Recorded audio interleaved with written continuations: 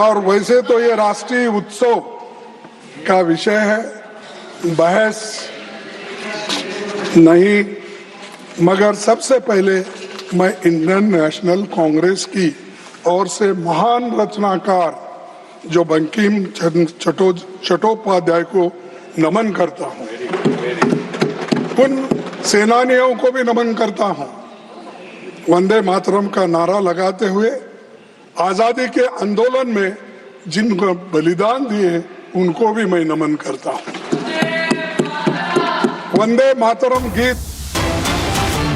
All right, ladies and gentlemen, we are cutting to a breaking news that is coming in. CBI has booked Jai Anmol Ambani Reliance Home Finance Limited on the complaint made by Union Bank of India for alleged wrongful loss of rupees 228 crores.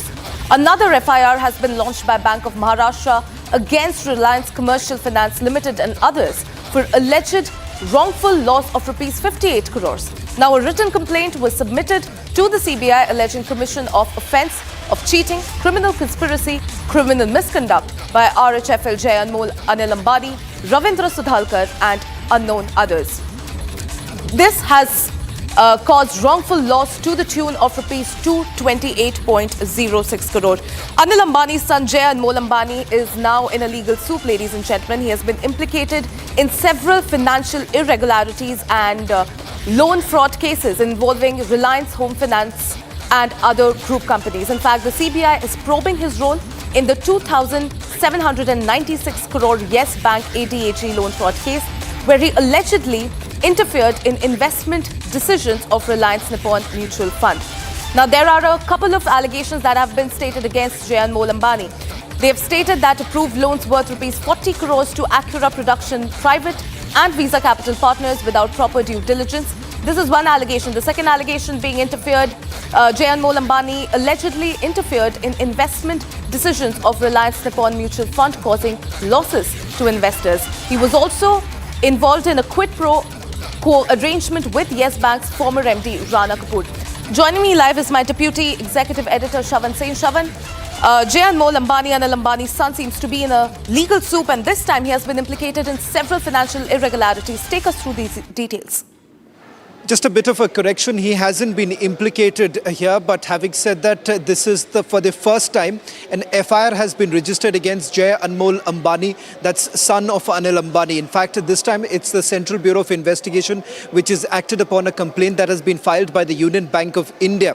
And the allegation that has been leveled against the erstwhile directors as well as promoters of RHFL, that's Reliance Housing Finance Limited, is that they have basically caused losses to the bank. In fact, an application was essentially filed back in the year 2017 when RHFL had basically sought loan from Andhra Bank, saying that they wanted to grow and essentially for which they wanted loan in terms of various projects that were ongoing projects for which they had sought loan from the bank. It seems that certain banking guarantees that were essentially given were false in nature, and from the preliminary investigation that was first done by the Central Bureau of Investigation, they've essentially found that a large amount of funds have essentially been diverted. Now, this happens to be a different case altogether. Remember, there is already an enforcement directorate case that has been registered against Anil Ambani, which is again that's got to do with a bank fraud scam.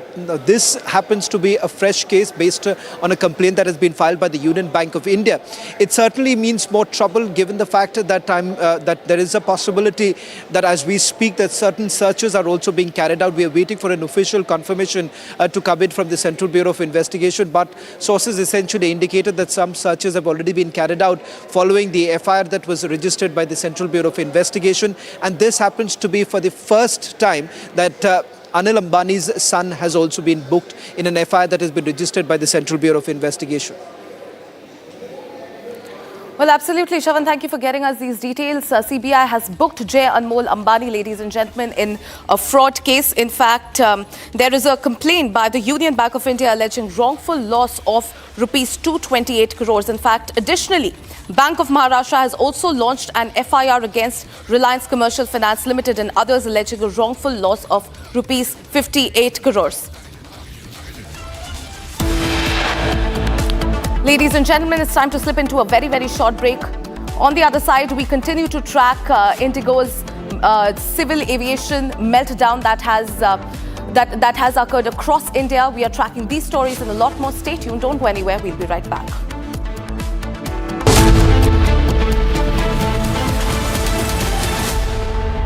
ये है secret recipe MDH का जीरा SIP जल जीरा मसाला। SIP SIP जीरा SIP MDH का जल जीरा सिप MDH का जल जीरा सिप। केसरिया से मन जोगी हुआ रे, दिल झूमे देखो मतवारा हुआ रे। केसरिया से मन जोगी हुआ। हर पल मनाओ केसरी त्योहार। विमल, बोलो जुबान केसरी। आर प्योर सूजी पास्ता उबालो मिलाओ और खाओ 8 मिनट में तैयार। क्या टेस्ट है सबका राजा आर प्योर मसाला।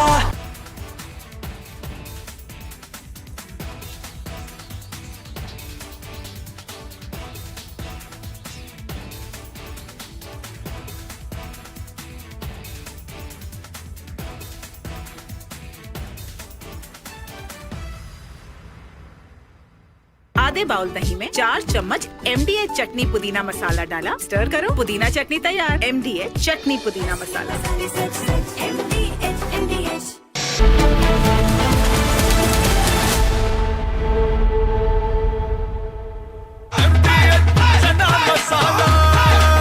अब छोलिया हो या लोबिया, सफेद चने या काले चने, सब कुछ मजेदार बने। QS and THE, the world's foremost university rankings organizations, have ranked Amity amongst the top 3% universities globally, making it among the very few Indian universities to be included in both rankings. Yet another top ranking for Amity University. थोड़े में ज्यादा स्वाद यही तो है इसकी खास बात। वाओ मामा क्या स्वाद है। अरे मेरे राजा, राजा आर प्योर मसाला। भाई मेरा बेटी को प्यार चाहिए, मेरा बेटी का ब्लड आ रहा, नीचे से ब्लड आ रहा, प्यार चाहिए, दे दो। क्यों नहीं कर सकता, क्यों नहीं कर सकता, क्यों नहीं कर सकता, मेरे को प्यार। MDH की हल्दी मिर्ची धनिया करे कमाल। ये रंग दे, ये खुशबू दे, ये तीखा, ये कम पड़े। क्या निराला MDH मसाला।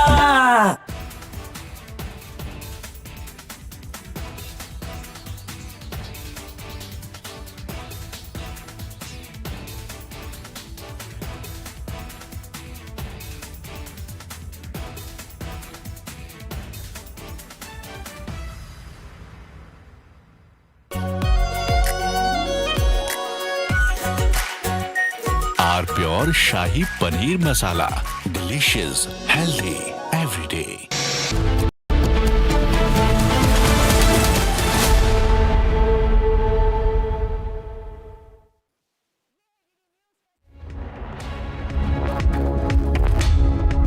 थोड़े में ज्यादा स्वाद यही तो है इसकी खास बात। वाओ मामा क्या स्वाद है। अरे मेरे राजा, राजा आर प्योर मसाला। केसरिया से मन जोगी हुआ रे, दिल झूमे देखो मतवारा हुआ रे। केसरिया से मन जोगी हुआ। हर पल मनाओ केसरी त्योहार। विमल, बोलो जुबान केसरी। आधे बाउल दही में 4 चम्मच MDH चटनी पुदीना मसाला डाला, स्टर करो, पुदीना चटनी तैयार। MDH chutney pudina masala.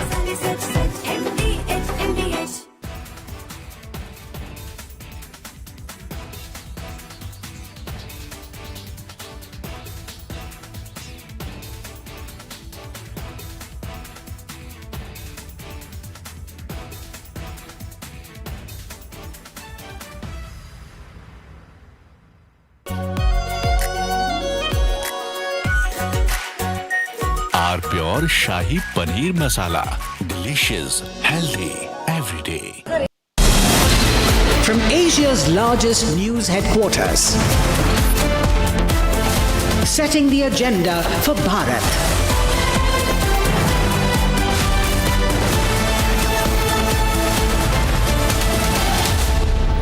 watching Republic.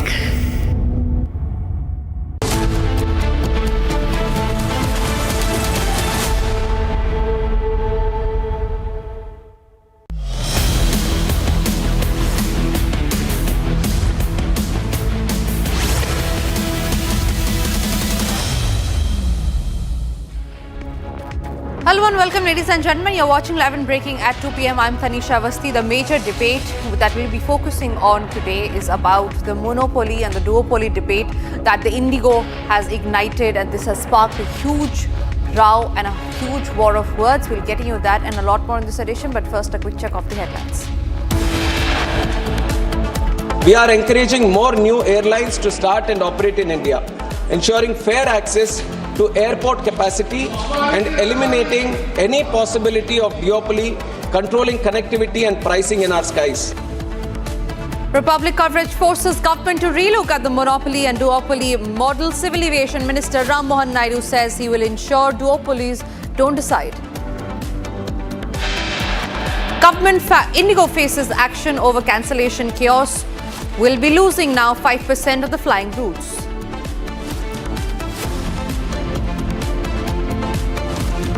Goa club owners, the Luthra brothers, have now fled to Thailand after the deadly fire. They took an Indigo flight after a blue corner notice was issued against the Luthra brothers.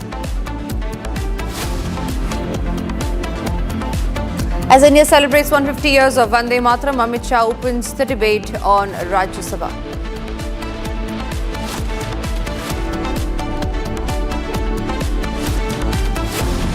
Big development, in 10/11 blast probe, terror Dr. Adil brought to Kashmir by NIA amid the raids.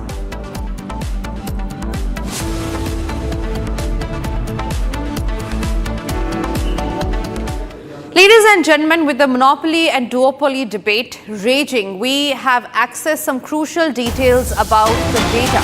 The data of the routes that show how Indigo has dominated India's domestic aviation market, operating on approximately 63% of the country's 1,200 domestic routes, which translates to nearly 950 routes. Now, notably, Indigo has a complete monopoly on about 600 of these routes, domestic routes, while sharing around 200 routes with the other airlines, creating a duopoly.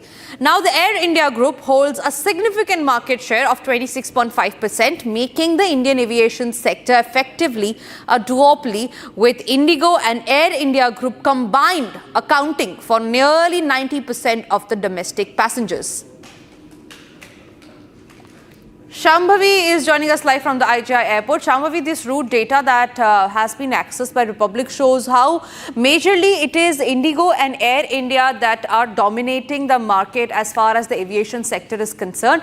Indigo and Air India together, they are sharing routes. It is accounting to nearly 90% of the passenger traffic, which is a huge amount. Don't you think it's high time, with the kind of aviation crisis that we have seen in the past 1 week, also with Air India being in trouble over several technical snags back to back, don't you think it's time to end the duopoly and the monopoly that's there in the aviation sector?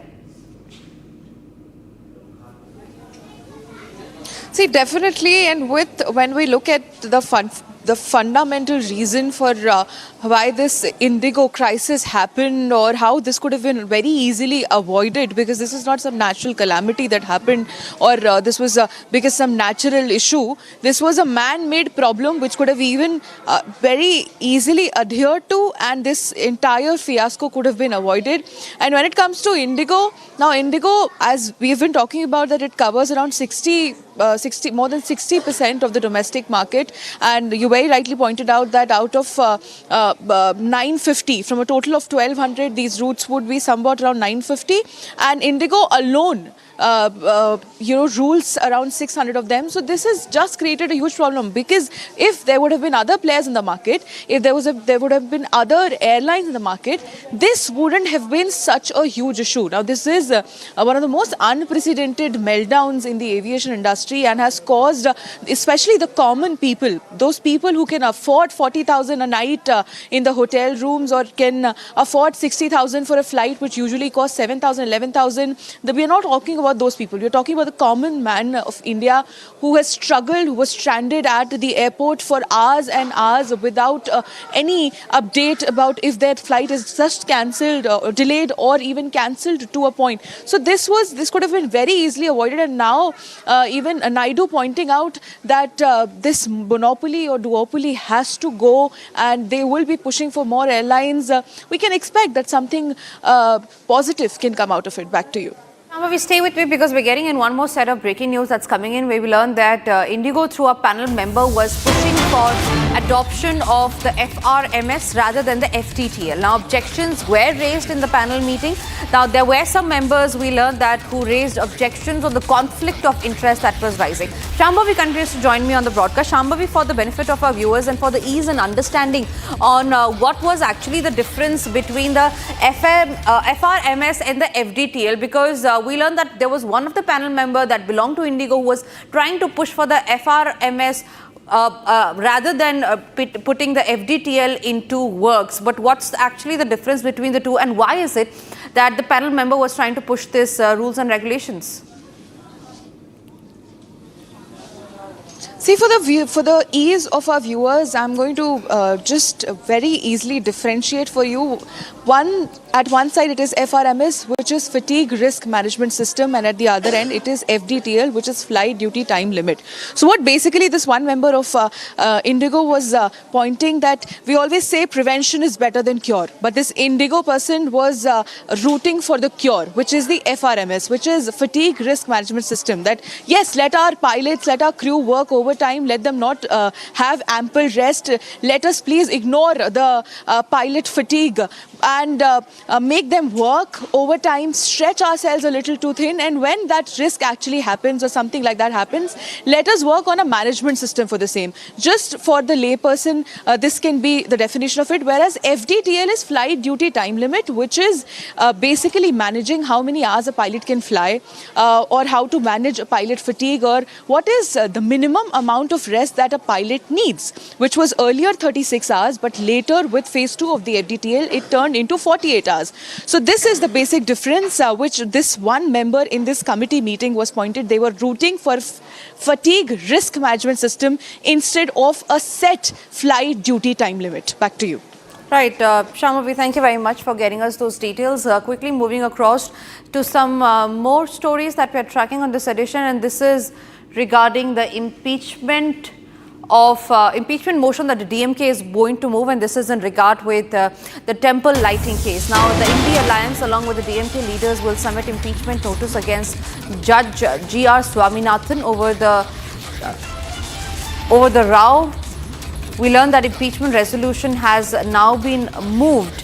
This is a row that has been continuing in Tamil Nadu for way too long now, where lawmakers from Tamil Nadu's ruling DMK will table a motion to impeach Judge G.R. Swaminathan, the Madras High Court judge who ruled on the temple case. The case revolves around the lighting of a festival lamp on one of the two ancient pillars called Dipathan on a hill that is home to the 6th century temple and a 14th century dargah. Now, it was on Monday, after a contentious hearing, Justice Swaminathan had overruled the protest by the state government and temple officials and had ordered the lamp to be lit on the pillar built half up to the hill instead of one at the foot of it, which has been the tradition for over 100 years. Sharda, my colleague, is joining me live on the broadcast on that note from Chennai. Sharda, talk to us about what the issue is about, how it turned into a huge controversy, and why is it that the DMK is now planning to move the impeachment motion against the judge? Well, the issue on the Tirupurkundram road dates back to 1994. However, it was in 2014 a two-bench judge declared that the lamp would be lit in the temple in bed of the hill and not on the top. And following that, now a recent petition filed by a Hindu devotee, Ram Ravi Kumar, saying that the light should be lit on the top of the hill, because 80 years before, it was only during the World War II that the lighting of the lamp on the Deepatun on the top of the hill was stopped. But until then, the light was always lit on the top of the hill, especially for the Kartikai Deepam festival that falls in the month of December. However, after his petition was followed, the DMK government decided not to follow the judge's order, which was passed on December 1, saying that after he heard the petitioner, he decided to give permission for the lamp to be lit on the top of the hill. There was also an issue where the hill had to be renamed to Sikandar Hill, and last year it was the Muslim community that was fighting for it. But again, another judge gave a pass an order telling that the hill cannot be renamed. So the problem continues over the Tirupakundram route, and the DMK later decided to not listen to the judge's order, and on December 3, there was a huge commotion in Tirupakundram where protesters were fighting to light the lamp, and Section 144 was imposed to make sure the law and order was maintained. While the case continues, the case has been adjourned to 3 p.m. today, where the hearing will be heard whether the Madurai Collectorate and the Commissionerate were together with this for the DMK or not is what the judge wants to hear. Meanwhile, the DMK has tried to move a motion, the impeachment motion in the Lok Sabha and Ragya Sabha, seeking support of the India alliance, saying that the judge should be removed from his post and that he is going against the constitution of Indian laws, is what the DMK is claiming. Now they have submitted a letter to the Speaker Om Birla saying that they want to move this motion of impeachment against Judge G.R. Swaminathan. Right, Shada, in fact, thank you very much for getting us those details. There's also listening to that statement that came in earlier via the DMK spokesperson TKS Elangovan on the issue.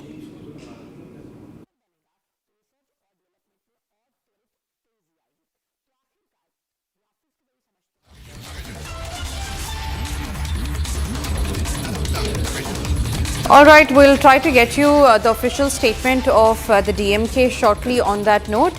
Meanwhile, we move on to some other stories that we are tracking here on Republic. Now, moving on, 12 Maoist cadres, including a top CPI Maoist Central Committee member, have surrendered in Chhattisgarh's Rajanandangaon district. The surrender is being seen as a major breakthrough in the state's fight against left-wing extremism. Here's a quick report on that. In a major setback to the Maoist movement, 12 hardcore cadres, led by Central Committee member Ram Dher, surrendered before security forces in Chhattisgarh's Rajnandgaon. The group laid down arms under the state's rehabilitation policy. Among those who surrendered are senior Maoist operatives carrying multiple cash rewards on their heads. Police say the group was active in several violent incidents across central Chhattisgarh. सबको मालूम है कि कई दशकों से हमारा ये छत्तीसगढ़ नक्सलवाद से ग्रसित है और कहीं न कहीं छत्तीसगढ़ के विकास में बहुत बड़ा ये बाधक भी है. Officials credit sustained anti-Naxal operations and improved intelligence networks for the success. The surrendered cadres will undergo de-radicalization and skill training under the government's rehabilitation program. With continuous surrenders and intensified operations, Chhattisgarh's battle against Maoist extremism appears to be reaching a concluding phase. Ladies and gentlemen, the news is tightening on the Luthra brothers. The same Luthra brothers that you see on your screen right now. These were the people who were responsible for the fire tragedy that broke out on Sunday late midnight in Goa. They were the owners of Birch Club by Romeo Lane. Saurabh Luthra and Gaurav Luthra, the two Luthra brothers, were the owner of the same nightclub where the fire broke out on the fatal night of Sunday. Soon after which had killed 25 people, it was on 5 a.m. that same morning when Luthra brothers booked a ticket to Thailand on an Indigo flight and had fled in fact to Phuket. So after that was when a lookout circular was issued. After that is when the CBI came into the loop and a blue corner notice has now been issued, we learn, against the Luthra brothers. And the latest information that we have, ladies and gentlemen, is that the passport verification team of Goa had also reached the residences of these men, Saurabh Luthra and Gaurav Luthra, in the national capital. Now this verification process, as we talk, is still underway. The post office staff had recently visited their residence in Delhi as a part of the routine verification procedure. However, like always, they were not to be found. The Luthra brothers are now associated with the family business and have applied for passports, prompting the verification visit. Swarali, my colleague, is joining me live from Panji in Goa. So, Swarali, the Luthra brothers, of course, have fled and the Interpol notice have now also been issued. What are the next steps that the investigation agencies are going to take in this matter? Yes, that's true. It's a very important major update in this entire story. We have been continuously tracking this Goa fire tragedy since last 2 days, and let me tell you, a blue corner notice has been released by Interpol, which means police is all out, and other countries will also be contacted to check the whereabouts of the Luthra brothers who flew out of India around 5:30 a.m. with the flight number Indigo's flight 6E1073. Within the few hours of the tragic incident unfolding in Goa, taking 25 lives of people. On the other hand, a major crackdown is happening on government officers. We already know that 3 officers are suspended already. Former Secretary of Pollution Control Board, on the other hand, Director and Secretary, former Director and Secretary of Panchayat are also suspended. They were questioned yesterday by the police, and the crackdown is still going on. When we exclusively interacted with BJP MLA Michael Lobo, at that time he had informed us that new SOP is also in place, and soon it will be released in public domain, and it will have been abided by all the nightclubs across the Goa. With this, a serious audit crackdown has been ordered across the state of Goa to check whether all the nightclubs have fire NOCs. If not, strict action will be taken. So this is the major update. On the other hand, Ajay Gupta, who is said to be a third partner of Luthra brothers, also he is on radar of Goa police, and there's a possibility he might be detained by Goa police for further investigation. Right, Surali, thank you very much for getting us those details. All eyes are now when the Luthra brothers will be caught. Moving on to some other stories that we are tracking, ladies and gentlemen. This is Bharat in 5 minutes.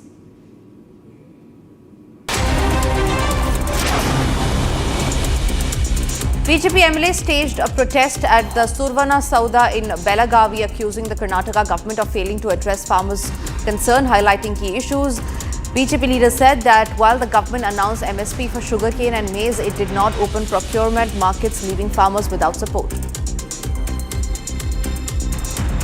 At the NDA parliamentary meeting in the national capital, Union Minister of Parliamentary Affairs Kiran Rijiju said that the Prime Minister Narendra Modi's reform express is the central agenda of this historic third term. He explained how the Prime Minister wants every new policy or law to avoid any burden on citizens, with both central and state governments working towards this goal.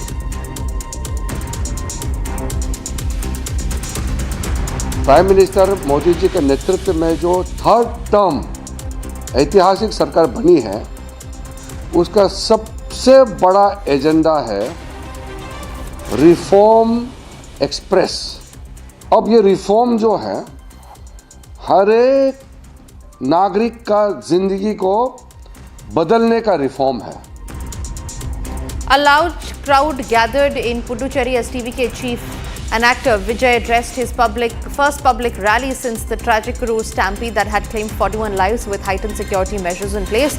Police capped attendance at 5,000 and mandated QR code entry passes through to ensure controlled access.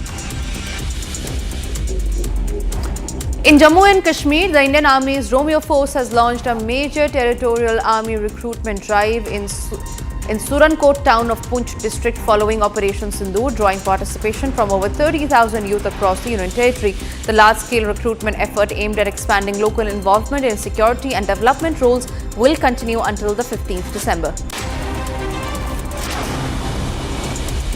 Sir, हम Romeo force जो हमारी Indian army की है उसका बहुत शुक्रगुजार हैं कि जैसे कि आजकल जो बेरोजगारी बढ़ रही है उसे टैकल करने के लिए इन्होंने भर्ती करवाई है और इसमें काफ़ी सारा यूथ ने हिस्सा लिया है। आज करीबन 1500 से 2000 तक लड़कों ने हिस्सा लिया है और करीबन 30,000 तक यहाँ पे पूरी लड़के आएंगे जब पूरी भर्ती में। सर बिल्कुल ये फ्री है, भर्ती बिल्कुल फेयर है, इसमें कोई वो नहीं है, जिसमें दम होगा वही भर्ती करेगा। इसमें 5 मिनट पूरा जोर लगाना पूरी ज़िंदगी बन जाएगी आदमी की। In Chhattisgarh Sukma district, once a Maoist stronghold, the Purvanti region is witnessing rapid improvements in connectivity as the government agencies and security forces expand their civic action program. As a part of the initiative, bicycles are being distributed to villages, helping residents who were long isolated in forested areas to access nearby towns and urban facilities more easily. CCTV footage captured a dramatic accident on the Samriddhi Expressway in Maharashtra on Monday afternoon when an SUV lost controls and skidded off course, burst into flames within seconds. Fortunately, the vehicle's doors were not locked, allowing the 5 occupants to escape just in time before the fire engulfed the car, narrowly avoiding a major tragedy. In Tumakuru in Karnataka, the demand for a Dalit Chief Minister resurfaced as supporters of Karnataka Home Minister Dr. G. Parmeshwara held a march urging the Congress leadership to elevate him to the top post. The rally, which began at a bus stand and proceeded to the SASR circle, saw participants voicing strong backing for Parmeshwara's leadership and pressing the party to consider him for the Chief Minister's position. Canadian authorities probing a series of 3 shootings at Kapil Sharma's cafe in Canada have informed New Delhi that the attack was allegedly carried out by 2 Punjabi origin suspects, Sherry and Diljot Rehal, who are said to have links with the Lawrence Bishnoi gang. The shooters reportedly opened fire on the 3 separate occasions using sophisticated weapons, acting on the directions of an alleged mastermind referred to as Sipo. Police and intelligence agencies are now searching for the individuals seen in the photographs circulated in the report.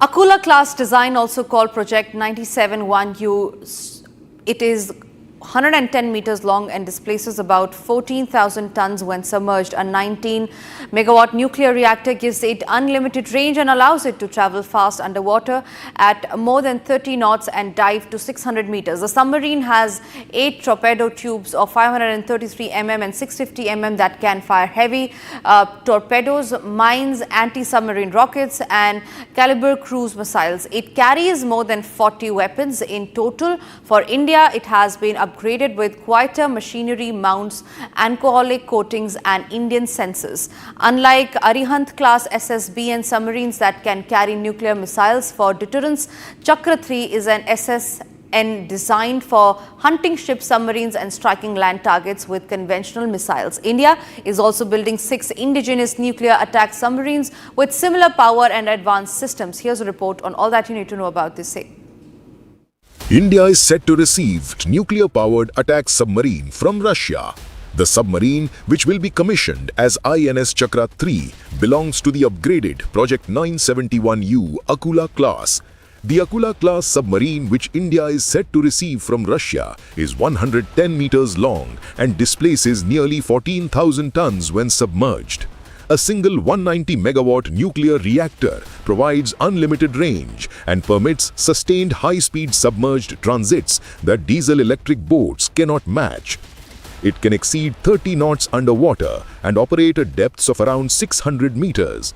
Armament comprises 8 torpedo tubes of 533 and 650 mm caliber, capable of launching heavy torpedoes, anti-submarine rockets, mines, and Caliber family cruise missiles with conventional warheads effective against ships and land targets several hundred kilometers away.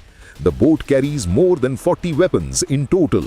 Modernization for Indian use includes rafted machinery mounts, anechoic coatings, a skewed 7-bladed propeller for reduced acoustic signature, and integration of Indian sensors and communication systems. India already possesses nuclear-powered submarines, but they belong to a different category. INS Arihant and INS Arighat, both commissioned, and 2 larger follow-on boats of the same indigenous class now nearing completion.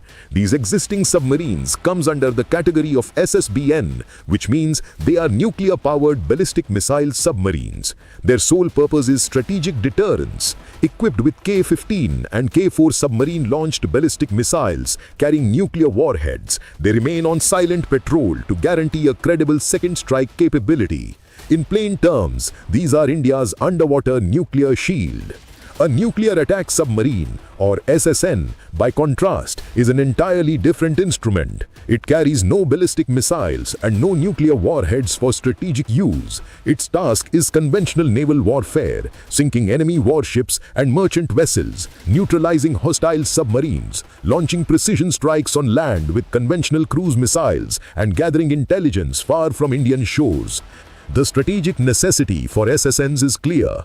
India's trade and energy imports travel through increasingly contested waters. Even the most advanced diesel-electric submarines must snorkel periodically, exposing themselves and limiting endurance at high speed. An SSN can leave Vishakhapatnam, transit the Malacca Strait or the Gulf of Aden entirely submerged at 20 knots or more and arrive combat-ready weeks later. In an era when adversary navies are deploying carrier battle groups and nuclear submarines far from their coasts, India requires similar reach and persistence. Recognizing this, the government has approved construction of 6 indigenous nuclear attack submarines.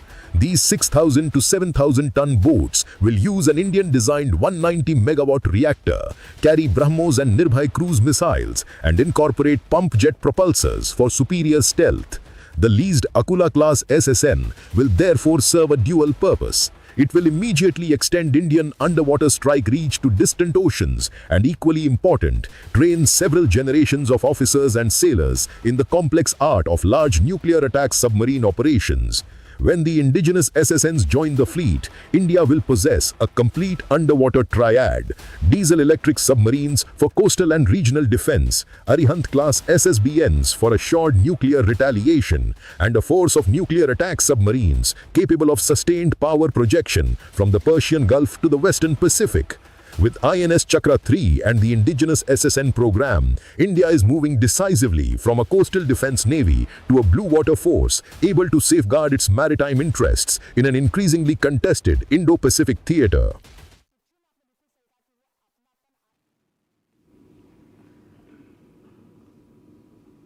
All right, shifting our focus to some breaking news that's coming in, and this is in regard with Goa, where we learned that after the fleeing of the Luthra brothers, the crackdown has intensified on the illegal settlement that was there in Romeo Lane in Goa, where one of the lane's nightclubs had caught fire. We now learn that Goa Chief Minister Pramod Sawant has ordered a demolition of Romeo Lane in Vegeta. The authorities are likely to carry out demolition any moment now. Remember, it was First Republic who had exposed how there were illegal settlements that were there in that very lane where one of the nightclubs, the Birch nightclub, had caught fire, which had led to the death of 25 people. And although the Sarpanch of that area had ordered for a demolition of all the illegal settlement, however, the same was not carried out.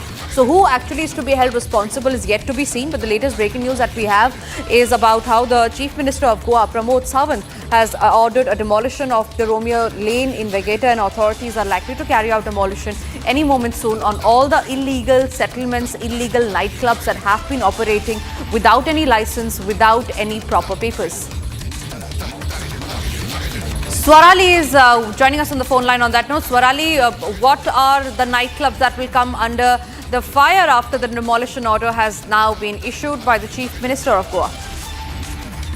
Yes, that's true. Chief Minister of Goa, Pramod Sawant, has confirmed with Republic TV that Romeo Lane nightclub, which is present in another location, which is very near to the original location of incident in Vagator, that nightclub by Romeo Lane will be demolished, and authorities are already present on the ground, and the demolition will be conducted soon. Now, this action comes in the wake of 25 people have lost their lives in a tragic incident, and that's why this crackdown can be seen and more action is expected.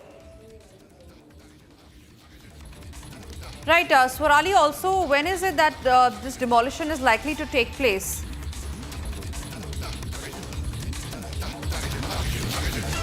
All right, we seem to have lost that line with Swarali, but more breaking news details that we are getting in. We learn that the Chief Minister of Goa, Pramod Sawant, and his office has directed the administration to demolish the Romeo Lane completely. Romeo Lane is one of the very popular lanes in Goa, which houses most of the nightclubs in Goa. One of those same nightclubs in that very lane, it was a Birch nightclub that had caught fire, that had led to the death of nearly 25 people, after which the government has now swung into action. On that note, it's time for us to slip into a short break. After the break, getting you the exclusive visuals of Terror Dr. Adil for the first time, who has been seen clearly, his visuals with the NIA team. Getting you the details of that breaking after a short break.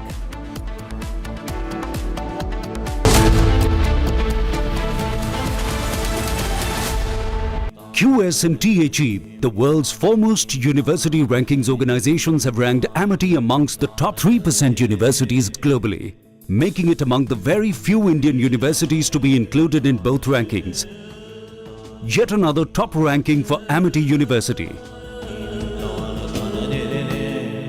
Pure सूजी pasta उबालो मिलाओ और खाओ 8 minute में तैयार। क्या taste है सबका राजा आरप्योर मसाला।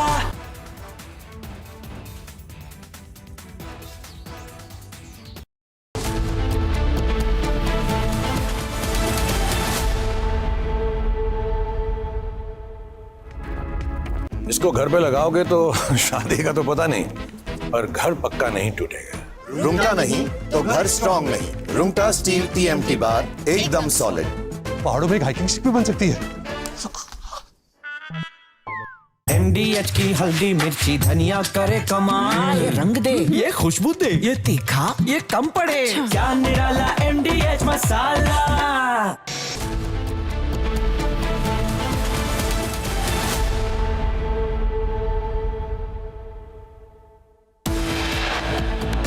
We are encouraging more new airlines to start and operate in India, ensuring fair access to airport capacity and eliminating any possibility of duopoly, controlling connectivity and pricing in our skies.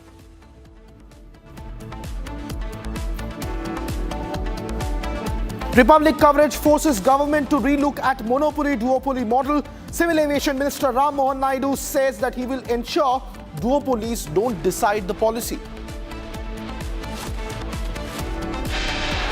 Indigo faces action over cancellation and chaos to lose 5% flying routes.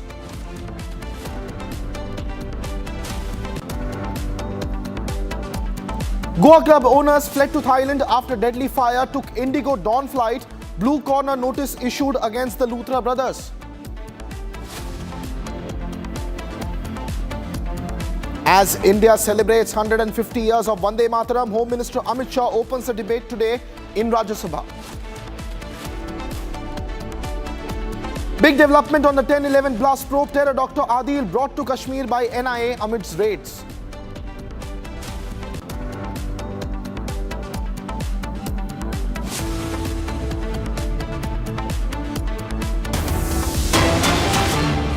And ladies and gentlemen, this is the big breaking development that we are tracking for you this afternoon.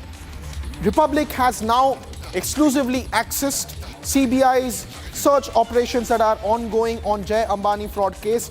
Searches are being carried out at multiple locations. That's the latest information that we have accessed here on Republic. The CBI case against Anil Ambani's son is on causing wrongful loss of around 228 crore. The searches are presently ongoing, ladies and gentlemen. The CBI has filed a criminal case now against Jay Anmol Anil Ambani, who is the son of Anil Ambani, in the larger Anil Ambani group financial scams which have been under investigation related to Reliance Housing Finance Limited. Ravinder Shukla, the ex-CEO and the then whole-time director of RHFL, in a bank fraud case to the tune of 228 crore. This is the first time Anil Ambani's son has been booked in a criminal case, ladies and gentlemen. That's the latest development, and the big development coming in a written complaint that was submitted by the CBI, which has now alleged commission of offence of cheating, conspiracy and criminal misconduct by RHFL's Jay Anmol Anil Ambani.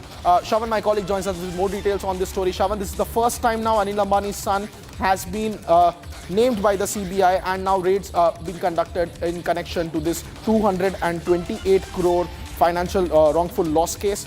But this is a larger case that we have been tracking here at Republic with various other bank frauds under the scanner. But what is the significance of the raids as they are undergoing at the moment?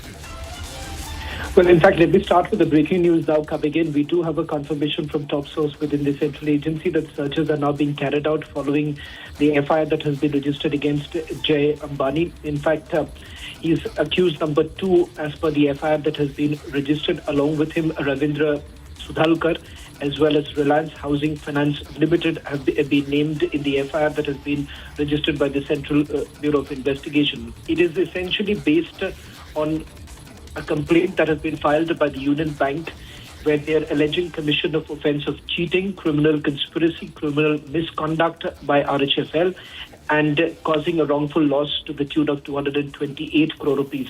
In fact, what we are also given to understand is that they had made an application before the bank with regards to seeking further loans in this particular case, and they had largely indicated that in the application they had sought financial assistance and caused the bank to believe that the said loan limit, the business of the company would essentially grow.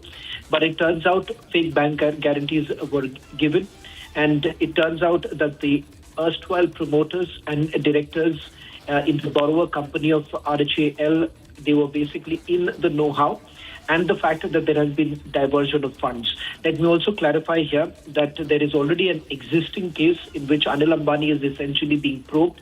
For the first time now, you have Jay Ambani also being named by the Central Bureau of Investigation.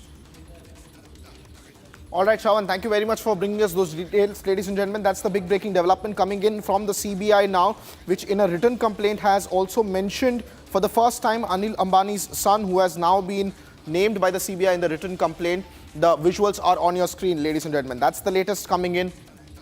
In the interim, more breaking news developments, ladies and gentlemen, coming in from the state of Goa, where the Chief Minister has ordered the demolition of the Romeo Lane Club. This is the same club at which the fire claimed lives of 25 individuals on Saturday evening after pyrotechnics went haywire, leading to a smoke situation which led to suffocation and the deaths. The Chief Minister had ordered an investigation. The Luthra brothers, the owners and promoters of this club, are on the run. They left the country within 5.5 hours of that blaze, and they are allegedly now in Phuket. And at the moment, the Goa police has been investigating the case. A blue-collar notice has been issued by the CBI and Interpol for this matter. But now the land at which the club stood, demolition drive is now going to be undertaken after Goa's Chief Minister Pramod Sawant has ordered so. My colleague Swarali joins us live on the broadcast with more details on the story. Swarali, tell us what's the situation at the moment on Ground Zero, where a demolition drive is expected.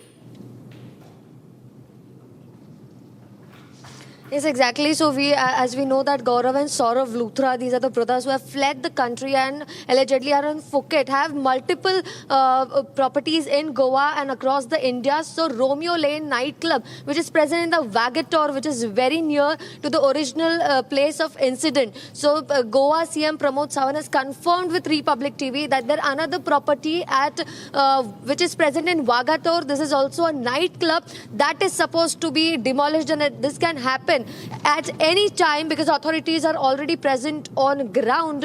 The perpetrators are out of company, out of India, but a major crackdown is going to happen soon.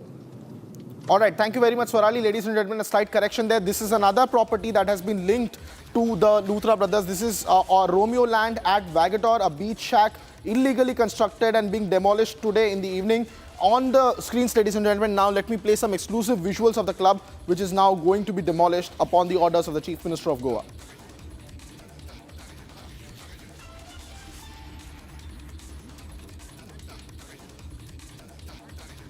All right, these are the visuals of that club, ladies and gentlemen, that's going to be demolished. This is a beachside shack which was illegally constructed by the same Luthra brother-led group, whose club also went ablaze. This is a different property now linked to them, and there is going to be action at this site because it is going to be demolished by the authorities there because it was illegally constructed. That is what the Chief Minister's office in Goa says. Serious concerns being raised. One property with no fire clearance and NOC was operating with only one entry and exit that eventually claimed lives of 25 people. And now this another.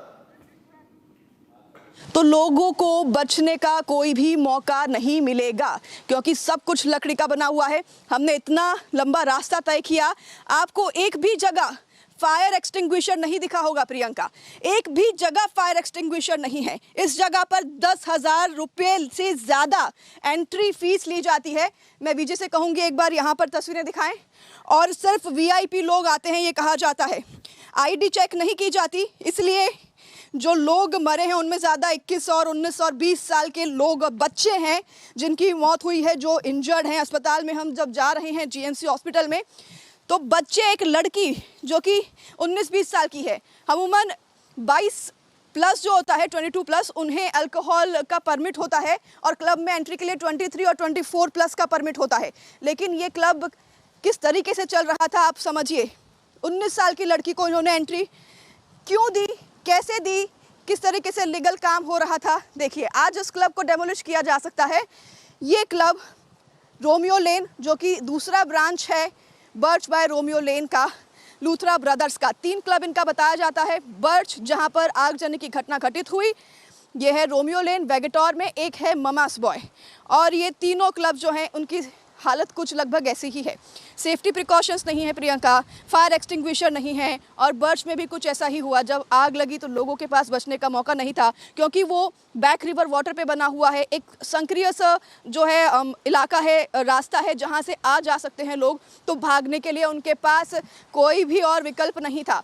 ये तस्वीरें आप देखिए Romeo Lane जो कि वेगेटोर बीच पे है, Luthra brothers का ये क्लब। यहाँ पर भी कुछ ऐसा ही प्रतीत होता है कि यहाँ भी सेफ्टी प्रिकॉशंस नहीं है। मैं पीछे कहूँगी एक बार दिखाएं हमारे विजय, रोमियो लेन का ये जो प्लेटफॉर्म बना हुआ है, शायद यहाँ से परफॉर्म करते होंगे डीजे, बार यहाँ पर बना हुआ है। यहाँ भी किसी तरह का कोई भी सेफ्टी प्रिकॉशन, फायर प्रिकॉशन नहीं है, कोई फायर एक्सटिंग्विशर नहीं है। यहाँ पर अगर आग लगती है, आप समझिए प्रियंका, अगर मैं यहाँ पर मौजूद हूँ, मैं अपने आप को इस सिचुएशन में रखूँ और अगर यहाँ पर आग लगती है, ये सब कुछ लकड़ी का बना हुआ है, जल कर खाक हो जाएगा। मैं नीचे समंदर में नहीं कूद सकती हूँ। मुझे बाहर जाने के लिए बस एक ही एंट्री एग्जिट, बस एक ही है। जाने के लिए कम से कम 1 किलोमीटर दूर ऊपर जाना होगा, तब तक मेरी जान चली जाएगी। और ये सब कुछ जलने में 1 सेकंड नहीं लगेगा, क्योंकि सब कुछ लकड़ी का है और फायर एक्सटिंग्विशर एक जगह पर भी नहीं है। 2016 से लूथरा ब्रदर्स इस बिजनेस में है, होटेलियर के। एनओसी नहीं है इनके पास। 22 शहरों में इनके होटल के बिजनेस हैं, 4 देशों में इनके होटल के बिजनेस हैं। 3 जो क्लब है उनका खुलासा हमने किया है, जो कि गोवा में है। सोचिए, जो इतने सारे संचालित क्लब हो रहे हैं, वहां पर कितना उल्लंघन हो रहा होगा। गोवा में सिर्फ लूथरा ब्रदर्स ही नहीं, कई ऐसे लोग हैं जो कि अवैध गतिविधियां कर रहे हैं, इलीगल क्लब्स चला रहे हैं। बार एंड रेस्टोरेंट का वो लाइसेंस लेते हैं और फिर क्लब चलाना शुरू करते हैं, जिसमें बेली डांसिंग, जो कि हमने तस्वीरें देखी, वो होता है। नार्कोटिक्स का इस्तेमाल होता है और फायरवर्क्स, जैसे कि हमने देखा, जिसका कि एनओसी नहीं होता, उसका इस्तेमाल होता है। परमिशन किसी चीज का नहीं है, लेकिन ये काफी समय से चल रहा है। अब इसके पीछे कौन है जिम्मेदार, ये कार्रवाई होने पे पता चलेगा। तस्वीरें एक बार फिर से मैं आपको दिखाऊंगी, दर्शकों को फिर से एक बार दिखाऊंगी। ये तस्वीरें देखिए, यहाँ पर एक सिलेंडर हमें दिखाई देता है, पर लगता है कि ये अभी यहाँ पर रखा गया है और ये काफी ज्यादा एक्सपायर है। ये इस्तेमाल करने की स्थिति में बिल्कुल नहीं लग रहा मुझे। ये सिलेंडर अभी यहाँ पर मुझे लगता है कि होगा, लगाया गया होगा। ये सिलेंडर हम आपको दिखाएं, कैमरामैन को कहूंगे एक बार जूम करके दिखाएं। ये बिल्कुल भी इस्तेमाल करने की स्थिति में नहीं है और अगर इसके एक्सपायरी डेट को भी हम देखने की कोशिश करें तो वो नहीं दिखाई देगा, ब्लर है, क्योंकि ये काफ़ी पुराना है। और इस एक फायर एक्सटिंग्विशर पर पूरा क्लब टिका हुआ है। ये भी मुझे लगता है दिखावे के लिए यहाँ पर है, क्योंकि ये कुछ काम का नहीं दिख रहा है यहाँ पे। और आसपास इस पूरे क्लब में कहीं कोई भी सेफ्टी प्रिकॉशंस, कहीं कोई भी फायर एक्सटिंग्विशर, ऐसी कोई भी चीज़ दिखाई नहीं दी Priyanka. All right, that's my colleague from Republic Bharat there reporting from Ground Zero in Goa. Ladies and gentlemen, that's the exact club today in the evening where this demolition drive is going to be undertaken in Goa. You saw the callous attitude of the owners over there. Barely no arrangements made for any fire safety. Whether the fire NOC of this site is also cleared or not is under question. But the entire site, the Goa police and the Goa administration now says was illegally constructed. It's a very prim and proper beachside shack. It's a location where if you would go, you would not expect that it would be completely illegally constructed without any fire safety or hazard norms in place. But that's the sad reality. And today it will be demolished upon the orders of the Chief Minister of Goa, Pramod Sawant. This is the location, ladies and gentlemen. That is how it looks usually when it is populated. My colleague was just reporting from there moments ago. The entire wooden structure there constructed illegally along the beach side, hampering the administration's ability to curtail such disasters that took place. These are live and exclusive visuals. This is a long run-up to the location where my colleague was reporting. So you can see that if a fire situation erupts on that beachside shack, it is such a long walk outside surrounded by bamboo and wooden structures. It is going to be a complete disaster in the making, and this place now is going to be demolished by the Goa authorities later in the day. That's the latest and exclusive visuals with Republic reporting from Ground Zero. A second club and restaurant kind of a place, a beachside shack they call it, Romeo Lane in Goa, which is a second location of the same promoters, Luther brothers, who have fled the country now. A blue-collar Interpol notice is against them, and these are the exclusive visuals. है Romeo Lane, जो कि उसका दूसरा club है। 3 club हैं Luthra brothers के गोवा में। एक अरपोरा विलेज जो कि बर्च बाय रोमियो लेन, जो कि अग्निकांड जब हुआ तो जलकर खाक हुआ, और दूसरा ये रोमियो लेन जो कि वेगेटोर बीच पर स्थित है जहां पर हम मौजूद हैं, और एक ममास बॉय। ये 3 क्लब गोवा में हैं। ये तीनों क्लब जो हैं इन पर कार्रवाई शुरू हो गई है और बताया जाता है कि इनके प्रॉपर्टीज भी हैं जहां पर ये गोवा आते थे तो ठहरा करते थे, वो भी यहाँ पर क्लब के आसपास 500 मीटर की दूरी पर हैं, वहां पर ये रुका करते थे। तो इन सभी जगहों पर जो है अब कार्रवाई शुरू हो गई है, डेमोलिश किया जा सकता है। फिलहाल हम रोमियो लेन पर मौजूद हैं। यहाँ की तस्वीरें मैं दिखा रही थी प्रियंका, जैसे आप बता रहे थे कि मेरी सांसें फूल गई है, और बिल्कुल क्योंकि ये इतना दूर है, हम हिल टॉप से नीचे आते हैं चलकर, और यहाँ पर अगर कुछ होता है, कल को अनहोनी होती है, तो अगर बिना अनहोनी हुए मेरी सांसें इस तरह से फूल गई हैं, तो अगर आग लगती है यहाँ पर तो सोचिए फिर क्या सिचुएशन होगी, कितनी ज़्यादा भगदड़ होगी। क्योंकि अमूमन ये जो लोग हैं, जितनी कैपेसिटी होती है सिटिंग, उससे ज़्यादा लोगों को इनवाइट करते हैं। अगर 100 लोगों की यहाँ पे कैपेसिटी होगी तो 300 लोग यहाँ पर आएंगे, और जब आग लगती है तो भगदड़ मचेगी, सफोकेशन होगा, लोग भाग नहीं पाएंगे। और यही कुछ बर्च में भी हुआ होगा, क्योंकि वहाँ पर भी कुछ ऐसा ही रास्ता था, आने जाने के लिए जो है रास्ता नहीं था, बस एक संक्रिय सा उन्होंने पुल बनाया हुआ था, और उस पुल के ऊपर से ही आ या जा सकते थे लोग। तो यही उस दिन भी हुआ जब आग लगी, लोग वहाँ पर फंस गए। और क्लब की तस्वीरें एक बार फिर से मैं आप लोगों को दिखाऊंगी।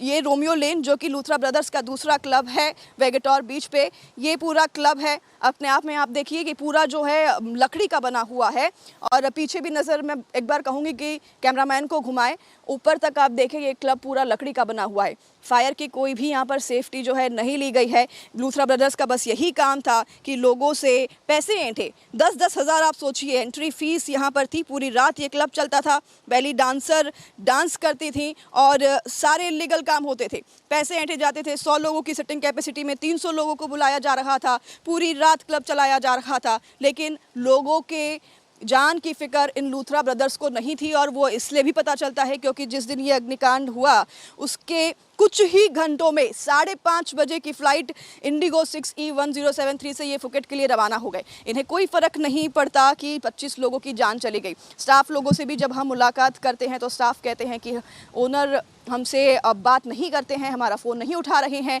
वो लापता हैं, वो कहाँ हैं, हमें कुछ पता नहीं है। और ये तस्वीरें एक बार फिर से मैं आपको वाइड करके जूम करके दिखाऊंगी दर्शकों को। रोमियो लेन जो कि वेगेटोर बीच पर है, ये जो आज क्लब है डेमोलिश हो सकता है, इसे डेमोलिश करने सरकार आ सकती है और इस लोकेशन को डेमोलिश किया जा सकता है। तो यहाँ पर एक शॉर्ट ब्रेक का वक्त हो चला है। All right, that's the latest coming in, ladies and gentlemen, from the Goa's Romeo Lane Club, the second location of the Luthra brothers, which is now on the radar of the authorities in Goa, which is likely to be demolished later today after the orders from Chief Minister of Goa, Pramod Sawant. And our colleagues will continue to report from ground zero as we continue to track how did the Luthra brothers flee Goa. And tonight we debate that as well with our editor-in-chief, Arnab Goswami. In the interim, ladies and gentlemen, let me bring you all the other breaking news details that we are tracking for you from across India. This is Bharat in 2 minutes.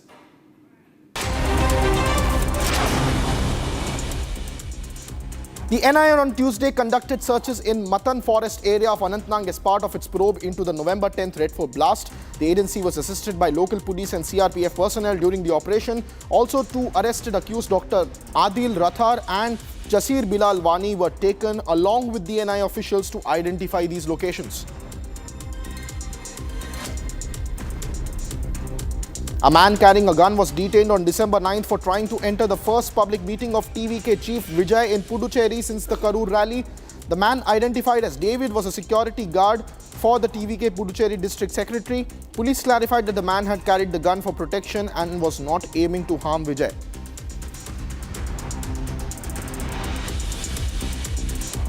Around 15 female students at Kasturba Gandhi Girls Hostel in Mahidpur Tehsil of Ujjain fell ill after around 9 p.m. after smoke from outside caused severe eye irritation and coughing. They were immediately taken to the hospital and officials suspect that some form of gas in the smoke triggered these symptoms. Acting on the students' information, authorities visited the hostel to assess the situation. According to the police, a madrasa teacher was arrested allegedly for raping a minor in Jammu and Kashmir's Doda district. The accused, identified as Nasir Majid of Chalair village, was arrested. Within 3 hours of receiving the complaint, an FIR has been registered under relevant sections of the BNS and the POCSO Act. Indian Army's Romeo Force will conduct a territorial army recruitment drive in Surankot town of Poonch district following Operation Sindoor. The drive will involve more than 30,000 youth from various parts of the Union Territory of Jammu and Kashmir participating.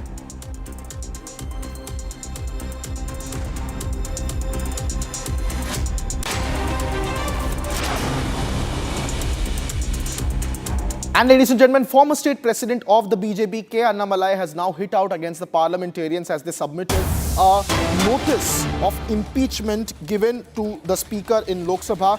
This is a notice of impeachment given against Justice G.R. Swaminathan, who gave the order recently about lighting the Kartigai Deepam on top of the hill there in Tamil Nadu, which has now emerged as one of the most contentious issue. Former state president of BJP in Tamil Nadu, Annamalai, said, and I quote, if the agenda on the table is to flaunt their anti-Hindu credentials, then the MPs of the India Alliance wear it like a badge of honor. So now a big fight has emerged after the High Court judge in Tamil Nadu had given the order for lighting the Kartigai lamp at the shrine there in Tamil Nadu, which had emerged as a major point of contention. Today, India Ally MPs have now submitted an impeachment notice, surprisingly, against Justice G.R. Swaminathan. Let's listen into what Annamalai said. All right, my colleagues, first of all, my colleague Sharda joins us live on the broadcast with more details on the story. Sharda, do tell us the big political war of words that is emerging at the moment. Sharda, Annamalai is also reacting. We have seen the visuals of the MPs going to the parliament and submitting that impeachment notice to the speaker. But what's the situation on ground?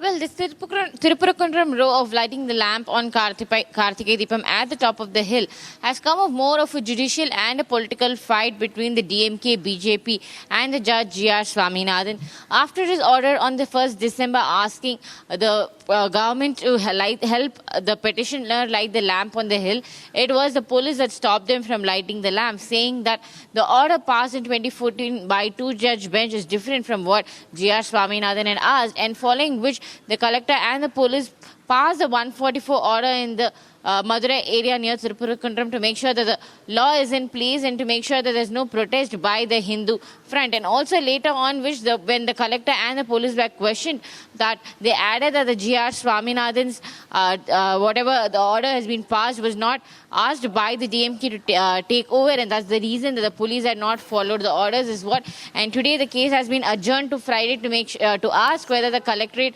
and the police were in hand with the DMK government to not follow the court's order, as it will be in contempt. Meanwhile, the DMK filed a case in the Supreme Court against Judge G.R. Swaminathan's issue, and also today the DMK MP Kanimozhi Karunanidhi took the lead to make sure that the impeachment motion is applied in the Lok Sabha and Ragya Sabha in the Parliament, with the India Alliance support for the DMK. And the DMK reacting to this said that the Judge G.R. Swaminathan has always been in forward looking for the RSS and BJP, and the ideology do not match with the people's, and that it did not follow the constitution or the Indian law, and that's the reason they want this impeachment. Meanwhile, the BJP had said, the BJP leader Annamalai has said that this is only decisive politics done by the India Alliance. Back to the studio. Thank you so much, Shada, for bringing us those details. Ladies and gentlemen, the fight in Tamil Nadu intensifies now. The India Allies MPs have moved an impeachment notice against Justice G.R. Swaminathan. We will closely track all these developments. In the interim, let me bring you a detailed package coming on the new inducted INS Chakra 3, an Akula class SSN, a nuclear submarine that Indian Navy is going to induct, which was originally manufactured by the Russians, and it was a stalled project, but India collaborated with them and completed that project. And before India now goes on to induct its 6 new nuclear powered submarines, the attack submarines, unlike INS Haryant, which is an SSBN, a ballistic missile submarine, this Akula class nuclear attack submarine is going to help the Indian Navy to train its personnel so that India's maritime waters forever remain safe and secure. And when our submarines, our nuclear attack submarines, enter the fleet, our crew is ready. Let's take a look at how this Akula class nuclear attack submarine from the Russians and a joint collaboration between the Indian Navy is going to be an absolute game changer in the Indian Ocean region.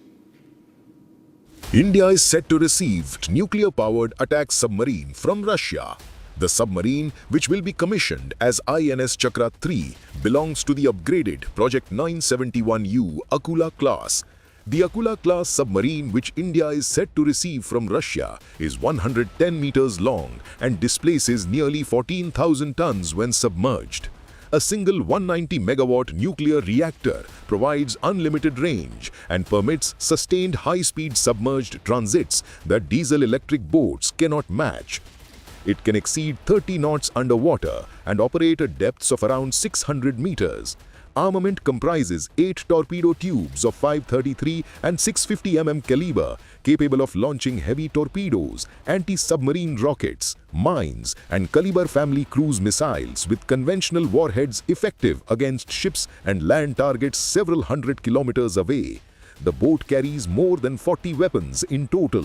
Modernization for Indian use includes rafted machinery mounts, anechoic coatings, a skewed 7-bladed propeller for reduced acoustic signature, and integration of Indian sensors and communication systems.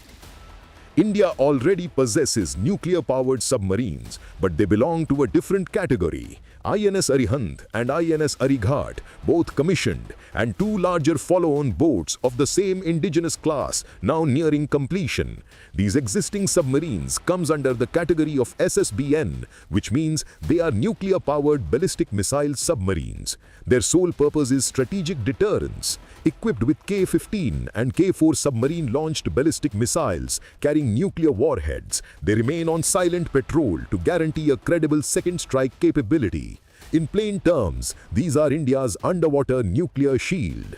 A nuclear attack submarine, or SSN, by contrast, is an entirely different instrument. It carries no ballistic missiles and no nuclear warheads for strategic use. Its task is conventional naval warfare, sinking enemy warships and merchant vessels, neutralizing hostile submarines, launching precision strikes on land with conventional cruise missiles, and gathering intelligence far from Indian shores.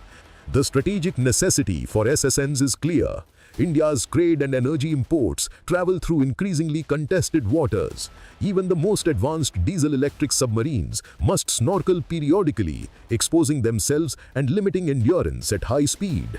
An SSN can leave Visakhapatnam, transit the Malacca Strait or the Gulf of Aden entirely submerged at 20 knots or more and arrive combat-ready weeks later. In an era when adversary navies are deploying carrier battle groups and nuclear submarines far from their coasts, India requires similar reach and persistence. Recognizing this, the government has approved construction of 6 indigenous nuclear attack submarines.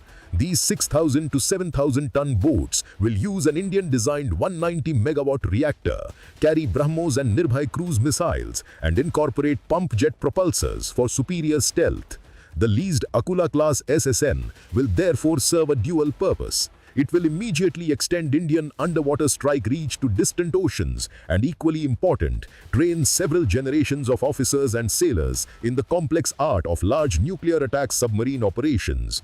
When the indigenous SSNs join the fleet, India will possess a complete underwater triad: diesel-electric submarines for coastal and regional defense, Arihant-class SSBNs for assured nuclear retaliation, and a force of nuclear attack submarines capable of sustained power projection from the Persian Gulf to the Western Pacific. With INS Chakra 3 and the indigenous SSN program, India is moving decisively from a coastal defense navy to a blue water force able to safeguard its maritime interests in an increasingly contested Indo-Pacific theater.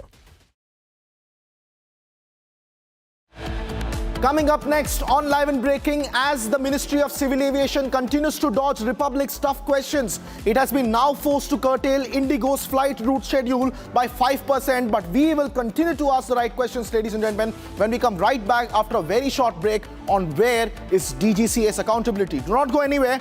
Republic is Live and Breaking.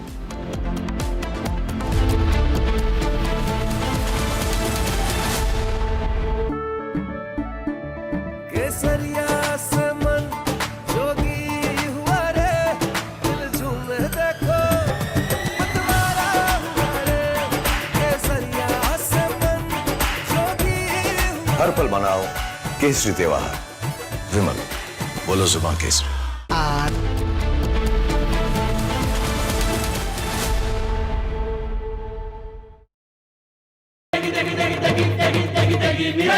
MDH की देगी मिर्च, देगी मिर्च का तड़का, अंग अंग फड़का। MDH की देगी मिर्च,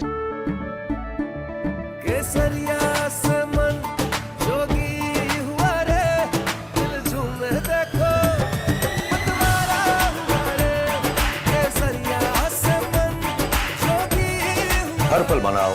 केसरी त्योहार विमल बोलो जुबां केसरी। थोड़े में ज्यादा स्वाद यही तो है इसकी खास बात। वाओ मामा क्या स्वाद है। अरे मेरे राजा राजा मसाला।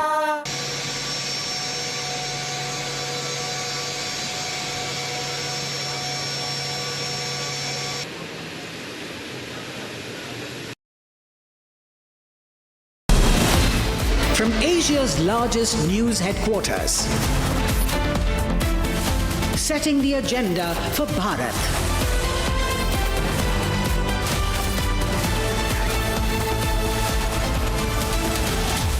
You're watching Republic.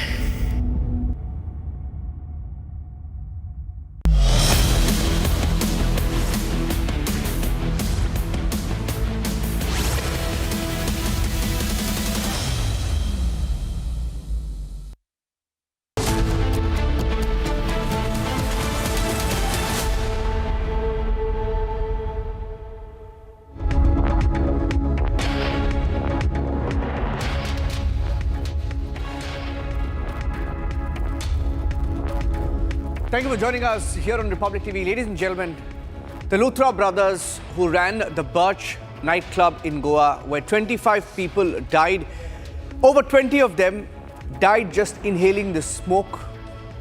Some were charred to death, and the identity of 7 other bodies is unknown. And as we speak, they are somewhere in Thailand. They went to Phuket, but are they still in Phuket?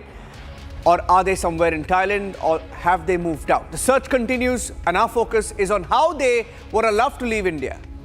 Darren, more coming up. Here are the headlines.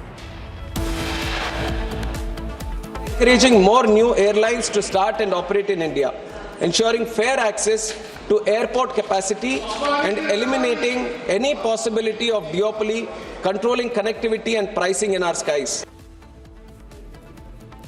Republic coverage forces the government to finally talk about duopoly. The minister says he will ensure that duopolies don't call the shots.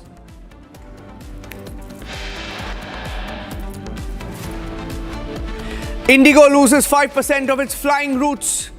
DGCA, which gave permission in the first place, now says it's cutting down Indigo's flight routes.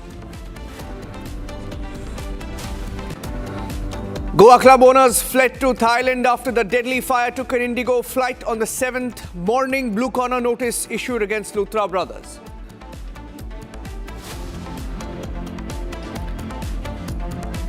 The Goa government orders demolition on the illegal club run by the Luthra brothers called Romeo Lane in Goa. As India celebrates 150 years of Vande Mataram, Amit Shah opening the debate in Ragya Sabha.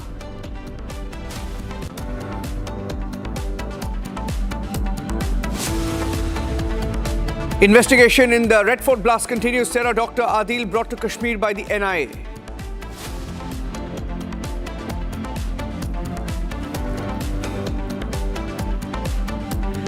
And suddenly the entire government in Goa has woken up after the fire that killed 25. A demolition order has been given by the Chief Minister's office in Goa, we are hearing. Suddenly, they've all realized that there are illegal clubs in Goa, and one such club owned by the Luthra brothers called Romeo Lane will be demolished in a short while from now. Republic is live from that particular hotel, that shack in Goa called Romeo Lane, which is now going to be demolished, owned by the Luthra brothers. Now on the run from India after 25 of them, 25 lives were lost. We're going across live to our reporters who are at Vagator in Goa, where Romeo Lane, the club, is going to be demolished. On the right of your screen, on the third window, that's Romeo Lane, which we are now told was also illegal. Swarali, suddenly now we are hearing that there are many other illegal clubs, and these illegal clubs will be demolished, but they're starting with Romeo Lane. But there may be hundreds of clubs that may be illegal. Yes, that's true. Let me tell you, in an action, a major crackdown is going to happen on the Romeo Lanes nightclub, which is situated in the Vagator area. Let me see you on one side. There is a C, and on other side, you can see there is Romeo Lane nightclub in Vagator area. You can see this entire wooden structure. We are right now standing over here. Republic TV is showing you the entire structure, which is going to be demolished on the orders of CM Pramod Sawant, and he has confirmed us that the strict action will be taken and authorities can be here in a short while. This entire structure will be brought down, because we get to know that even irregularities were seen in this structure, and hence in a huge action that will be taken by Goa government, the entire structure will be brought down. And as we all already know that 3 officers have been already suspended. On other hand, 4 people have been arrested in this case. 2 Luthra brothers are on flee. They are in Phuket. They left in few hours of incident that took place, the tragic fire incident that unfolded in Goa, causing 25 lives. They took Indigo flight 6E1073 to Phuket at 5:30 a.m. in the morning. Blue corner notice has been also released by Interpol, which shows they are on a flee, and entire information about them will be gathered. Let me show you entire structure over here. The wooden structure like a shack which is situated on a seashore, and it will be brought down by the authorities. Strict action, a crackdown that is seen across the Goa, and after this nightclub, it is also possible several other nightclubs, restaurants or bar can come under the scrutiny of government and major action can be taken. Okay. What is the location now? What kind of search is ongoing? We are hearing of a blue corner notice, but the Goa government, what is known about when the lookout notice was given? And why did they give it after they left? Has the Goa government responded to these brothers fleeing to Thailand?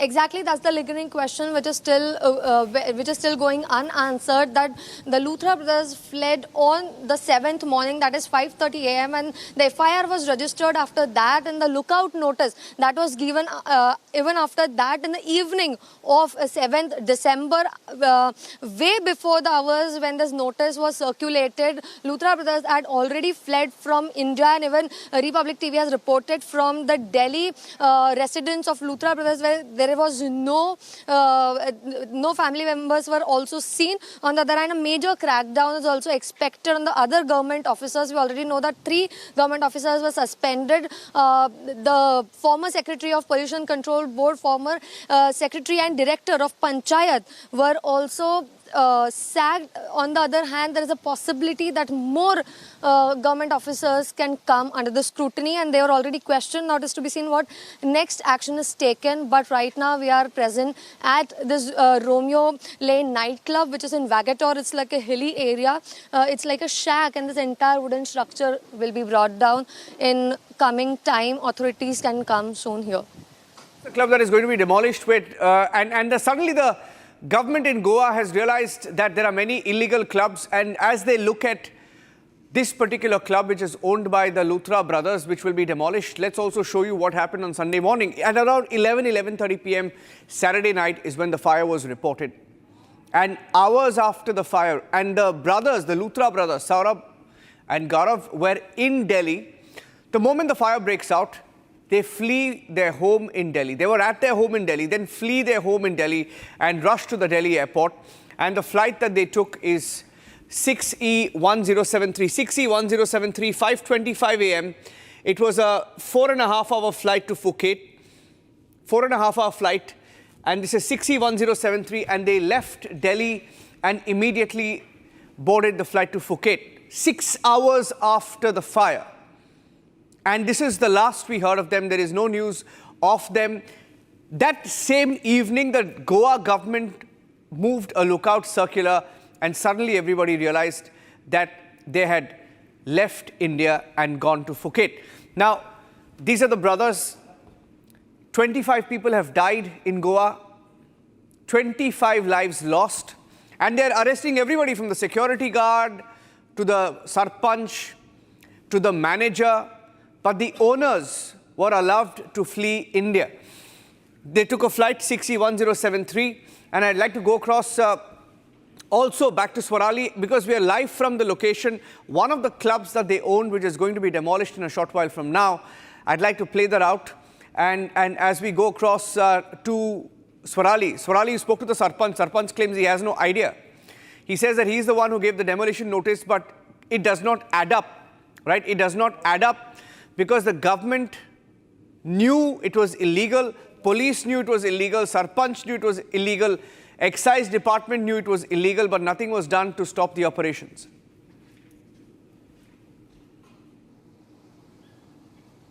Yes, that's true. Let me tell you, when Republic tried to talk to Sarpanch, that is Roshan Redkar, he had given out the demolition notice, which could not happen because the stay was brought in by the Panchayat Directorate. But when we tried to talk with BJP MLA Michael Lobo, he is putting huge allegations that in first place, why was trade license approved in 2023? The sign of Roshan Redkar can be seen on the same document. Why was it approved? Because trade license is given after they get all kind of other permissions and licenses, maybe excise, town planning or fire NOC, but he is alleging, huge allegations are done by Michael Lobo, that this trade license was approved earlier and then all the other permissions were given by the department, and he's saying that he is developing a pressure on government that action should be taken on the officers of all departments, and even he's questioning Sarpanch Roshan Redkar. So you can see clearly this is how the allegations are being put. On one hand, when the Sarpanch is saying that he had taken proper course of action, but BJP MLA questions that he had an authority to cancel the trade license. Why did he not cancel and just put out the demolition notice?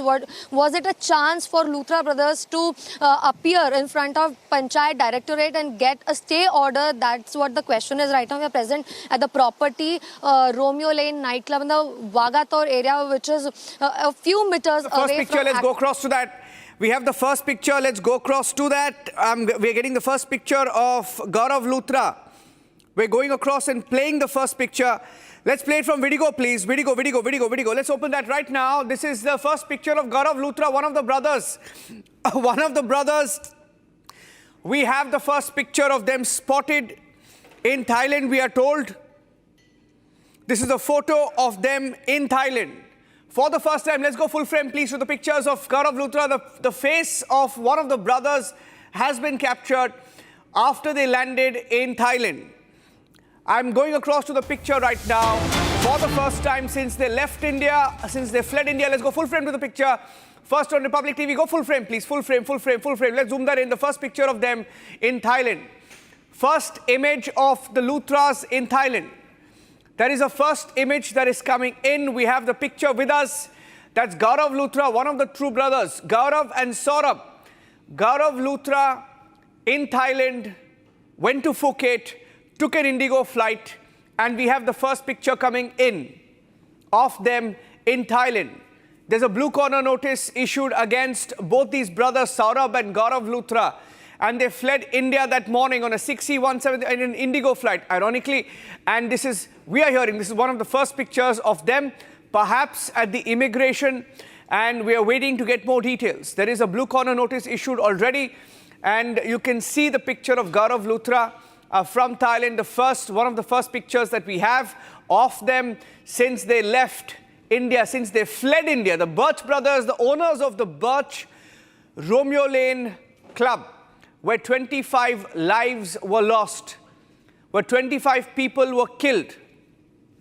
25 people's lives lost because of the corruption, because of the criminal negligence, and how an entire system let not just the club operate and kill 25 people, but also the same system allowed Gaurav Luthra to flee India.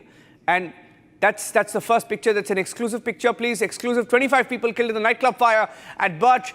And the owners, that's the first picture on the right of your screen. Exclusive image of Gaurav Luthra, one of the owners of the nightclub.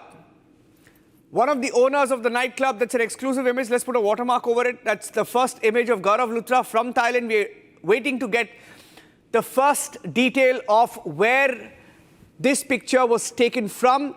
The first port of call there, Phuket, that's where the flight landed. We are hearing that this photo itself was from Phuket after their landing, and we are waiting to get more details of their whereabouts. On Sunday morning, it was a 4.5-hour flight. So when they left at 5:30, they landed there approximately 8 o'clock India time. And Swarali is live with me. Swarali, we have the first picture of them. This is a picture of Gaurav Luthra in Thailand after leaving India. What time did they leave? What do we know about their whereabouts? What is the police telling you at this point? Yes, that's true. Let me tell you. Right. Let me tell you that they left India around 5:30 a.m. in the Indigo flight 6E1073, and this shows the insensitivity of the owners, Gaurav and Saurav Luthra, under whose names FIR has been registered. Now, let me tell you, the tragic event had unfolded in the midnight of 6th December, and within few hours, they fled India. They fled to Phuket, and now we are accessing very exclusive images of Gaurav Luthra, one of the owners. And let me tell you, the third partner, Ajay Gupta, is also under the scrutiny of Goa police. He is said to be the partner with Luthra brothers. On the other hand, wherein major crackdown is going on right now, we are present at the property, which will be brought down in some time. It's situated on the seashore, and you can see entire wooden structure is there. Now, it is also a question that whether a fire NOC was present with them, all the other legalities were in place or not. Even these property, Romeo Lane in the Wagator, it's a question that did they have the excise permission, the town planning permission, and it's totally under the scrutiny, and a major crackdown by Goa government. CM has ordered that this will be demolished, and after that it is also said that several other nightclubs, restaurants, bars can also come under the scrutiny, and demolition can take place. When we were trying to talk with BJP MLA Michael Lobo, he has also said that there might be a chance. He is alleging that 50% of the nightclubs in Goa might not have fire NOC, which is a big allegation done by BJP MLA himself. Now it is to be seen what next steps are taken by the Goa government. In a sense, still the Luthra brothers are on flee. Interpol has released a blue corner notice to check about the whereabouts of the perpetrators. Back to you. Okay, stay with me. In fact, I'm staying with the pictures on the right of your screen. On the right of your screen, the first picture of Gaurav Luthra on the run from India. He was spotted in Thailand. First picture from the port of call, Thailand, in Phuket. Phuket in Thailand is where this picture was taken. He was spotted there. This is an image that we have, waiting for details of their whereabouts. The owners fled India immediately after the fire. Exactly 6 hours after the fire, they were on a flight that took off from Delhi and went to Phuket. And this is one of the owners, one of the two brothers, Gaurav Luthra, whose brother Saurabh Luthra is also with him. And this is the only image that we have as of now. Only image of fugitive Gaurav Luthra. Left India immediately. There is likely to be a blue corner notice issued against him. And we are waiting for more details of that. There is a lot of anger. 25 people died, and instead of being there and facing the law for what they did in Goa, and we are hearing that they didn't just run one nightclub, another nightclub that did not have permissions is being demolished in Goa as we speak. There is a crackdown. Instead of facing the law, they've left India immediately. And this is the first image that we have on your screens right now. And as a blame game continues, we have Michael Lobo, one of the MLAs there. I'd like to play out Michael Lobo's reaction. He's the MLA. He's blaming the Sarpanch, the Goa government, unwilling as of this minute to take on the blame. And we'll get that soundbite right now. He spoke to us earlier today. And any time now, we should be able to get more details from the Goa government. Swarali, what did Michael Lobo tell you? And how is he contradicting the Sarpanch? We have both the reactions. Right? Both the reactions are with us. The Goa government is in no mood to take responsibility. Right, let me tell you, when we tried and interact with exclusively with BJP MLA Michael Lobo, has informed us that how could Sarpanch Roshan Redkar in first place issue trade license, because see, before giving out the trade license, there are certain levels of scrutiny which has to be done with excise department, town control department, fire NOC has to be submitted. But according to his allegations, he's saying, which actually expired in 2024, but he's saying that in first place, how was it given? Because nothing was was in place, as we already know that there was only one exit, one narrow entry and exit to entire property, and that's why 23 people have succumbed to death because of the kind of smoke situation that was done. Only 2 people are burnt, but 23 people have succumbed. So he was saying, how was it in first place the trade license was given? Because once the trade license is issued, it is just to be renewed. It's not made afresh. So he's saying that the demolition notice, what was it, just a chance for Luthra brothers to appear in front of Panchayat of Directorate and get the stay orders? Sarpanch Roshan Redkar also had an authority to cancel the trade license. Why didn't he do that? That's the question posed by Michael Lobo. Right now we are present at the Romeo Lane, which is in Vagator, and let me show you, this entire structure is made of wooden, even though it's written over here. I'll ask my video journalist to turn the camera. It's written over here that the signboard of fire exit can be seen, but you can see, I'll ask him to turn the camera, entire structure is made of wooden furniture. So how was people supposed to get out of this property if any mishap could have happened? And that's the reason why Goa government has ordered demolition notice, and it will be brought down in some time. The entire structure, I'll ask him to pan the camera for our viewers, Republic's viewers, to understand what kind of irregularities are seen in such nightclub businesses. It is already sealed. Let me also show you the seal mark, which can be clearly seen. It was already sealed by the Goa government, because when Goa Chief Minister Pramod Sawant had conducted a PC here already. Stay with me. I'm staying on these pictures. You keep showing us those pictures. Let's stay on the live pictures, and also please keep showing this photo, because it's the first photo. Please, let's keep it on air. And let me go across to Vikram Singh. Vikram Singh, former DGP, joining us on the phone line. Vikram Singh, how is it possible that 5 hours after the fire they flee India, and only later that evening everybody realizes that they've left and they issue a lookout circular? Now, procedurally, what should have been done in this case, according to you, Mr. Singh? This has not come as a surprise to me, in the sense that Luthras are very smooth operators and they knew what was coming. But yes, had the dragnet been very firm and the police bandobast had been very, very proactive, they would not have been able to escape.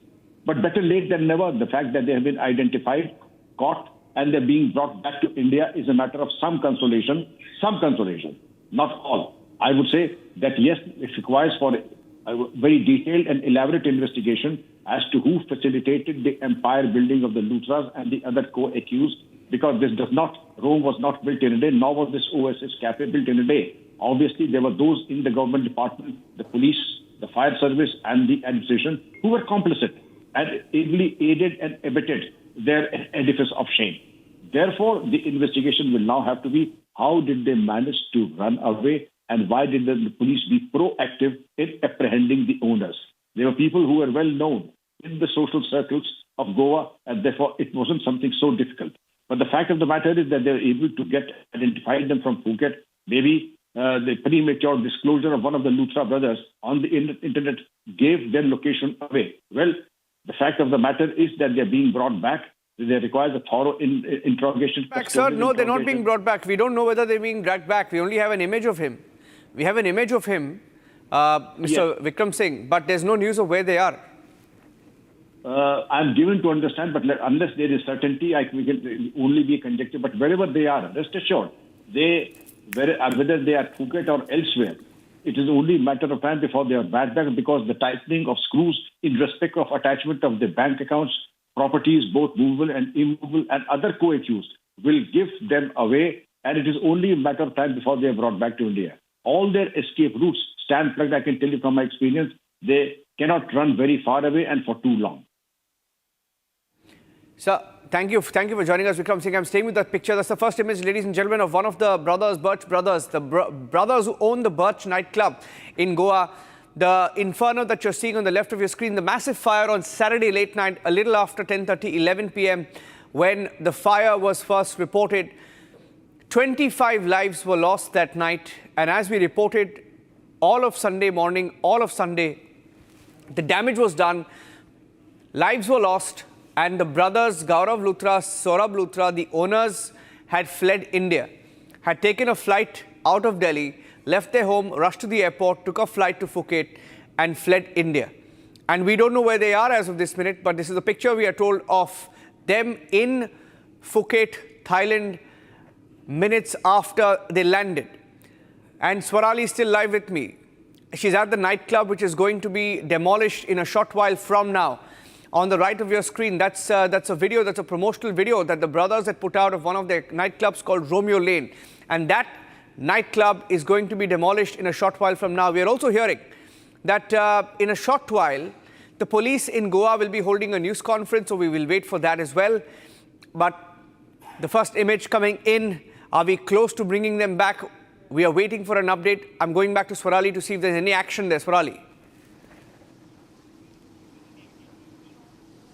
Yes, right. I was trying to show you how the place was already sealed when Goa CM had taken a press conference, and now in a big order that the entire place will be brought on a demolition order. Let me show you. Turn the camera and show you. There's this name written over there, Romeo Lane, which is situated in the Vagator area, which is a few kilometers away from the Burj by nightclub, Burj by Romeo Lane nightclub, wherein the entire tragic incident had unfolded. Now I'm going to show you the top view of this entire property. This entire structure is made of wooden furniture, wooden structure. It is a wooden structure, and the fire exit is also made up of wooden structure. So it is seen that how the lapses are seen at multiple levels, not just in one property, but various properties, and it's a very astonishing fact that they have properties across Goa and in 22 states of India and even 4 countries outside India. So the lapses can be observed in various properties. This is the second property, and it's going to be demolished. And if there are multiple properties in Goa, but this order is for the specific property, so the lapses were seen. And let me tell you, 3 other officers are already sacked related to the former secretary of Pollution Control Board Secretary and Director of Panchayat, because the trade license was given by the Sarpanch himself, Roshan Redkar, which was expired in 2024, and it was not renewed because the case was going on in the Panchayat of Directorate. But the question raised by BJP MLA Michael Lobo is that why was the trade license issued in first place, and then just to show a demolition notice was given? Was it a chance for Luthra brothers to appear in front of Directorate and get a stay order on this demolition notice? If the demolition had taken place in time, 25 lives could have been saved. It is one of the most major and massive fire tragedies in the state of Goa, which is a tourism hotspot. And the message from here is traveling.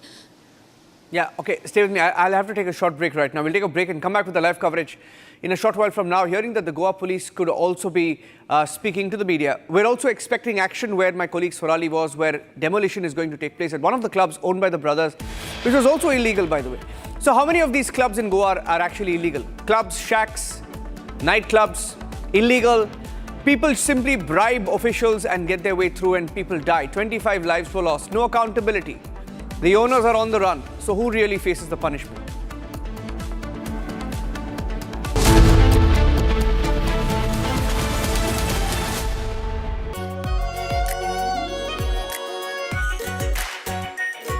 Pure Shahi Paneer Masala.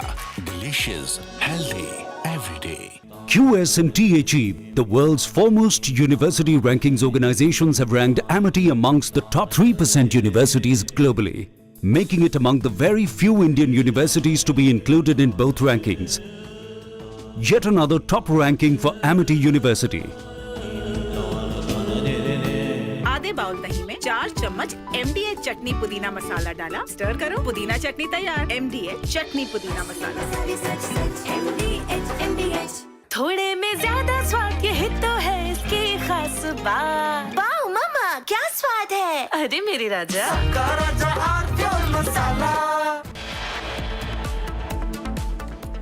Taking a short break, 25 people killed and the Luthras have fled. We have a first picture of them from Thailand. Story is getting bigger. Stay tuned, ladies and gentlemen.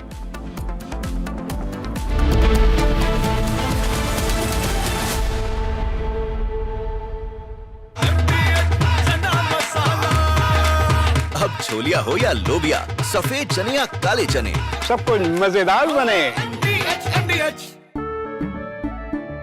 केसरिया से मन जोगी हुआ रे, दिल झूमे देखो, मतवारा हुआ रे।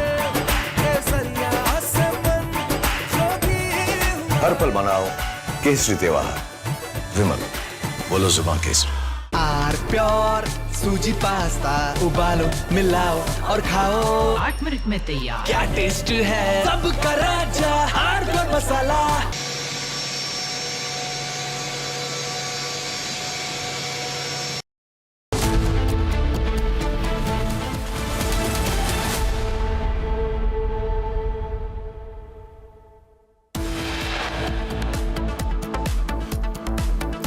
Republic gets the first picture of fugitive Gaurav Luthra in Thailand. Blue collar notice issued against Luthra duo in the aftermath of Birch nightclub fire.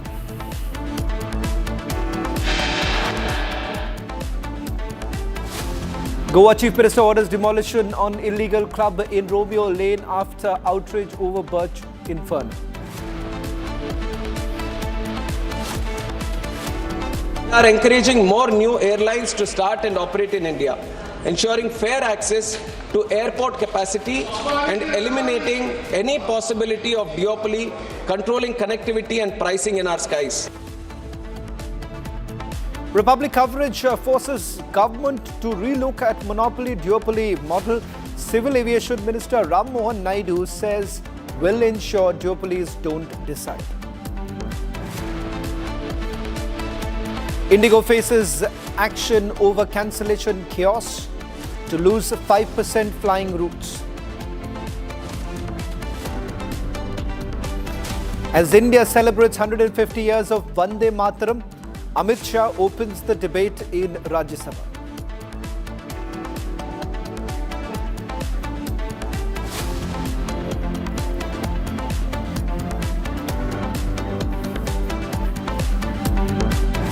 Started this edition with a big action being taken by the Central Bureau of Investigation against Anil Ambani's son. Jai Anil Ambani has been booked by the Central Bureau as we speak. Residential premises of Anil Ambani is being searched by the Central Bureau of Investigation. CBI has been able to obtain search warrants of 2 premises linked to Jai Anmol, which is now being searched. In fact, this is in a bank fraud scam where the searches are being carried out. Jai Anil Ambani has been booked by the Central Bureau of Investigation. On your screens, the copy of the FIR that has been registered against Jai Anil Ambani, and he's been named as accused number 2, along with Ravindra Sudhalkar, ex-CEO and whole-time director of RHFL. All at Mumbai on the 9th is when the case was basically registered.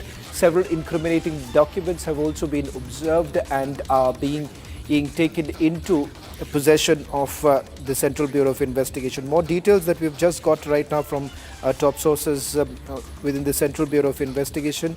This is what we know so far.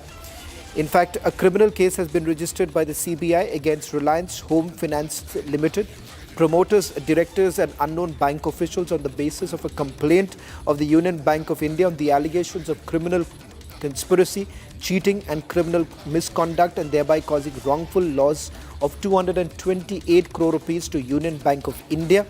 The account of Reliance Home Finance Limited was declared NPA back in the year 2019 and as fraud just on 10th of October 2024 by the Union Bank of India for causing wrongful loss of 228 crore rupees to the Union Bank of India. Reliance Home Finance Limited was availing loans to the tune of 5,572 crore rupees from 18 banks, including Union Bank of India. A thorough investigation will be conducted into the allegations of defrauding all the banks, FIs, etc. by the accused. Now, this is the latest that we have gotten. We'll try and see if we can go across to our correspondents in Mumbai to get us the latest. I'm also putting out more details. We have just got details about the total loan that was being looked into, or that is the loan that was sought by Reliance Home Finance Limited. This is the breaking news. Now we have just got Reliance Home Finance Limited. Can we just put out this breaking news right now that we have got? There is a breaking news that has come in right now. Can we put this out? Reliance Home Finance Limited was availing loans to the tune of 5,572 crore rupees from 18 banks. That's the latest we're getting in. This with regards to the premises that are now being searched by the Central Bureau of Investigation. According to sources within the Central Bureau of Investigation, in fact, they have obtained search warrant of 2 locations. One happens to be Jai Anil Ambani's residential premises of Jai Anmol Ambani, as well as residential premises of Ravindra Sudhalkar, the ex-CEO and whole-time director of RHFL, and the searches are being carried out as we speak.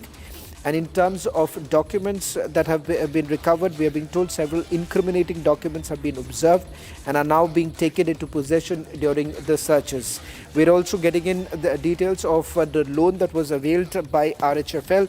That was 5,572 crore rupees loan that was availed from 18 banks, which includes NBFCs as well as corporate bodies, including Union Bank of India. And we're also getting in details that this was declared as fraud back in October 2024. It was set as an NPA, a non-performing asset, in 2019, and it was declared by the Union Bank of India. In fact, a complaint has now been raised by the Union Bank of India. That's the latest that we've got. We'll try and see if we can go across to Pranav from the digital floor, getting us the latest details as we put out the full details of this case. Now, let me just put this into perspective that this is a fresh case that has been registered against Anil Ambani's son. In fact, this is the first case to have ever been registered against Jai Anil Ambani, son of Anil Ambani. Earlier cases in which Anil Ambani has been questioned was by the Enforcement Directorate. This was in the bank fraud scam is what we are being told. In fact, in that particular case, a supplementary charge sheet, that is the fake bank guarantee scam case, a supplementary charge sheet has been filed, but Anil Ambani hasn't been named in the charge sheet that has been filed by the Enforcement Directorate.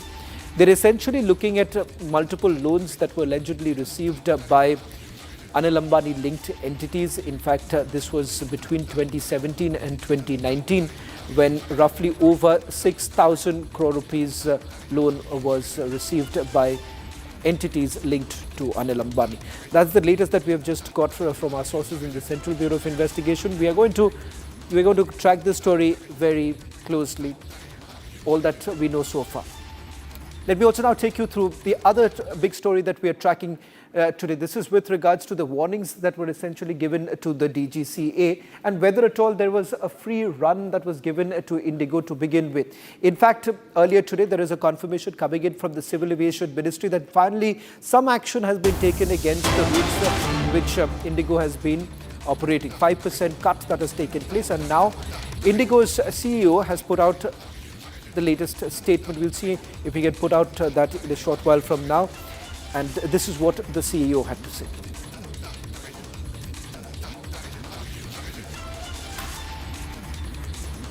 Dear customers, I'm Peter Albers, the CEO of Indigo. Following our earlier communications, today I'm here to share that your airline, Indigo, is back on its feet and our operations are stable. We've let you down when a major operational disruption happened, and we're sorry for that. The beauty of air travel is that it brings together people, emotions, ambitions, and aspiration. And we know that you were traveling for various reasons. Thousands of you could not travel, and we are profusely apologetic about that. While we cannot undo the cancellations, I want to reassure that ever since, our entire Indigo team has been working very hard. First and foremost for you, our valued customers.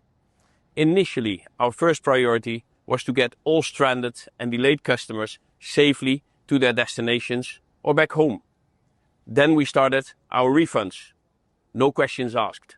Lakhs of customers have already received their full refunds, and we continue to do so on a daily basis. Rest assured that we are fully committed in getting this done. Most of the bags stuck at the airport have already been delivered back to your homes, and our teams are working very hard on delivering the remaining ones very soon. And we also continue to address all customer needs. In parallel to addressing your needs as a customer, the restoration of Indigo's network and flights was being done on a war footing. On December 5th, we could only fly 700 flights. Thereafter, gradually yet steadily improving to 1500 on 6th, 1650 on 7th, 1800 yesterday, and today more than 1800. As of yesterday, we are back of flying to all our 138 destinations in our network, and our on-time performance has also been normalized. Earlier, we had indicated to normalize between the 10th and the 15th of December. I can confirm now that today, as of December 9th, our operations are fully stabilized, which means flights reflecting on our website are scheduled to operate with an adjusted network. So please continue to check our website for updates. We continue to work in full cooperation with the government. And now that the immediate crisis is dealt with, we started to focus internally on what has led to this, lessons learned to be drawn, and how to emerge stronger from this. While there's still customer angst, I would like to also share that we're getting heartwarming messages from our customers and the people are back to booking on our flights, which is giving us a big encouragement. Thank you for accepting our apology and thank you for your patience, understanding and support during this difficult time.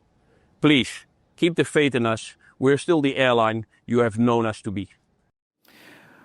Whether a leeway has been given to Indigo, that's a question that has been asked time and again. The very fact that Indigo happens to operate at least over 600 routes, which is effectively translates to over 60% of the domestic routes are now being handled by Indigo. Many have raised questions as to whether at all the Civil Aviation Ministry has gone slow on Indigo and has given a long rope to them. In fact, this question was answered by the Civil Aviation Ministry today. The minister himself on the floor of the parliament essentially indicated that this mess is because of the internal crew rostering process. This somehow has not been accepted. This argument has not been accepted by the Pilots Association. In fact, earlier today, my colleague Niranjan spoke to ALPA, and this is what they had to say. When a law or a regulation is implemented or is rolled out, it has to be implemented in a similar manner, in the same fashion to all operators. Giving dispensation to one operator on a reason which is not justifiable, which is quite evident that the dispensation is given for the commitment of the flights which they have taken, and basically is for commercial interest. So when such dispensations are being given, there is no guarantee or there is no substantiating evidence that the safety has not been compromised. For example, if I tell you that giving dispensation to a particular airline, in this case, say Indigo, and giving them dispensation or rest time or number of landings or night definition, everything, does it immune the pilots of Indigo from the fatigue which the other operator pilot would have had if he was operating in these time zones or in these conditions? No. And at the same time, if something goes wrong, will the same regulator and the ministry give dispensation to the crew that this incident, accident, or whatever the violation has happened because of this dispensation which was taken beyond the given limitations by the DGC itself? Yes. Okay. So if you say that you have a limit of 12 hours of flying or whatever it is, because of your own requirement, you say 14 hours for these many months, will you guarantee that in those extra 2 hours, which was actually under the fatiguing limitation, that nothing will happen? And if it happens, who will be the responsible? Who will take the responsibility? Operator, regulator, or the ministry himself or itself? So all these things have to be answered, and it is very quite. We are confused. In fact, everybody is confused as to what rule are you flying under. Are you flying under a rule which is dispensation given to a particular airline, or you follow your airline which has already been given dispensation over and above what it was given in the FDTL? So there are a lot of FDTLs which are happening and a lot of dispensations. So we are all confused as to what to understand from this whole scenario. And basically it's very simple. It is because the whole duty time limitation was made to enhance safety, to save souls of the innocent passengers who are flying on trust on the system which was made to enhance safety. When you dilute, this is basically diluting the safety, the margins. Then when the whole trust is broken, and how do you expect people to again trust you again?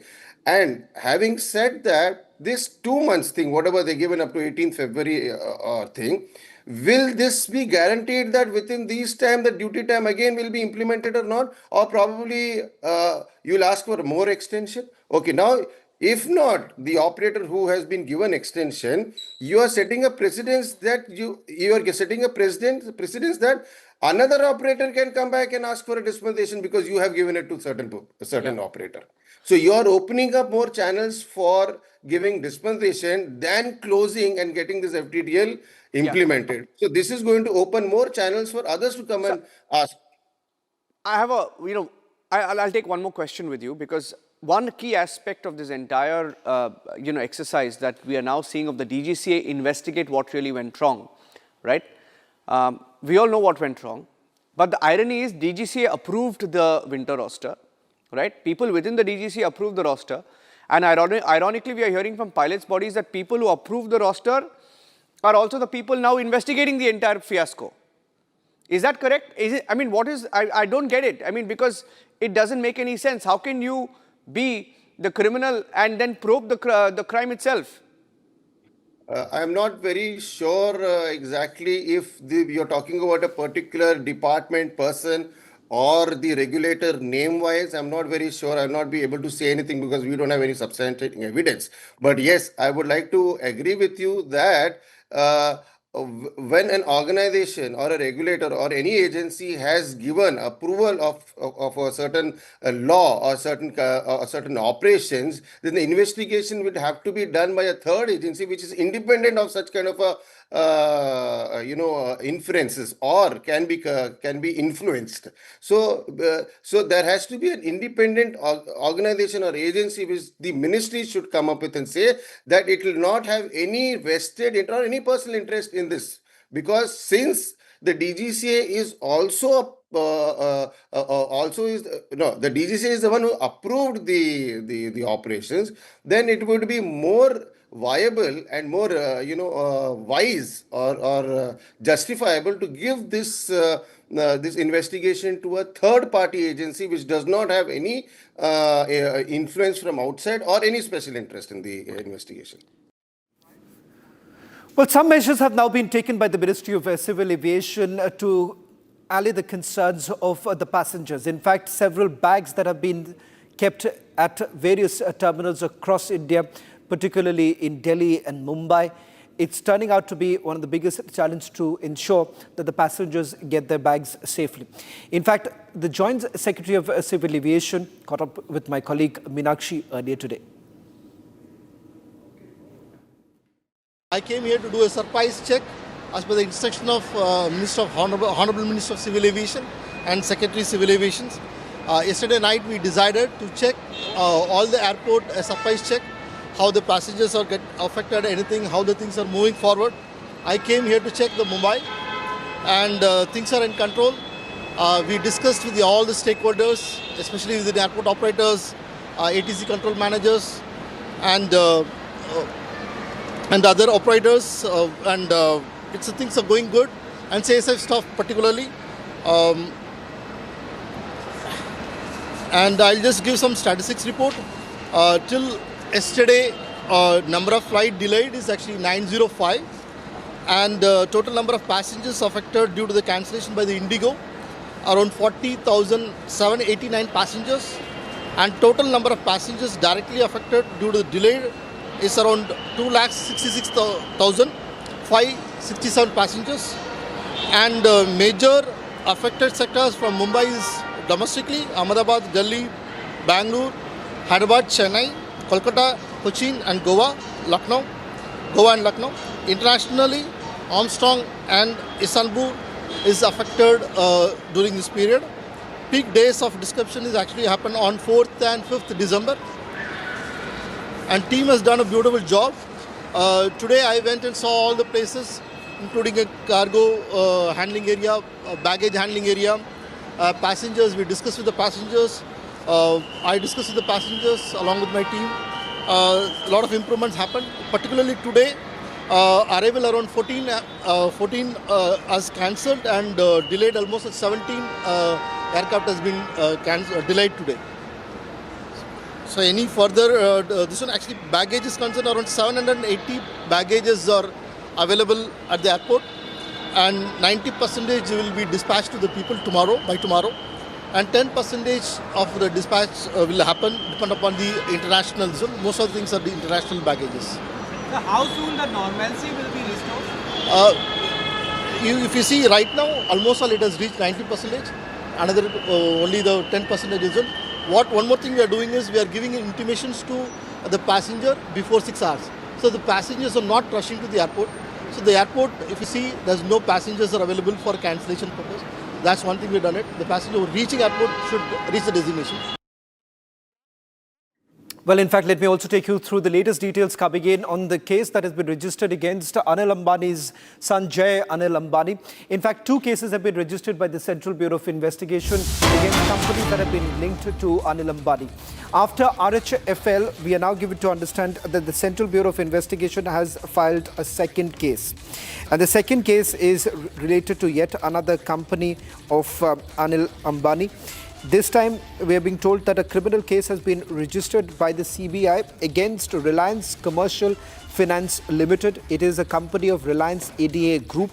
Its promoters, directors and unknown bank officials based on a complaint of Bank of Maharashtra on the allegations of criminal conspiracy, cheating and criminal misconduct, thereby causing wrongful loss of 57 crore rupees to Bank of Maharashtra. In fact, RCFL was availing loans to the tune of 9,280 crore rupees from 31 banks. And in this particular case, the CBI has obtained search warrants and they have begun searches at official premises of the company, that is the RCFL at Mumbai, residential premises of Devang Praveen Modi, Director of Reliance Commercial Finance Limited. And these searches are being carried out in Pune. And apart from this, remember the first case that was registered was against criminal case that is against Reliance Home Finance Limited, 228 crore rupees bank fraud case. So in one single day, we are looking at 2 cases. 2 cases that have been registered, one against RHFL and the other against RCFL. In the RHFL case, Jay Anil Ambani has been booked by the Central Bureau of Investigation. His residential premises are now being searched by the central agency. In the second case, we are being told that RCFL has also been booked. Let me go across to my colleague Pranav, who is joining us from the digital floor. Pranav, with regards to 2 cases that are now being registered, one that is against RHFL and the other happens to be RCFL. Is there any response really coming in from Anil Ambani's side? Because this is for the first time a case has been registered against his son. Well, Shravan, we tried to reach out to the bourses just to check if there are any responses, but no, the group has yet not responded. It just comes at a time when there have been a number of cases, ED cases in fact, going on against the Anil Ambani group. So we were expecting some kind of a response and are still hopeful. The markets are still open. So we are expecting some kind of a response from the group. Just help us understand and our viewers understand what this case is all about, and more importantly, the distinction with the earlier case that was registered against Anil Ambani. This happens to be a fresh case that has been registered by the Central Bureau of Investigation. Yes, absolutely. In fact, this is a completely separate case. It's just that it comes at a time when there have been ongoing cases. Just to give you a gist of what the case is, it's primary, as far as the RHFL is concerned, it's about a 228 crore bank fraud, wherein Union Bank of India has accused that the funds were misused. The purpose for which they were taken and the purpose for which they were used are two different, are different from each other, and that's the primary accusation here. We were also checking with some of the experts as to how the case will further go. So what we are given to understand is that CBI is likely to examine the loan account documents as well as the Board of Governance and the decisions that were taken and take the case forward. Well, thank you very much, Pranav, for getting us the latest details. In fact, a fresh case has now been registered against Jay Anil Ambani. More details coming up in a short while from now. Shifting focus now to the other story that we are getting to you. 12 Maoist cadres, including a top CPI Maoist Central Committee member, have surrendered in Chhattisgarh. In fact, we're given to understand that the surrender is being seen as a major breakthrough in the state's fight against left-wing extremism. Here's a quick report. In a major setback to the Maoist movement, 12 hardcore cadres, led by Central Committee member Ram Dher, surrendered before security forces in Chhattisgarh's Rajnandgaon. The group laid down arms under the state's rehabilitation policy. Among those who surrendered are senior Maoist operatives carrying multiple cash rewards on their heads. Police say the group was active in several violent incidents across central Chhattisgarh. सबको मालूम है कि कई दशकों से हमारा ये छत्तीसगढ़ नक्सलवाद से ग्रसित है और कहीं न कहीं छत्तीसगढ़ के विकास में बहुत बड़ा ये बाधक भी है. Officials credit sustained anti-Naxal operations and improved intelligence networks for the success. The surrendered cadres will undergo de-radicalization and skill training under the government's rehabilitation program. With continuous surrenders and intensified operations, Chhattisgarh's battle against Maoist extremism appears to be reaching a concluding phase. Well, actor turned politician Vijay addressed a rally in Karur. This was his first public appearance after the Karur stampede that took place. During the rally, he delivered some sharp criticism at both the Tamil Nadu government as well as the centre, accusing them of failing the people. Take a look at what Vijay had to say. Many would say that this was a show of strength by Vijay after the stampede that took place. TVK chief and actor Vijay addressed a large public rally today in Uppalam Expo ground in Puducherry. Addressing a massive crowd, the TVK leader praised the Puducherry administration. He added that for union government, Tamil Nadu is a separate state, Puducherry is another separate union territory, but for him, both are same. Speaking at the event, Vijay stated the contrast between the two governments was stark. He stressed that Puducherry government is different from the DMK government. He emphasized that the union government had not done anything for the state even after 16 resolutions. He also listed a series of grievances from lack of job opportunities and absence of IT investments. Vijay stressed that all these issues need urgent improvement. Adding on to his criticism towards the union government, Vijay said that the centre had repeatedly sidelined Puducherry's aspirations. He took a sharp dig at the DMK and said that people must not believe the DMK as they will cheat them. Speaking about the upcoming elections in the state, actor turned politician Vijay said that TVK will stand as an independent party. This was the first time that he addressed supporters outdoors since the Karur tragedy in September, where 41 people lost their lives. Meanwhile, a bit of tension occurred at the rally after a man attempted to enter the venue with a gun. However, security personnel stopped him before entering the public meeting. Later, the police clarified that the man had carried the gun in the name of protection and was not aiming to hurt Vijay. With the union government and DMK in crosshairs, Vijay STVK will contest independently, focusing on jobs and development to set the stage for a tough Puducherry election battle.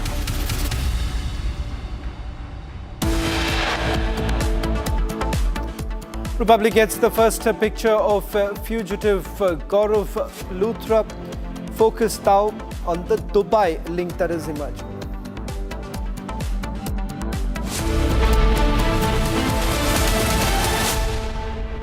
थोड़े में ज्यादा स्वाद ये तो है इसकी खास बात। वाओ मामा क्या स्वाद है। अरे मेरे राजा मसाला।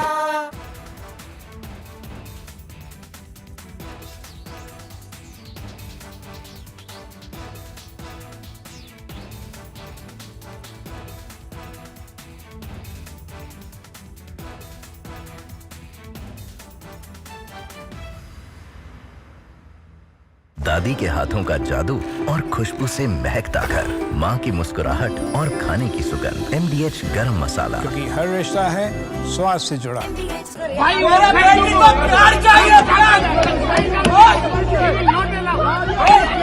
मेरा बेटी का ब्लड आ रहा, ब्लड नीचे से ब्लड आ रहा, प्यार चाहिए, दे दो।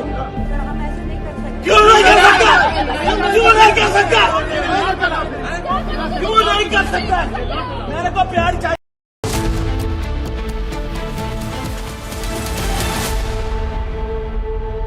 MDH की हल्दी मिर्ची धनिया करे कमाल, ये रंग दे, ये खुशबू दे, ये तीखा, ये कम पड़े, क्या निराला MDH masala.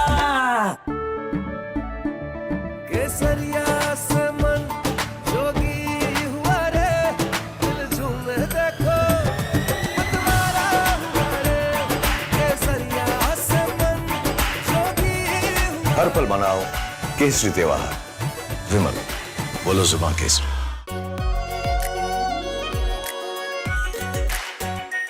Are pure shahi paneer masala, delicious, healthy everyday.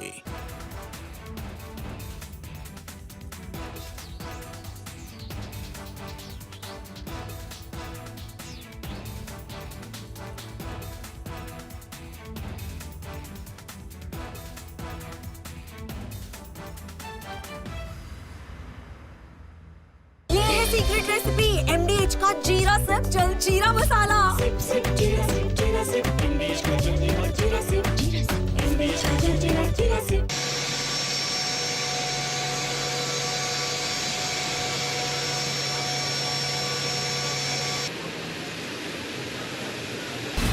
From Asia's largest news headquarters, setting the agenda for Bharat.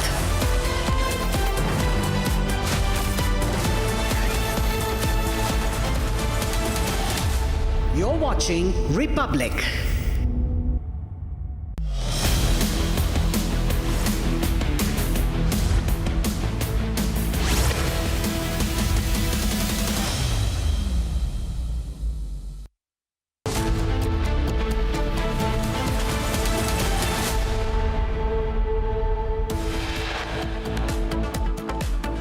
First picture of the Luthra brothers from hideout. That's Gaurav Luthra in Phuket, moments after the fire.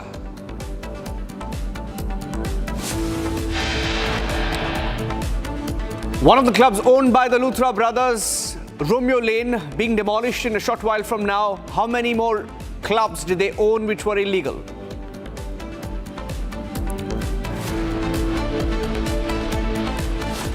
CBI books Anil Ambani's son as the focus shifts to a new case of wrongful gains.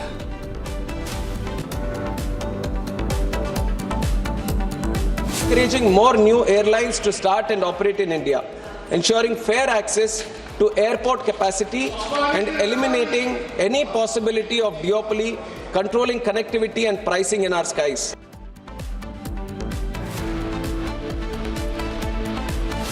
Aviation Minister finally mentions airline duopoly, says challenge is to ensure that the duopoly does not call the shots.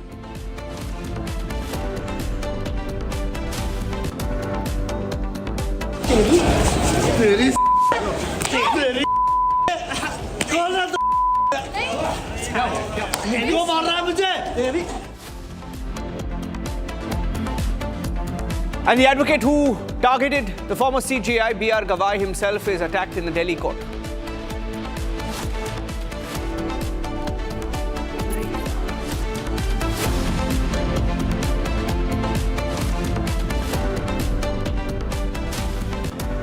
Ladies and gentlemen, as we were getting the breaking news, what we will do is in 50-50, we will keep the breaking news of the Dubai connection on as we get you the pictures from Goa as well. There's a Dubai connection. We are hearing that the Luthra brothers were in Dubai hours before the fire, and there is a fear that they own a home in Dubai and they could go to Dubai straight from Phuket. Now, that is the fear. Accused had returned, that is Luthra brothers, the Birch brothers had returned from Dubai a few days before the tragedy, and now there is a possibility that they could be heading back to Dubai. And that is why agencies have moved Interpol to ensure that they are somehow stopped in Dubai now. Shravali, I'm going across to Swarali, joining us live from the Romeo Lane Club. Police has arrived there. That's the club that was owned by the Luthra brothers and that is going to be demolished in a few minutes from now. She's at the club that is going to be demolished. Imagine, ladies and gentlemen, there is a club that was owned by them, also illegal, and another club also illegal. 25 people died. We don't know how many illegal clubs there are in Goa, but the Luthra brothers, the focus is on them. After the fire, 25 lives were lost in an illegal club. This other club where my colleague Swarali is going to be demolished. A few minutes from now, Swarali, over to you. Yes, that's true. The second nightclub, that is Romeo Lane, which is situated in the Wagator, is under the scrutiny and is going to be demolished as the orders have been given by Pramod Sawant, CM of Goa. And you can see the action has started because the police officials and the government officers are over here. And now we are going to try and talk to people who are here. Sir, आप हमें बताइए कि क्या action लिया जाने वाला है, कब होने वाला है? As we can see, as always, police is not ready to talk. But let me tell you, the entire wooden structure which is situated on the seashore, this is a second property owned by Luthra brothers who are on a flee. The entire wooden structure will be demolished, and you can see it is an entire wooden structure, and fire safety norms are missing from here as well, and that's why the crackdown is going to be done and it will be demolished. The action will be taken soon, and as we all know, 4 people are arrested in this case, and the 5th one is Bharat Kohli, who is also being questioned right now. Now let me also tell you, we are viewing the exclusive visuals of Gaurav Luthra was present on the Phuket airport. Now, few hours before they left for Phuket, 4 days before they left for Phuket, they had flown down from Dubai to India, and within a few hours itself of the entire fire tragedy that unfolded, they had left for Phuket in 6E1073 flight. They also own a house in Dubai, so a connection is also investigated. Police officials have started pouring in, and let me show you the entire wooden structure when the fire security lapses were also seen. Sir, आप हमें बताइए क्या action लिया जाने वाला है? Senior क्या action लिया जाने वाला है, sir? So we are also trying to talk with personnel who are present over here, and the structure is a second property, and there are many more such nightclubs, restaurants, bars. There's a possibility that crackdown can be made, and as we all know, already know that multiple properties are owned by Luthra brothers in Goa, and more than that, in 22 states they have the properties. So the next in the scrutiny will come the other properties owned by Luthra brothers. We're going to stay with those pictures there at the club. The police are at the club and they're going to be demolishing that structure. The Luthra brothers, Saurav and Gaurav, owned these clubs in Goa. They had other partners as well. So their other partners are also under scanner.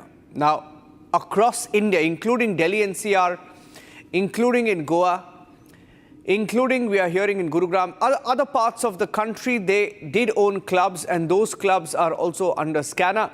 Now, Swarali, I'm going across to her. There is some action there of the police perhaps beginning the crackdown. We'll go across to Swarali, who's there. Swarali, I'm coming back to you. What kind of violations are being reported from these clubs? What kind of licenses did they not have? And who is in charge of giving these licenses?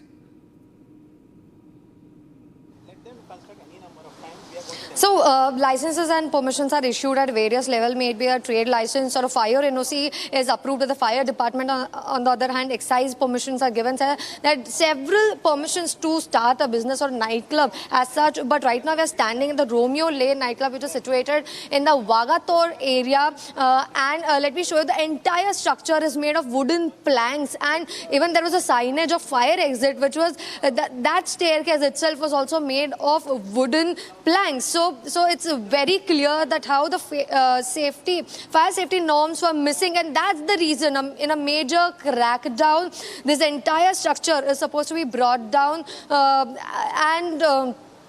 CM has already promised that various other nightclubs which are present. Let me cut across directly to the officer who is over here. Sir, क्या action लिया जाने वाला है? No, we are going to demolish the illegal part of what they have encroached on the beach side. Sir, ये fire incident होने से पहले क्यों नहीं हुआ? नहीं, ये इसका और बर्ज बाय रोमियो लेन का फायर इंसिडेंट जो इससे लेना देना कुछ नहीं है. इसका रिपोर्ट, इंस्पेक्शन रिपोर्ट ऑलरेडी हो चुका था. गवर्नमेंट ने डिसीजन ले लिया है, तो we are demolishing. We have already demolished it in July. Now they have reconstructed it again, so we are demolishing it again. ये सेकंड टाइम डिमोलिशन हो रहा है. They are going on doing it. That is the high-handedness of the owner. Same property. Same. क्या lapses थे? Security norms, fire security norms? No. See, this has nothing to do with tourism department, because this comes under the jurisdiction of the home department. So there is nothing to do with tourism. What we are concerned is with the encroachment on the beach. Tourism is the custodian of the beach. So whatever encroachment is there on the beach side, we are going to demolish. Encroachment और बाकी क्या lapses थे sir? No, we are concerned only with the encroachment. So we are going to demolish the encroached part. पहले कब demolish हुआ था? जुलाई में. जुलाई में. और ये वापस बनाई है same structure? Yes.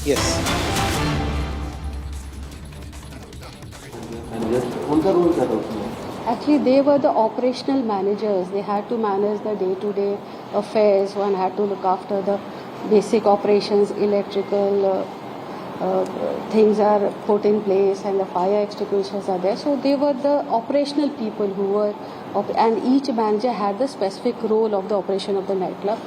So their role was also found negligent, and that's why they. What about the Fifth accused, we arrested him from Delhi, and he has landed in Goa, and he'll be produced in the court. Ma'am, you said other people are on our radar. Can you please elaborate on what? So because we have not yet arrested them and we are after them, so all of you know that they are the owners. How many people are you looking for? 3, you know the names, that they are the owners, and the others. Who are in FIR? Ajay Gupta, he is also, yes, he is also one of the partners.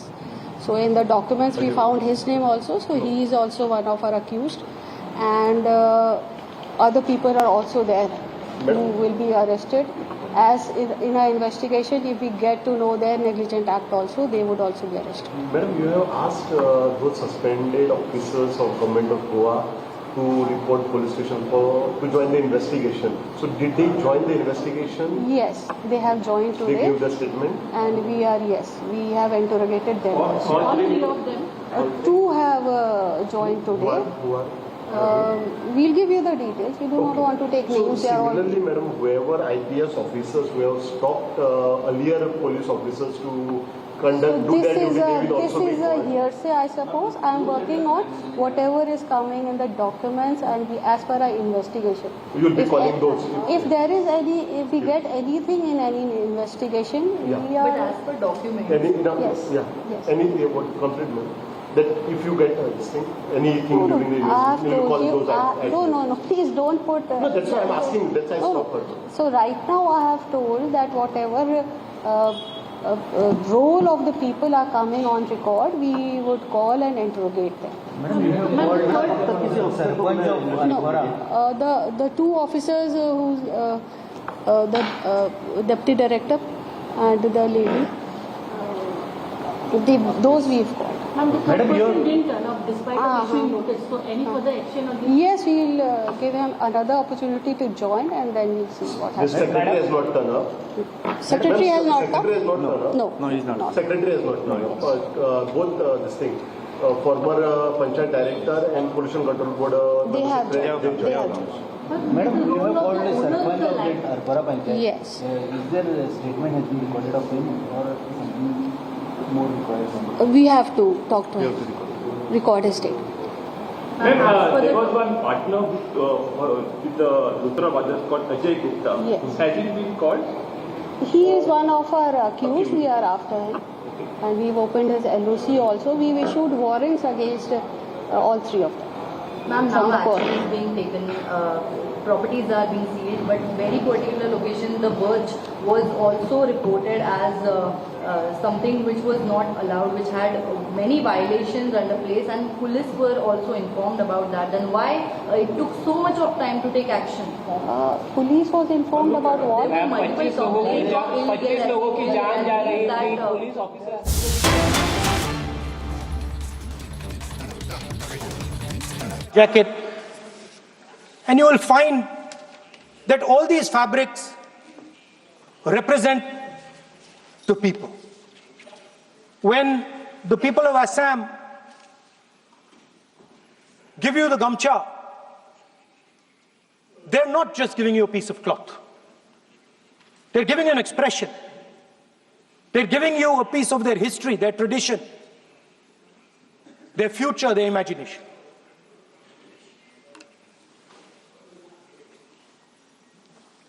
It's the same when the Nagas wear their jacket. When they come and see us, they make us wear the jacket because they want us to be embraced by the fabric. But Speaker Sir, these fabrics are beautiful. But if you look slightly deeper and you look closely at the fabric, you will find that each one of them has thousands of little threads embracing each other. A Kanchipuram sari might have a golden thread, but the golden thread means nothing without the green thread or the yellow thread near it. The other thing to notice about the sari or any other fabric is that all the threads are equal. No one thread is superior to another thread. They all come together. The threads cannot protect you. The threads cannot keep you warm.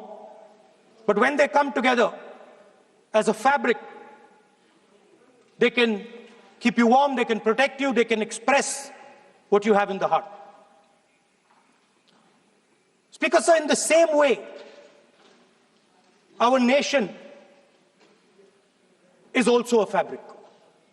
It's a fabric made up of 1.4 billion people, and the fabric is woven together by the vote. Let me repeat it. It is a fabric of 1.5 billion people, and it is woven together by the vote. Everything that we see,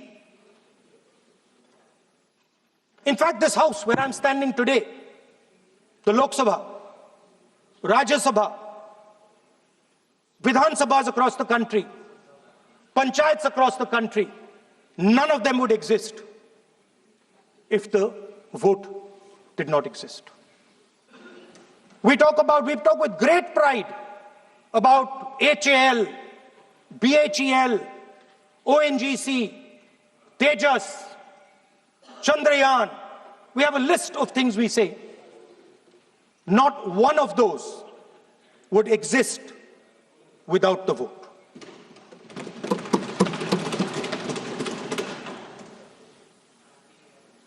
Speaker Sir, it is the idea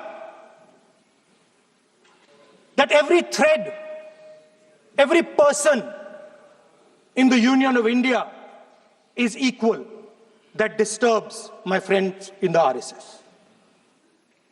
They are happy to see the fabric, but they cannot stand the idea that every single person in the fabric of our country, regardless of what religion they come from, regardless of what community they come from, regardless of what language they speak, should be equal. Because they fundamentally do not believe inequality. They believe in a hierarchy, and they believe that they should be on top of that hierarchy. Speaker Sir, on the 30th of January, 1948, 3 bullets pierced the chest of Mahatma Gandhi. Nathuram Godse assassinated the father of our nation. Today, our friends do not embrace him. Today, our friends have pushed him away. It's an uncomfortable truth. But that's not where the project ended. You see, as I said, everything has emerged from the vote. All the institutions have emerged from the vote.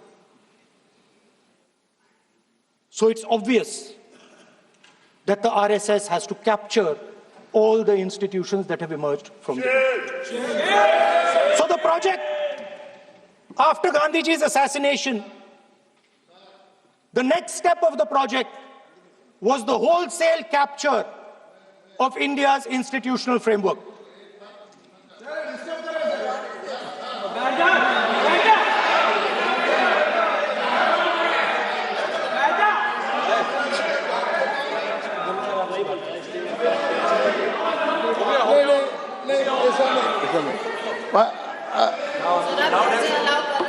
So what is this, sir? Sir, अभी नहीं पढ़ना होगा.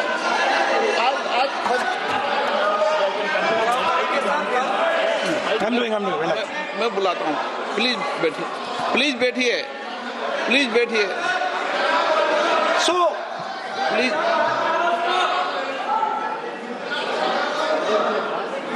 Sir, आप बोले पर हाथ मत जोड़े.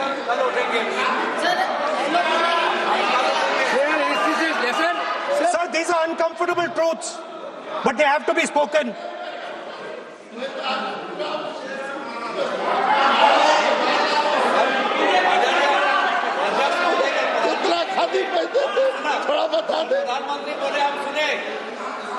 So these are uncomfortable truths, but they have to be spoken. My friends don't like the connections I'm making. They're disturbed by them. It's obvious. Speaker, sir, so after the father of the nation was assassinated,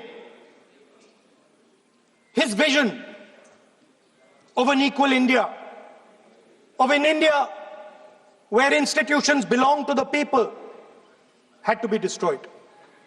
And so the process started, and the RSS attempted to capture one institution after the other. And I will give some examples so that it is crystal clear that this is the case. Everybody knows how vice chancellors are placed on top of Indian universities today. Every single person knows this. You go to any university, you speak to any youngster in India, he will tell you that it does not matter whether the professor has qualifications. It does not matter whether the professor has a scientific temperament.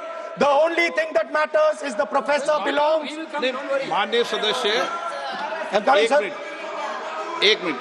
माननीय सदस्य, चुनाव सुधारों पर चर्चा हो रही है. Sir, ये मैं उसी पे कर रहा हूँ. आप किसी भी संगठन का नाम जो इस हाउस में उसका नाम ले. एलओपी है तो इसका मतलब ये नहीं है. एलओपी का मतलब नहीं. आप जनरल बात बोलो. आप राष्ट्रपति भाषण में बोलिए जनरल बात. सर, हम लोग सुनना चाहते हैं. सर, स्पीकर सर, हम लोग सुनेंगे शांति से. हम लोग शांति से सुनना चाहते हैं.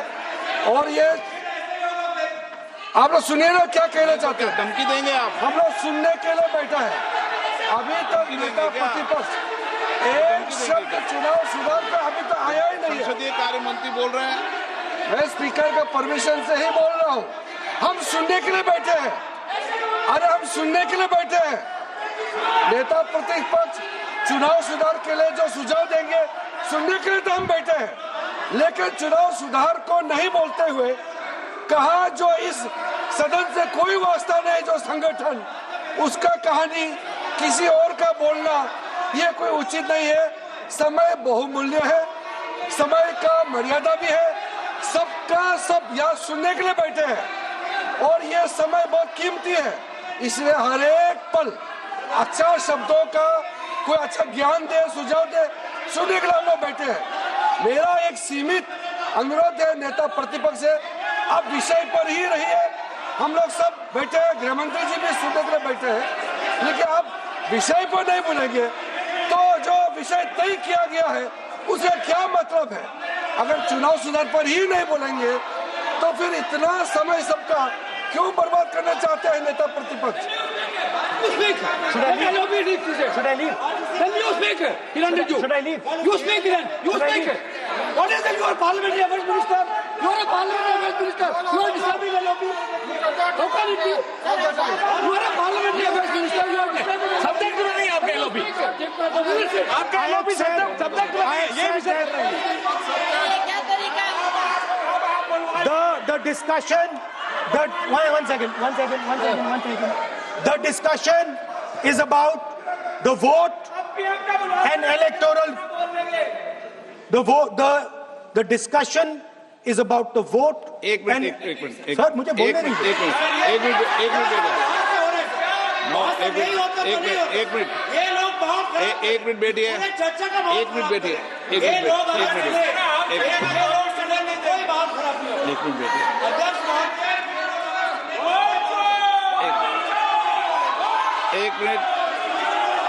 एक मिनट बैठिए। माननीय सदस्य मैं बैठे बैठे अनऑफिशियली बोल रहे हैं, उस विषय बोल रहे हैं, सदन की गरिमा को बनाए रखें, आसन को चुनौती देने का प्रयास मत करिए, ये ठीक नहीं है। Speaker sir, I want to make it very clear. Please. Speaker sir, I want to make it very clear. The discussion is about votes. The discussion is about the stealing of votes. The discussion is about the SIR, and I am framing my discussion about votes. Yes. And what is happening here is patently unfair. I am not being allowed to speak. I am being disturbed, and I put my protest here. I have done absolutely nothing wrong. I am talking about the subject. In order to capture the vote, you have to capture institutions. I am saying that institutions of India are captured, and I will come to the point which is Election Commission is captured. So, the project of the RSS was to capture the institutional framework of the country, and I said how the education system has been captured. Vice Chancellor after Vice Chancellor after Vice Chancellor is placed not on merit, not on capability, not on scientific temper, but on the fact that he belongs to a particular organization. Second capture, which helps in destroying democracy, the capture of the intelligence agencies. We have the Home Minister sitting here, the capture of the CBI, of the ED, of the Income Tax Department. And the systematic placement of bureaucrats who favor their ideology and attack the opposition and anybody who chooses to oppose the RSS. That is the second institutional capture. And the third there are many more. I can go on. And the third institutional capture. What is this?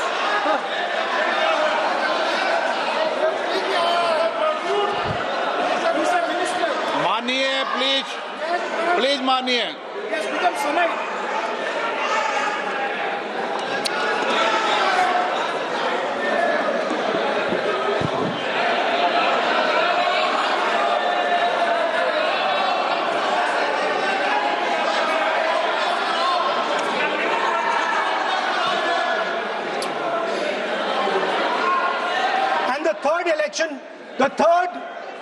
capture of the institution that directly controls the election system of our country, the Election Commission.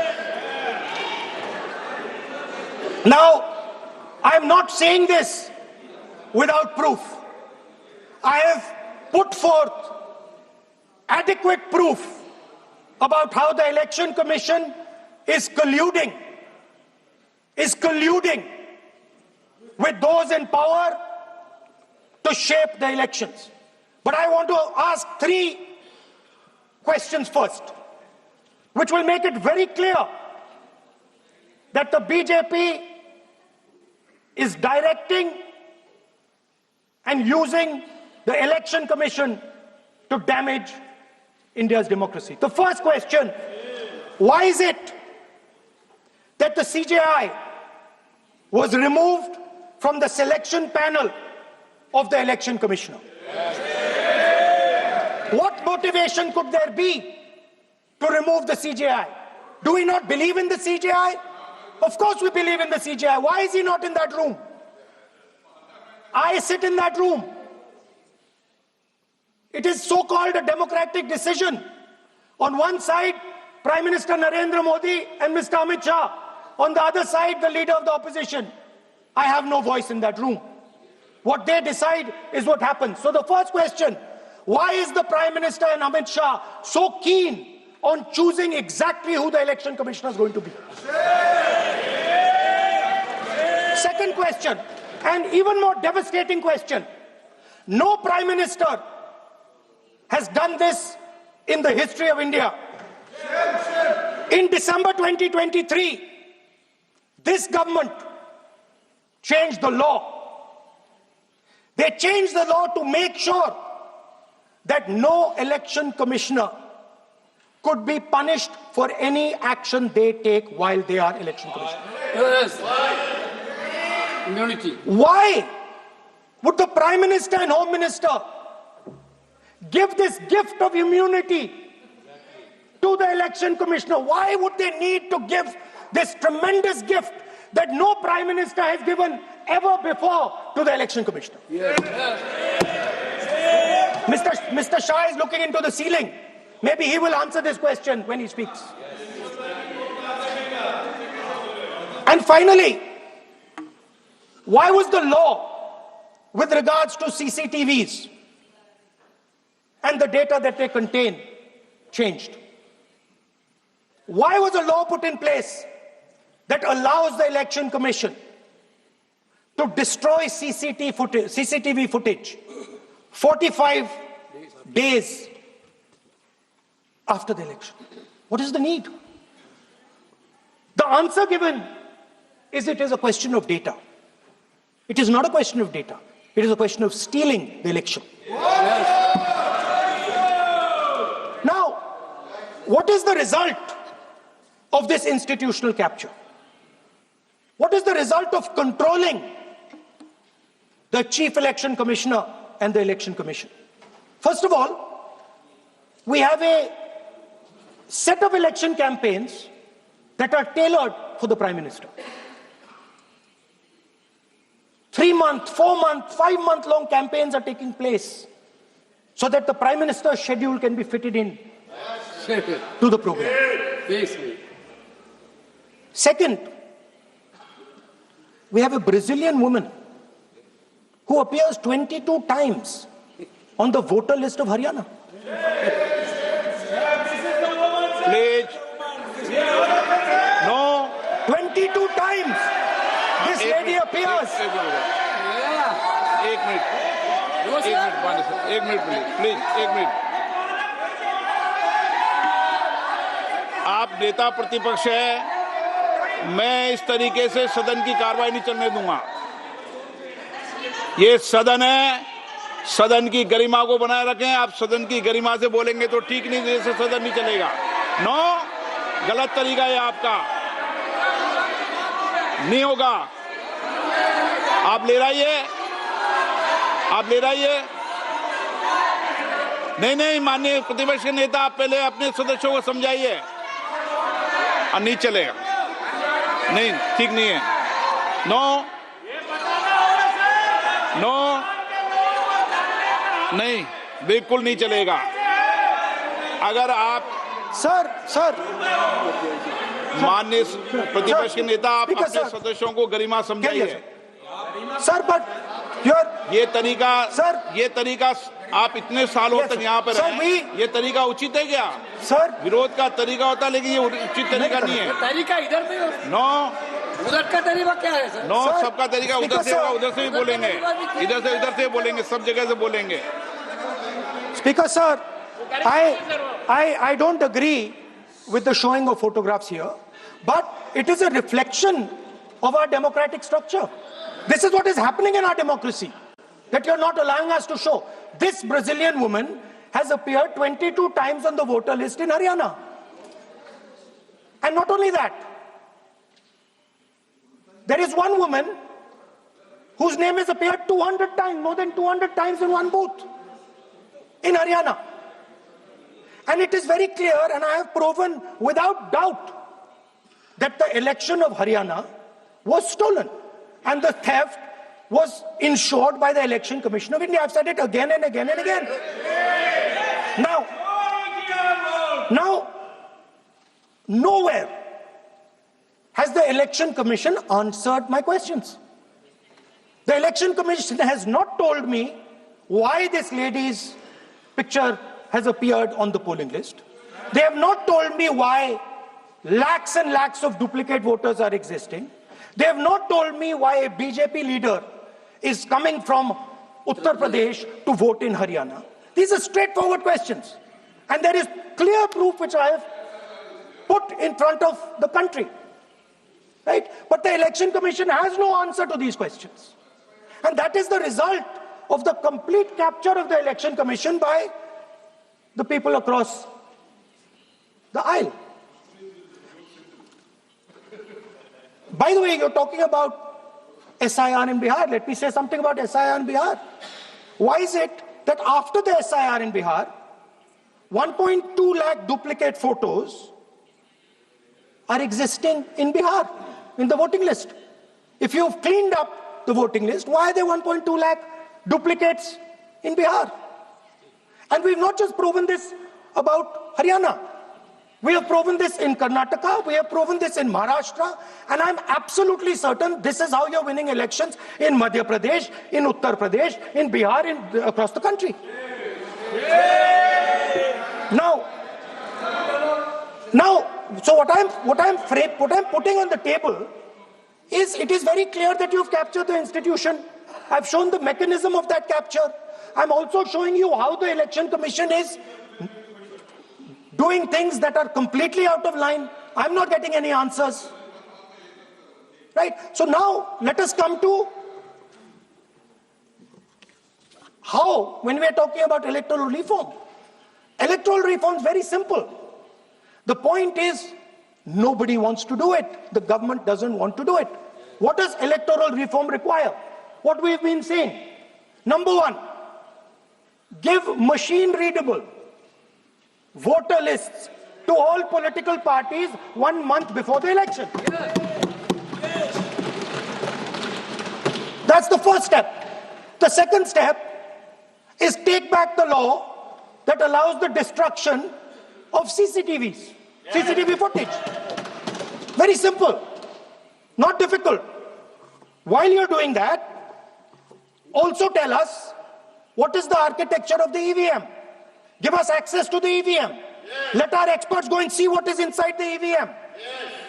Till today, we have not had access to the EVM. We are not shown the architecture of the EVM. We're not physically allowed to go and see an EVM. Give us the architecture. Give us access to the EVM. And finally, please change the law that allows the election commissioner to get away with whatever he wants to do. That's all the electoral reforms you need. And I want to assure the election commissioner that they might be under the impression that this law lets them get away with it.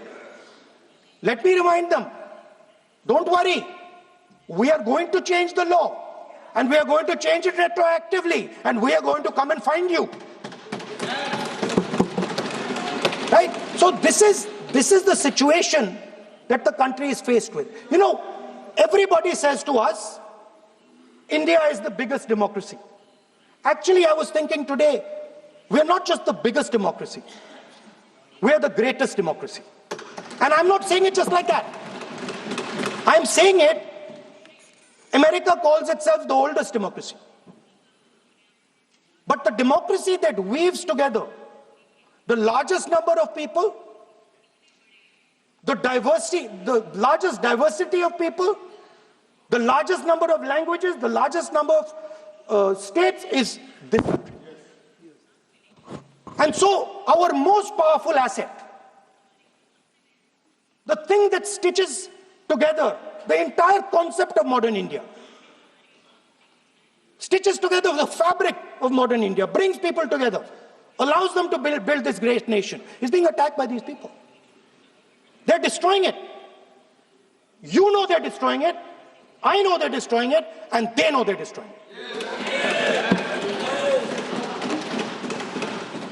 And I'd like to conclude by saying that the biggest anti-national act you can do is vote chori. There is no bigger anti-national act that you can do than vote chori. Because when you destroy the vote, you destroy the fabric of this country.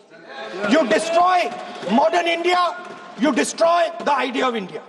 So I'd like to conclude by saying vote chori is an anti-national act, and those across the aisle are doing an anti-national act. Thank you.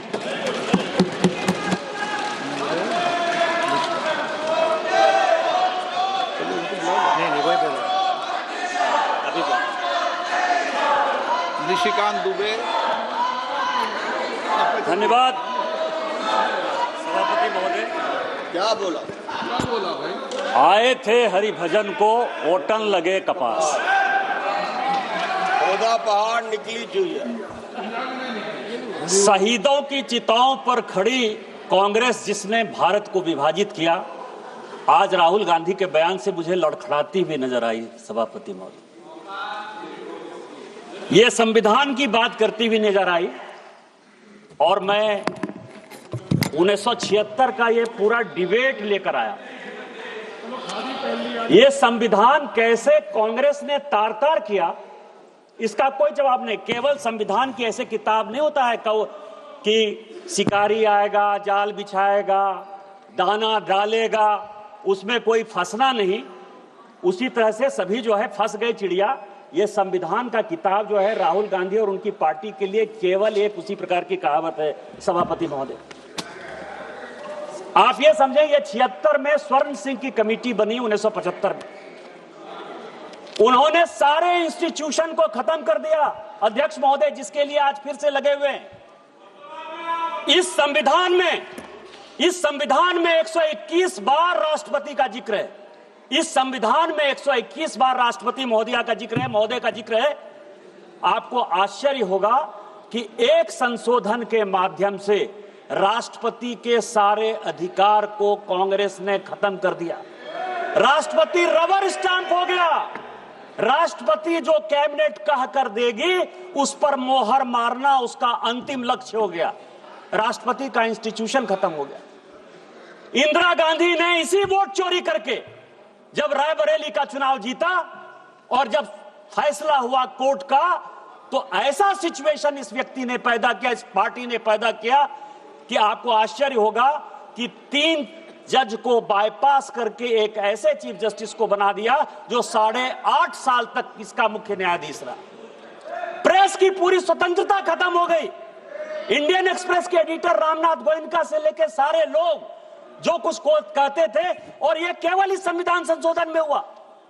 आज वो institution की बात करते थे, UPSC जैसी संस्था, और ये पूरे सदन को जानने वाली बात है, यूपीएससी जैसी संस्था जो आईएएस और आईपीएस और ऑल इंडिया सर्विसेज को पैदा करती है।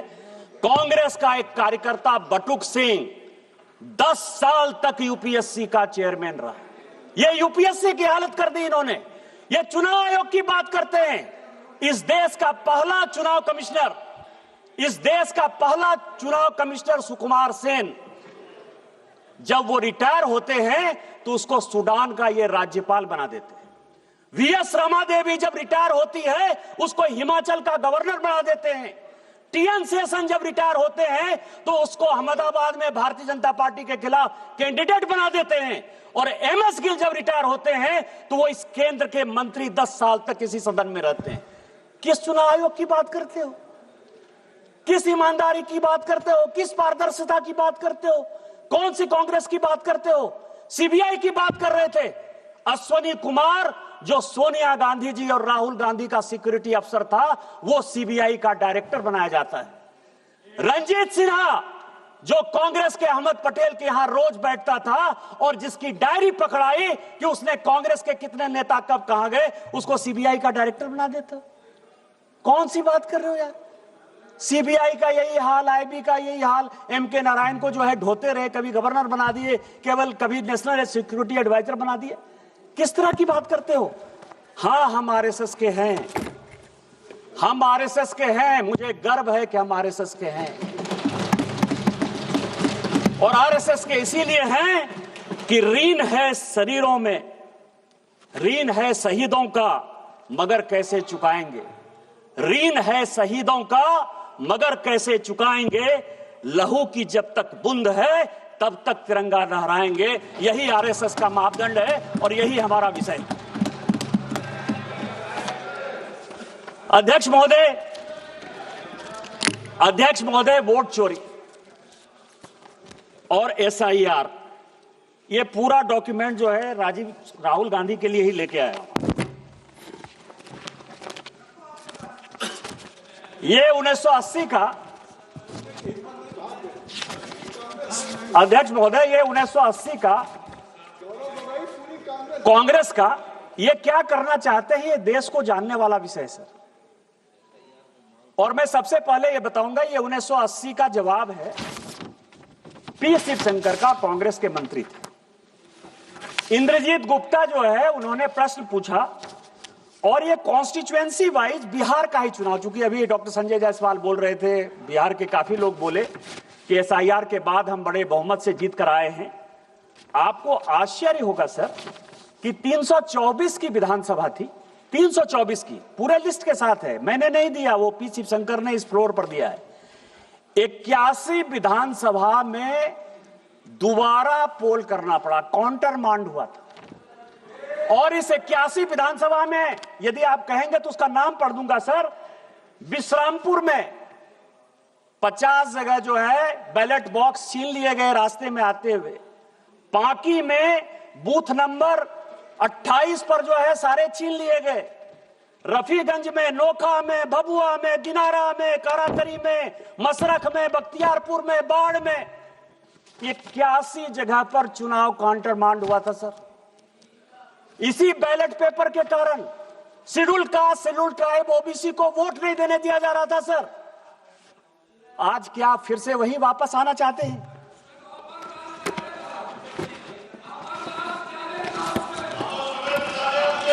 ये मैं आपको सभापति महोदय, ये सभी लोगों ने कांग्रेस से लेकर डीएमके से लेकर टीएमसी तक वाईएसआर सीपी ने जो है ईवीएम की बात की। ये ईवीएम की पूरी हिस्ट्री लेकर आओ सर, पूरी हिस्ट्री है। हिस्ट्री किसने, ये ईवीएम कौन लेकर आया? ये ईवीएम कांग्रेस लेकर आई सर। पहली बार ईवीएम, आपकी जानकारी के लिए, 1987 में पायलट प्रोजेक्ट के नाते राजीव गांधी जी लेकर आए। ये ईवीएम की पूरी हिस्ट्री है। और 91 में जब नरसिम्हा राव की सरकार आई तो उन्होंने तय किया कि ईवीएम आएगा। और ईवीएम आएगा, ऐसे नहीं आएगा सर, ये सारी रिपोर्ट है सर। ये रिपोर्ट है 1961 के सेलेक्ट कमेटी की और ये रिपोर्ट है 1971 की सेलेक्ट कमेटी की। ये पूरे पार्लियामेंट को जानने वाली बात है। दोनों रिपोर्ट के अध्यक्ष जगन्नाथ राव कांग्रेसी थे और जो 1971 की रिपोर्ट बनी उसमें एचआर गोखले जो कांग्रेस के लॉ मिनिस्टर थे और दोनों रिपोर्ट में क्या कहा? दोनों रिपोर्ट में यह कहा कि एसआईआर की आवश्यकता है, स्पेशल इंटेंसिव रिवीजन होना इलेक्टोरल फॉर्म्स का सबसे बड़ा विषय है। 1961 में भी यही कहा, 1971 में भी यही कहा, और दूसरी बात कही 1961 में कि चुनाव इलेक्ट्रॉनिक वोटिंग मशीन से होनी चाहिए, क्योंकि राजस्थान के तत्कालीन, जिस राज्य से आप आते हैं सर, राजस्थान के तत्कालीन मुख्यमंत्री मोहनलाल सुखाड़िया का भी चुनाव अवैध इसी आधार पर हुआ था कि पूरे के पूरे बूथ लूट लिए गए। इतना ही नहीं हुआ था सर, इतना ही नहीं किया इन लोगों ने। यदि चौटाला की बात करें तो पूरा का पूरा मेहम का चुनाव काउंटरमांड हो गया था। पटना का चुनाव पूरा आरजेडी ने लूट लिया था। इंद्र कुमार गुजराल प्रधानमंत्री के तौर पर वहां चुनाव लड़ने के लिए गए थे, पूरा का पूरा उन्होंने लूट लिया था। और इस कारण से कहा गया कि ईवीएम की आवश्यकता है, नहीं ईवीएम होगा तो ये चुनाव पूरे रिगिंग हो गए। दूसरा, अटल बिहारी वाजपेयी जी इस कमेटी के मेंबर थे और एल.के. आडवाणी मेंबर थे। उन्होंने कहा कि बूथ वाइज काउंटिंग करो, क्योंकि आप लोग जब चुनाव के रोल को घुमाते हो तो उसमें बूथ से पता नहीं चलता है। तो क्या तर्क दिए गए आपको पता है सर?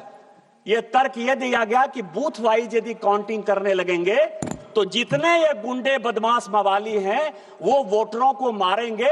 इसीलिए आपको ध्यान हो, उस वक्त काउंटिंग वो होती थी जिसमें कि सभी बूथों को मिला दिया जाता था और जिसमें इनको रिगिंग करने की सबसे बड़ी सुविधा होती सर।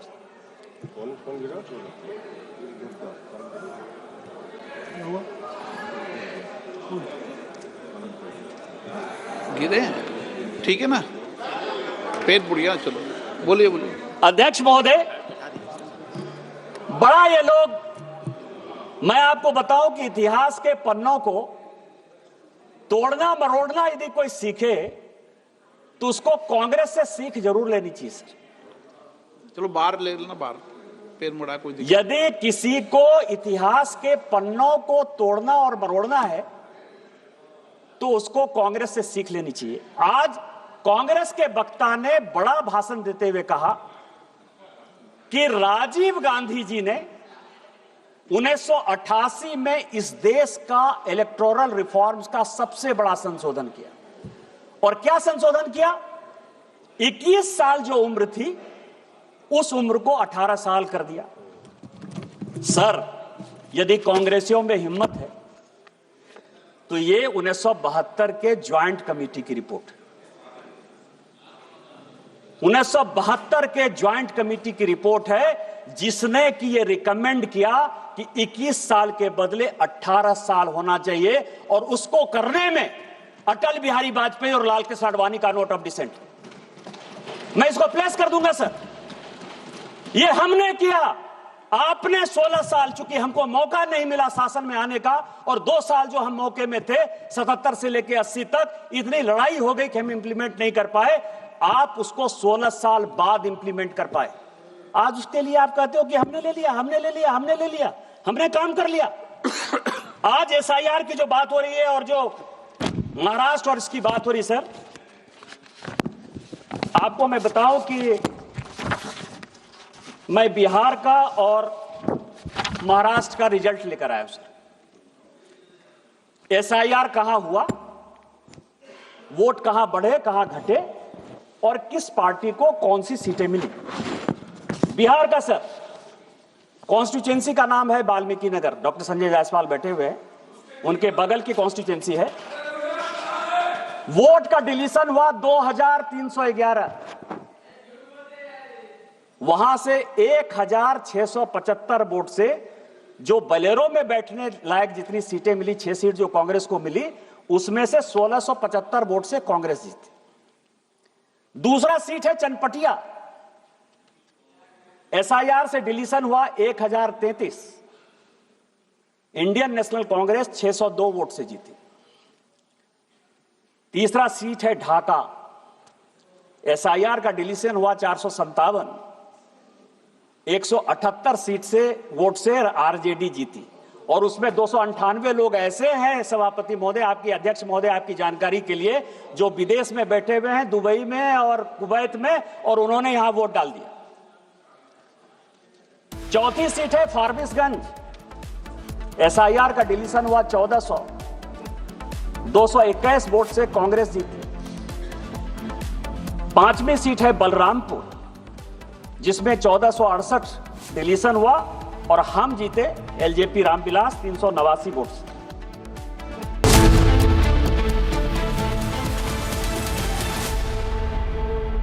आर प्योर सूजी पास्ता उबालो, मिलाओ और खाओ, 8 मिनट में तैयार। क्या टेस्ट है सबका राजा आर प्योर मसाला।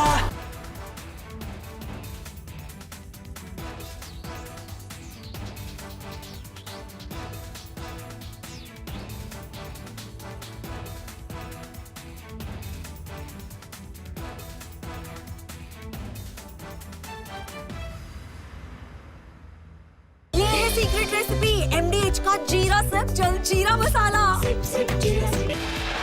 रहते हैं उनका नाम कटा, और मुझे खुशी है कि उनका नाम कटा, क्योंकि वो दिल्ली में रहते हैं तो किसी कीमत पर बिहार में वोट देने के अधिकारी नहीं थे। 70 साल का एसआईआर है क्या सर?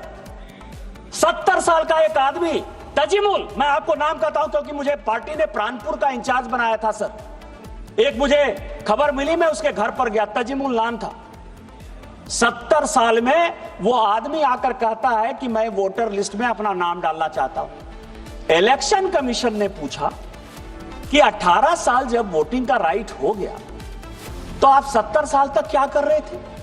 2020 के वोटर नहीं, 2015 के वोटर नहीं, 2010 के वोटर नहीं, 2005 के वोटर नहीं। तो क्या आपको लगता है कि ये देश जो है वो बांग्लादेशी वोटरों से जो है बिहार का चुनाव होगा, देश का चुनाव होगा?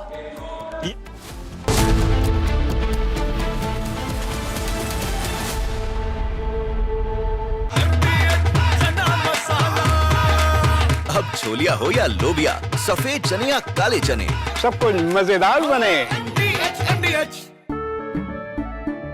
केसरिया से मन जोगी हुआ रे, दिल झूमे देखो मतवारा हुआ रे। केसरिया से मन जोगी हुआ। हर पल मनाओ केसरी त्योहार। विमल, बोलो जुबान केसरी।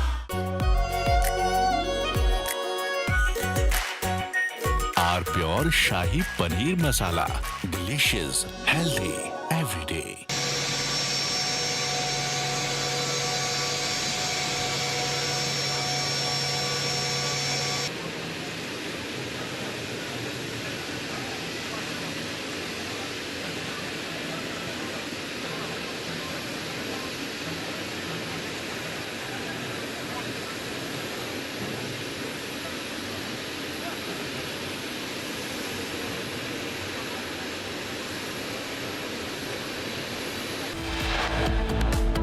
आरजेडी कांग्रेस को हुआ, इसके बाद भी आपको जो है एसआईआर खराब लग रहा है। एसआईआर क्यों ये विरोध कर रहे हैं सर? उसके पीछे का रीजन मैं आपको बता दूं। जो कल माननीय प्रधानमंत्री जी ने कहा, ये किताब लेकर आया हूं sir, Indian national Congress and the Muslims. 1905 में 6 में जब मुस्लिम लीग बनी, 1905 में जब बिहार बंगाल का विभाजन हुआ और जब मुस्लिम लीग बनी सर, तो कांग्रेस ने समय समय पर, वैसे सोनिया गांधी जी सारा चिट्ठी लेकर चली गई हैं सर,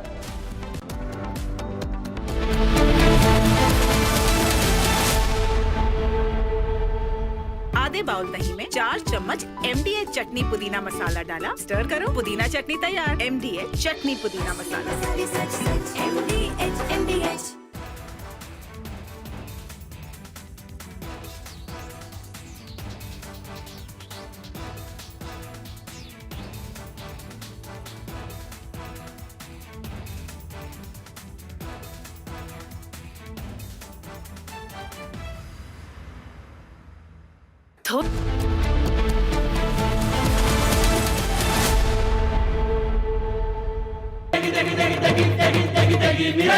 MDH की देगी मिर्च। देगी मिर्च का तड़का, अंग अंग फड़का। MDH की देगी मिर्च।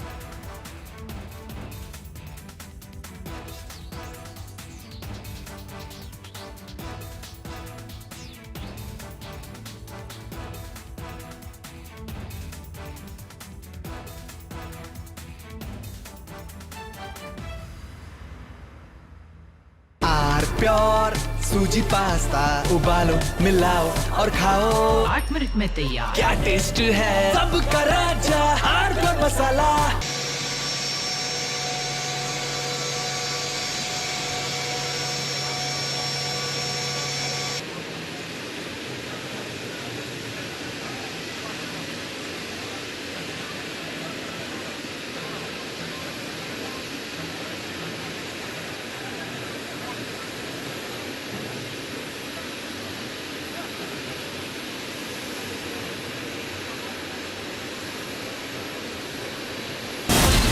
From Asia's largest news headquarters, setting the agenda for Bharat.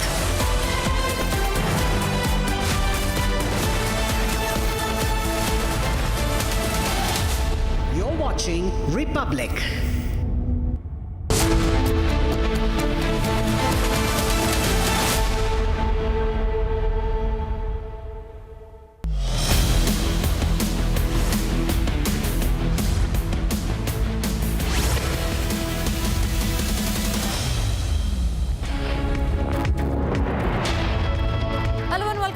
Gentlemen, you're watching Live and Breaking at 5 p.m. with me, Tanisha Avasti. The Luthra brothers have already escaped to Phuket.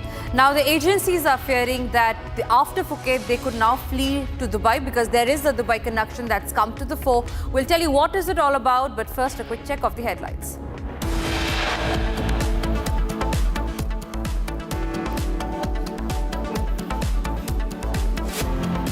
First image of fugitive Gaurav Luthra, the owner of the Birch Club Surfaces from Thailand. A blue corner notice has been issued against the both of them.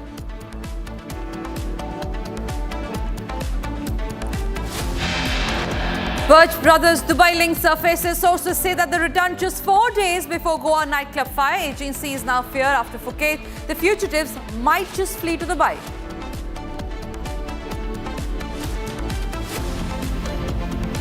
We are encouraging more new airlines to start and operate in India, ensuring fair access to airport capacity and eliminating any possibility of duopoly, controlling connectivity and pricing in our skies. Republic coverage forces government to relook at monopoly and duopoly model. Civil Aviation Minister Ram Mohan Naidu says that he will ensure duopolies don't decide. Republic report on duopoly and monopoly becomes the #1 headline as Aviation Minister too takes cognizance of it on the floor of the House. Nearly 500 Indigo flights cancelled today. Centre cuts airline routes of Indigo by 5%.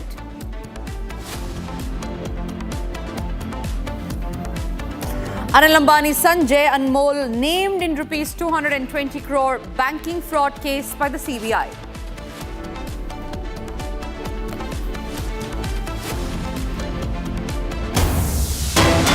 All right, shifting our focus to breaking news that's coming in, and this is in regard with the Ministry of Civil Aviation's meeting that was held earlier this afternoon. In the meeting today, it was said that the Ministry of Civil Aviation reviewed the meeting with the other airlines as well and their officials, who then emphasized the need for seamless communication between the junior and the senior staff, timely updated across social media and airline websites, and swift decisive action during the flight disruptions. Airlines were urged to keep ground staff proactive and highly visible, ensure fare cap rules are being strictly enforced and followed, with a dedicated monitoring team that has been put into place by several airlines.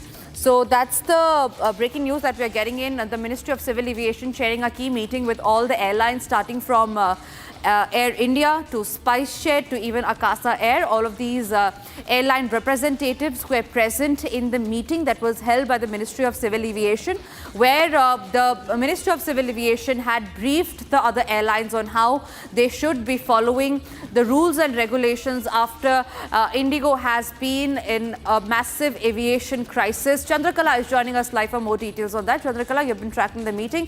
What are the inside details that you're getting as far as the meeting is concerned? What was discussed in it? Well, a very comprehensive review meeting has taken place in the Ministry of Civil Aviation, where the Secretary was present. Of course, along with that, the representatives of Indigo and other airlines, including Air India, were also being summoned, and a detailed review meeting took place, wherein we are learning that the aim of this meeting is to formulate a plan to avoid any operational meltdown caused by Indigo. So this meeting was basically a monthly review meeting, but of course, given the situation, it is very significant. And also what we are learning that there are a few key takeaways from this very emergency review meeting being called by Ministry of Civil Aviation, where all the where of course airlines, Indigo including Air India and SpiceJet were attending the meeting. Of course, they have ensured crystal clear internal communication between junior and senior airline staff. These are the few key takeaways that I'm sharing. Of course, share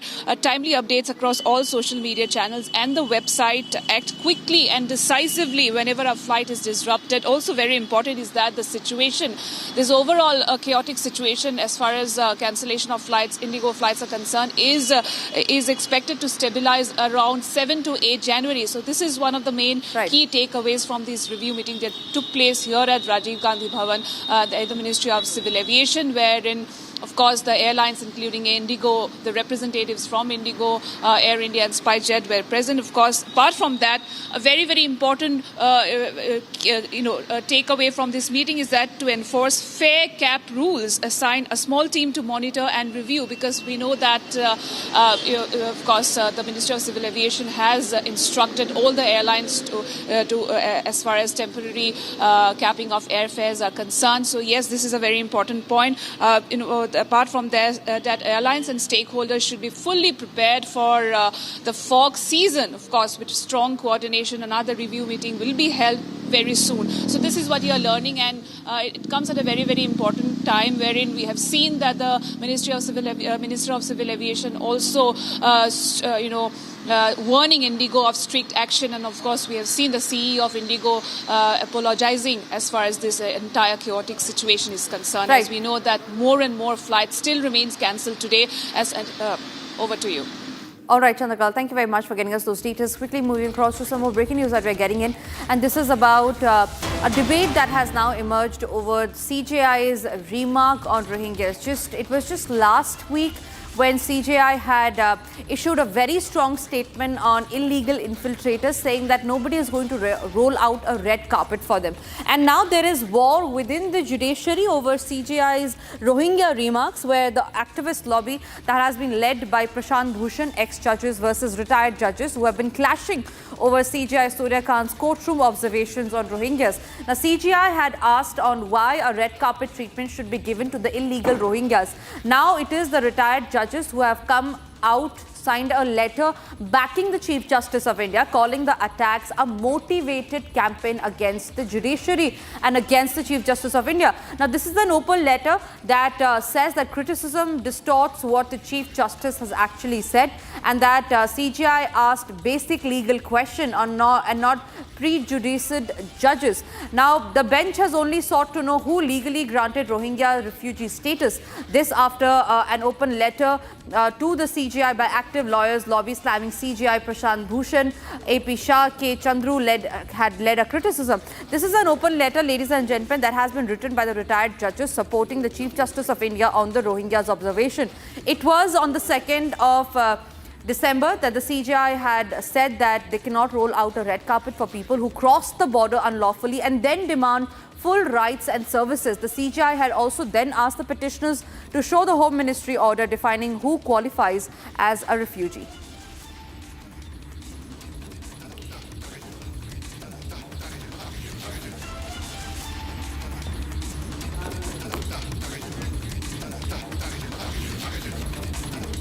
All right, shifting our focus to other news breaks that we are getting. Today, earlier this morning, the first visuals of terror Dr. Adil had surfaced, where the NIA team, along with the terror Dr. Adil and Jasir Wani, had taken him to the forest in Kashmir to get out info on what had actually happened and how the terror module works. Here's a report on what we saw. The NIA has intensified its investigation into the Delhi Red Fort blast case. A fresh search operation was launched this morning in Anantnag's Mattan forest belt and neighbouring areas of Kazigund. Two arrested suspects, Dr. Adil Radha and Jasir Bilal Wani, were brought to the forest to help pinpoint hideouts and potential bomb trial sites. Officials say this step is aimed at retrieving evidence and tracing logistics trails of the terror module. We have seen a blast at near the Red Fort on 10th of November. In that blast, multiple people lost their lives. Shifting our focus to breaking news that's coming in. This is from Vagator and Goa, where the bulldozer has arrived to break down the illegal construction, to break down the club known as the Romeo Lane. This was owned by the Birch brothers, the Luthra brothers, the owners of the Birch Club. The demolition of the club called Romeo Lane will now take place. This is the same club which has been owned by the Luthra brothers, Gaurav and Saurav Luthra. And these two were responsible for the fire that broke out in a club again owned by them. It was called the Birch Club by Romeo Lane in Goa. And this had led to the death of 25 people who died due to suffocation. Sorali is joining us live from where the demolition is going to take place in just some moments from now. Sorali, what's happening around you? Yes, let me tell you the recent update. JCB is over here, and let me show you the visuals from ground zero. JCB is present over here to demolish the entire structure. We can see JCB has just come down. The entire structure will be brought down. Romeo Lane, which is situated in the Romeo Lane nightclub, which is situated in the area on the seashore. And let me show you the action has started. Police officers are here, and the demolition authorities are going to bring down this entire structure because this is the second property owned by Luthra brothers, and several security lapses were seen. Now officials have also informed us. You can see on visuals the action has started. The demolition process, the property is being taken down.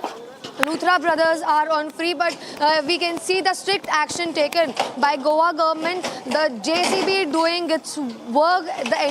The property will be bulldozed, and you can see the wooden plank which is extended on the seashore. The encroached area will be bulldozed. Now, let me also inform you that in this specific nightclub, encroachment was a major issue because of why this bulldozer action is being taken. It will be taken down.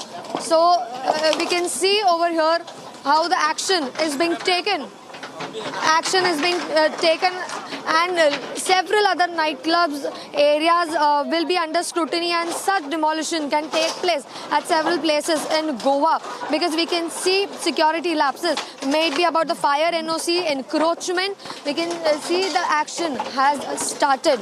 As we all know that Luthra brothers are on flee. They have a home in Dubai. They have just flown to India 4 days before the incident took place. A tragic fire incident which took 25 lives, and within few hours they took a flight to Phuket, Indigo flight number 6E1073, a major crackdown on the second property of Luthra brothers, property Romeo Lane nightclub, which is present over here. We can see visuals from ground zero. Right, Swarali, also take us to how much square kilometer of land is now being demolished, because we learned that this nightclub, the Romeo Lane, was earlier demolished. However, it was reconstructed by the authorities there. Yes, that's true. When we tried to talk with the authorities over here in July, it was demolished for the first time, but it was reconstructed. Now this action is being taken for the second time, and if we can see the further plank which is present on the further border area.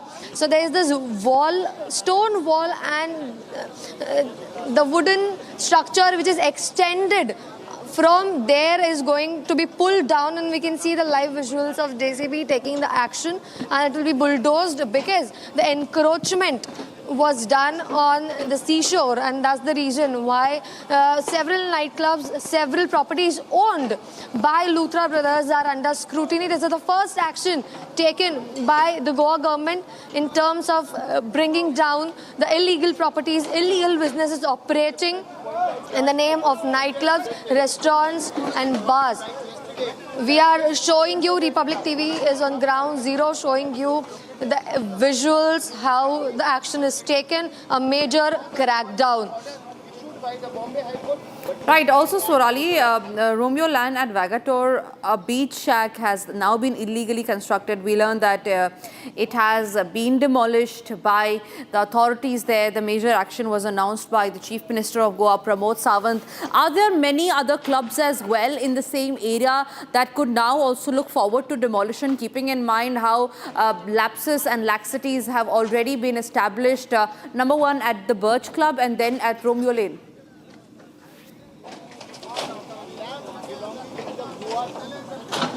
Yes, that's true. We have already seen we have already seen a fire tragedy that unfolded in one of the properties at Burj by Romeo Lane. And fire NOC was absent. Only one fire exit was there, and that's why 23 people succumbed to death. Now we can see around 198 square kilometer of area is to be razed. This is the first demolition was done in July, and now the second time this action is being taken because the audacity of the Luthra brothers, they had constructed back this entire wooden plank area, the shack area, which is encroachment on the seashore. 198 square kilometer of the land will be bulldozed. From this entire property, we can see the live visuals. They're showing you the visuals, bulldozer action being taken. And this crackdown comes in the aftermath of a deadly tragic fire incident that took place in North Goa in Burj by nightclub, which is owned by Luthra brothers, who are on flee. They are suspected to be in Phuket right now. They're taken a flight within few hours of this tragic incident, and now we can see a major action being taken, and the way the government is bringing the entire wooden property, and we can see even various security lapses were seen in this property, but majorly encroachment in 198 square kilometer of area. This is one such first action which is being taken. There's a possibility that various nightclubs, restaurants and bars across the North Goa can come under the scrutiny, and demolition might take place. As we already know that all the properties belonging to Romeo by Lane, which is owned by Luthra brothers, are already sealed in Goa. There are multiple properties in multiple locations throughout India in 22 states and 4 more countries. It is, as per the information we are getting in, they had flown to India just 4 days before the incident, tragic incident which caused 25 lives. They've flown from Dubai to India, and then immediately within hours they had taken a flight to Phuket. And this is a result of audacity and the kind of lapses there were seen in the system, and now the bulldozer taking its course of action, illegal construction is brought down.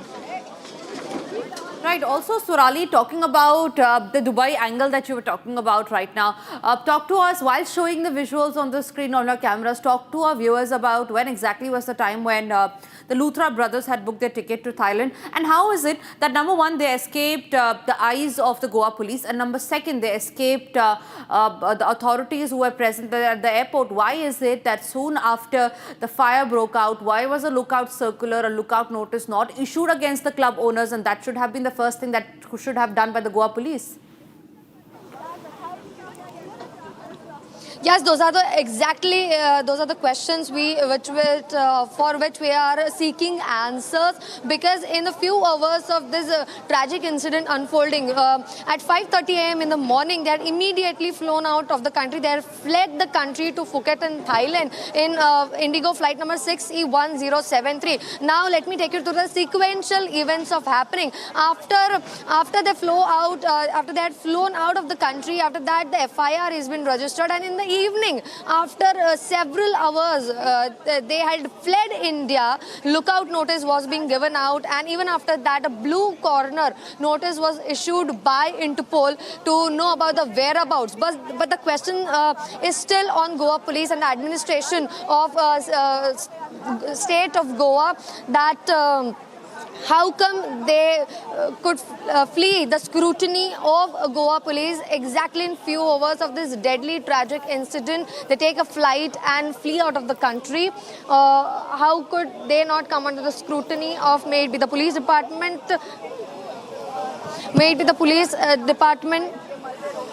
or the government administration?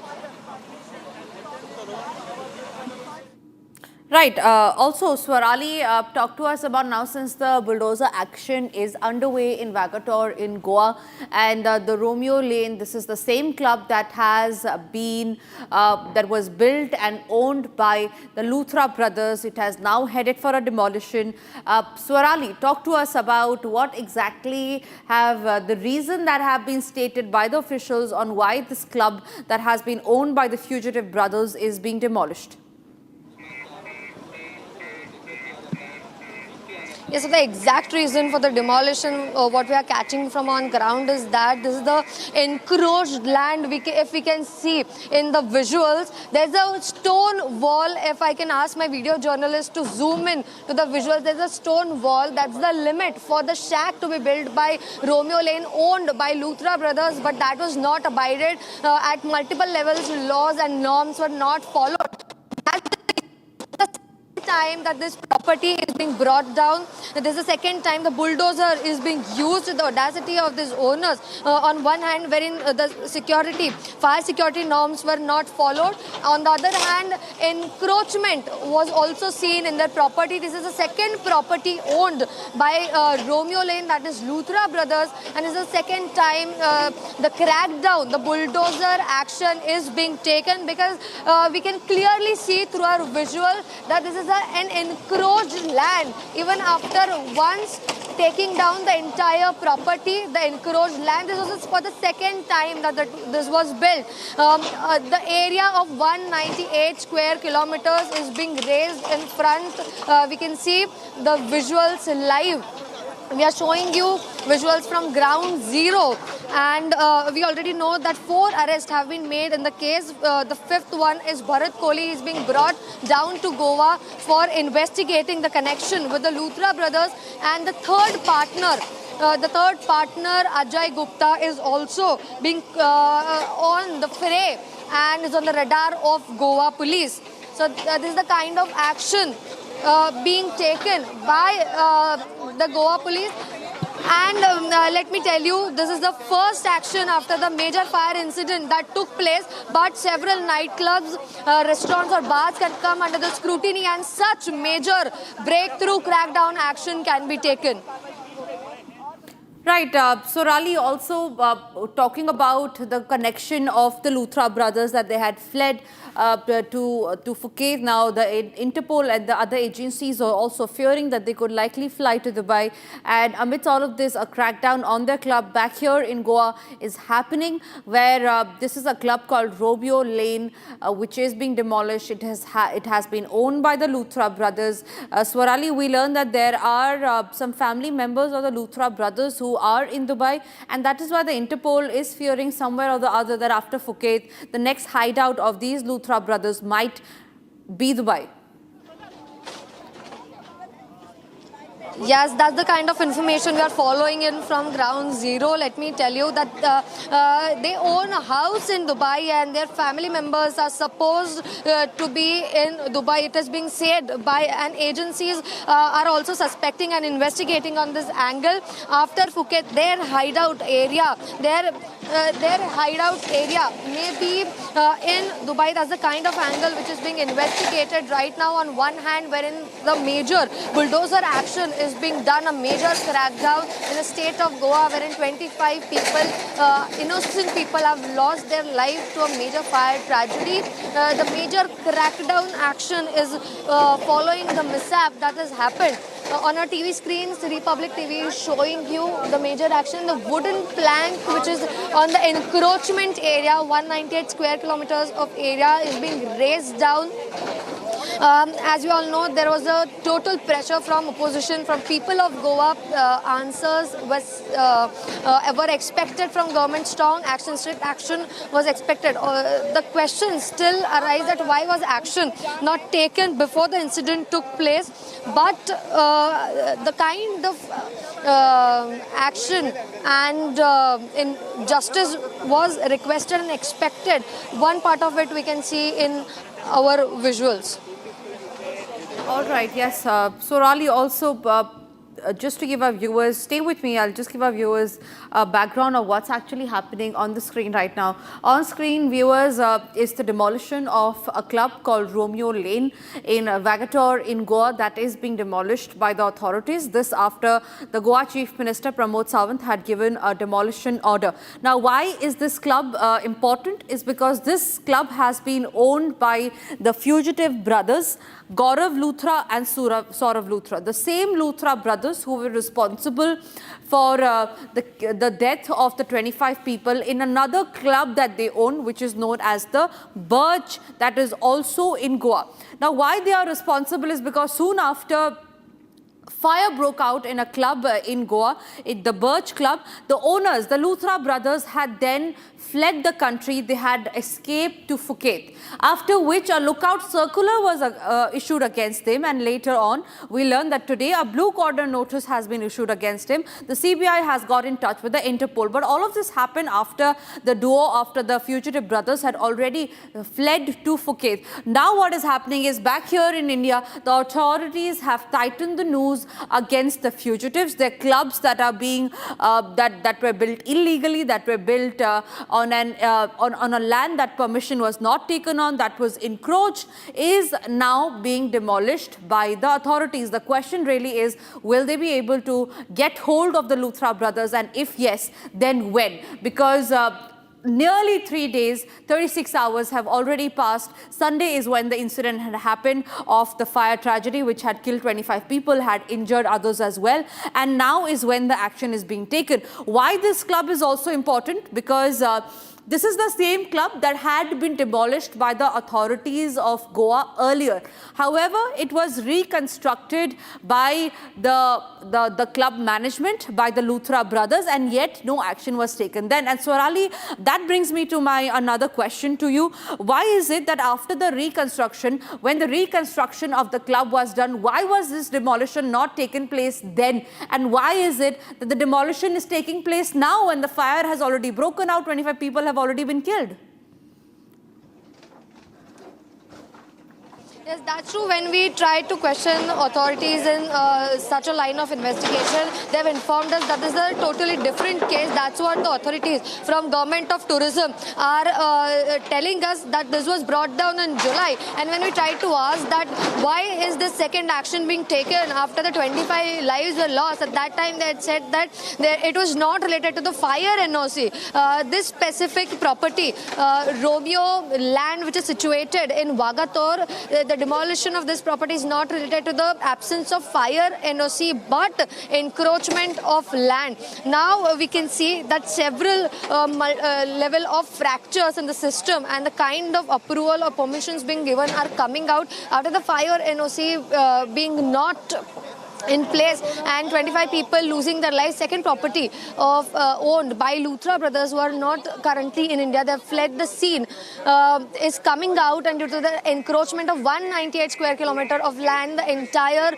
wooden plank property structure is being brought down, which is normally called a shack, which is present on the seashore. And we are currently present in the Vagator area, and these are the live visuals.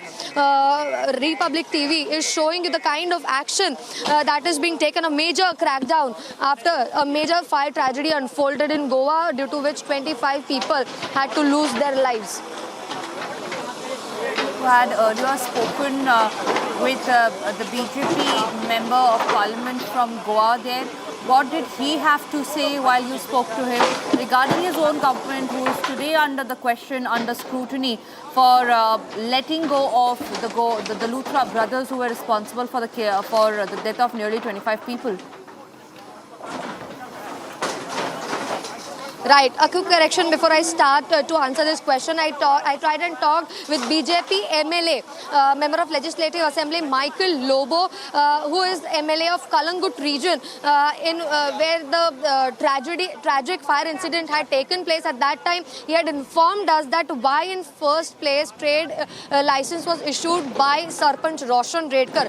First, when Republic tried to talk and interact with Roshan Redkar, he had informed us that he had put out a demolition notice, and we have accessed all the documents made with a trade license or demolition notice. But to answer this question, there's an allegation from BJP MLA Michael Lobo. He say, according to his allegations, the trade license was issued before even having excise permission or pollution control board fire NOC in place. These permissions were lacking. First, the trade license was made, and then all these permissions were sought. There was no official from all these departments on site to check whether all the measures are taken or not. That's the kind of allegation which is being put by BJP MLA Michael Lobo himself, and he has said that I am trying to put pressure on government because the tragic incident has unfolded in my constituency, and I'm accountable to people of Goa and India. That's what he has told us. Right. So then can we say, Swarali, that there is an infighting within the BJP only that's broken out over and a blame game then has erupted over what happened in Goa?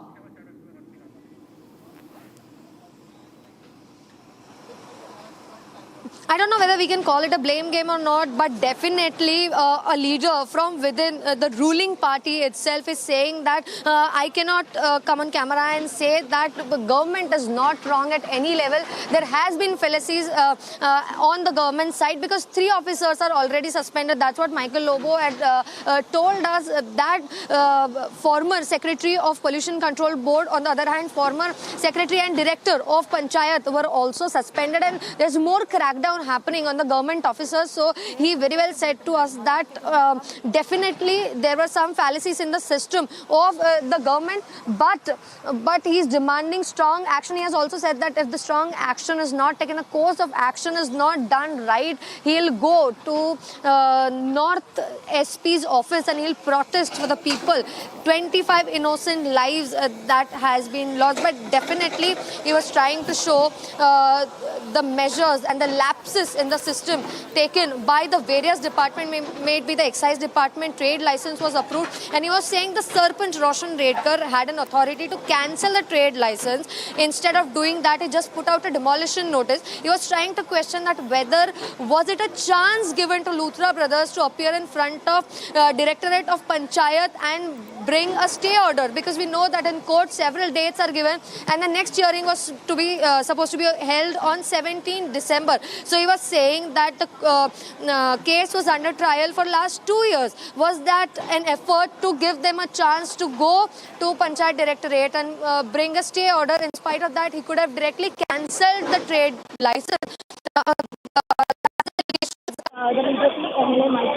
by the BJP MLA Michael Lobo. On the other hand, if we talk about the investigation that is going on, let me tell you, Interpol has put out a blue corner notice, which means now the forces across the countries related to Interpol will seek about the whereabouts of the Luthra brothers. And when we are talking about the investigation angle which is being investigated right now, they have Luthra brothers who are perpetrators, alleged perpetrators, have a home in Dubai. They had just flown to India 4 days before the tragic incident happened on the midnight of 6th December.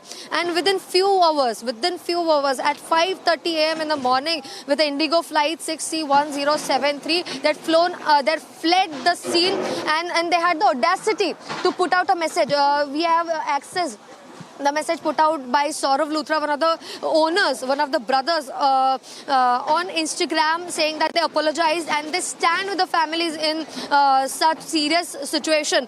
But what was expected by the family, deceased families and those who were injured, that he should come in front and should not fled the investigation, but should have confronted and accepted the allegations put out on him. And we also know that they have properties across Goa and in 22 states of India. Apart from that, they also have properties in such businesses, maybe nightclubs, restaurants or bars. They have it in 4 more countries in India. They have been awarded with prestigious awards. But the kind of security lapses seen in the North Goa Zarpora village, where 25 people had to lose their lives, and that's the reason why such major crackdown is seen, such major action is being taken on the second property of Luthra brothers, that is Romeo Lane shack, which is situated in this area. Yes. That's the update we are getting in. We are showing you continuously. Swarali, yeah. And showing the visuals, major crackdown done by. All right, yes. So, Rali, I request you to stay with me because we're getting in one more set of breaking news that's coming in. Again, this is in regard with the same story. We learned that there is a 5th arrest in the case that has taken place, and this accused has now been brought to the Anjuna police station in Goa. Visuals of the same are on your screen. Swarali is continuing to stay live with me on the broadcast. Swarali, from where you are right now, okay, these are the visuals of another accused who was arrested in the tragedy case. He is said to be an accomplice of the Luthra brothers. Luthra brothers have already fled. However, his accomplice has been arrested, traced and now put behind bars, and he could be the key to give out the details on where the Luthra brothers actually are right now. Swarali, coming back to you on that. Now, officials, where you are right now, there is a demolition that's taking place. Officials have said that the shack known as Romeo Lane was illegally built on a government land, and that machinery and staff have already been prepared for the operation. And now, since the demolition is already started, my question to you then is, Swarali, since you have been on the ground, why is it that when it had come to the notice of the authorities that this club has been illegally built on a government land, why was action not taken place then? And why is it that government's action has come too little too late, after, especially after the tragedy has taken place and it has come under the light of the public view? Yes, that's definitely true, because when the entire incident of the major fire tragedy that happened in North Goa Zarpora area, one of the nightclubs owned by Romeo Lane, that is Birch nightclub, when 25 people had to lose their lives. After that, the government woke up to whatever illegal construction or businesses in the sea were operational in across the state, and after the incident took place, 25 people had to lose their lives. After that, an serious audit, ministerial probe was ordered, and it was also said that across Goa, crackdown will be conducted, but that happened.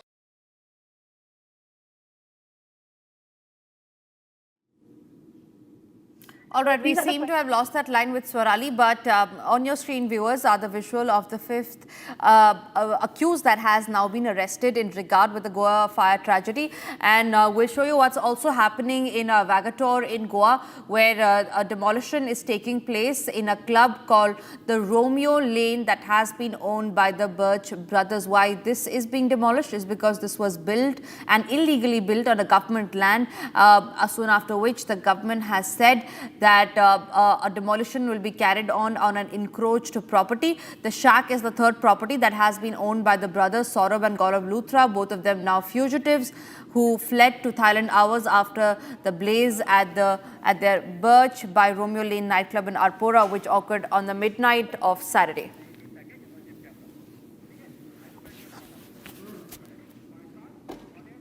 And moving on in the broadcast to some other stories that we're tracking today, in a very important development in the Delhi blast case, the terror doctor, the terrorist Adil Ahmed, was brought by the NIA teams to Kashmir to interrogate him. Along with him, who was present was Jasir Wani, another terrorist who was involved in the Delhi blast case. What was happening in Kashmir with the NIA team and the terror doctor, both of them being in Kashmir?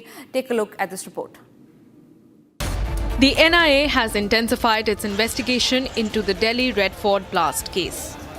A fresh search operation was launched this morning in Anantnag's Mattan forest belt and neighbouring areas of Kazigund. Two arrested suspects, Dr. Adil Radha and Jasir Bilal Wani, were brought to the forest to help pinpoint hideouts and potential bomb trial sites. Officials say this step is aimed at retrieving evidence and tracing logistics trails of the terror module. We have seen a blast at near the Red Fort on 10th of November. In that blast, multiple people lost their lives and many of them got injured, and NIA had taken over the case, and since then multiple raids were conducted. But to today's raids, we have seen the presence of Dr. Adil, who's actually from Kulgam, and meanwhile also Jasir Bilal Wani. As I said, the Jasir's place was raided also by the NIA yesterday late evening, and also the adjoining areas of his residence were also searched late evening yesterday. And today the NIA slot reached here with the two main accused, because the court has already extended their remand, and right now the searches were carried in these woods. These are the dense woods of Anantnag. This dramatic shift to Anantnag comes after investigators discovered that the main accused in the Red Fort blast, terror doctor Umar Nabi, may have tested explosives in the forests of Jammu and Kashmir before executing the car bombing in Delhi, raising the prospect of a preliminary trial run ahead of the attack.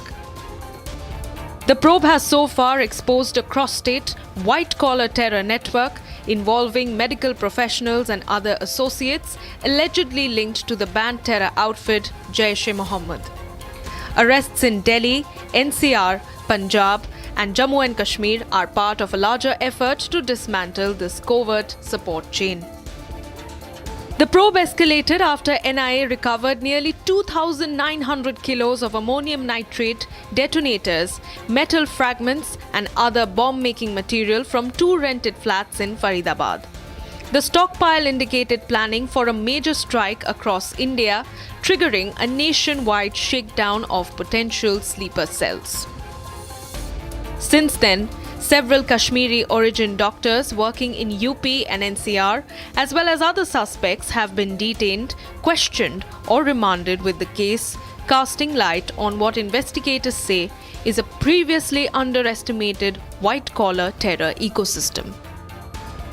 The ongoing forest operation in Anantnag is now viewed as a critical, perhaps missing link.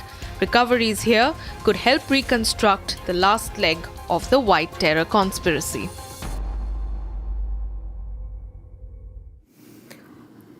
And with that, ladies and gentlemen, let's also have a quick check of all the other stories that are making headlines. This is Bharat in 5 minutes.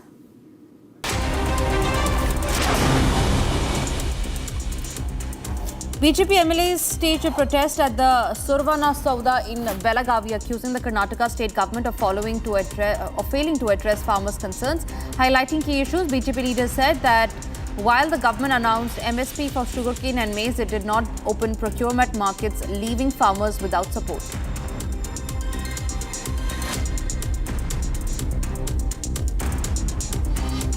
At the NDA parliamentary meeting in the National Capital, Union Minister of Parliamentary Affairs Kiran Rijiju said that Prime Minister Narendra Modi's Reform Express is the central agenda of his historic third term. He explained how the Prime Minister wanted every new policy or law to avoid adding any burden on citizens, with both the centre and the state governments working forward towards this goal.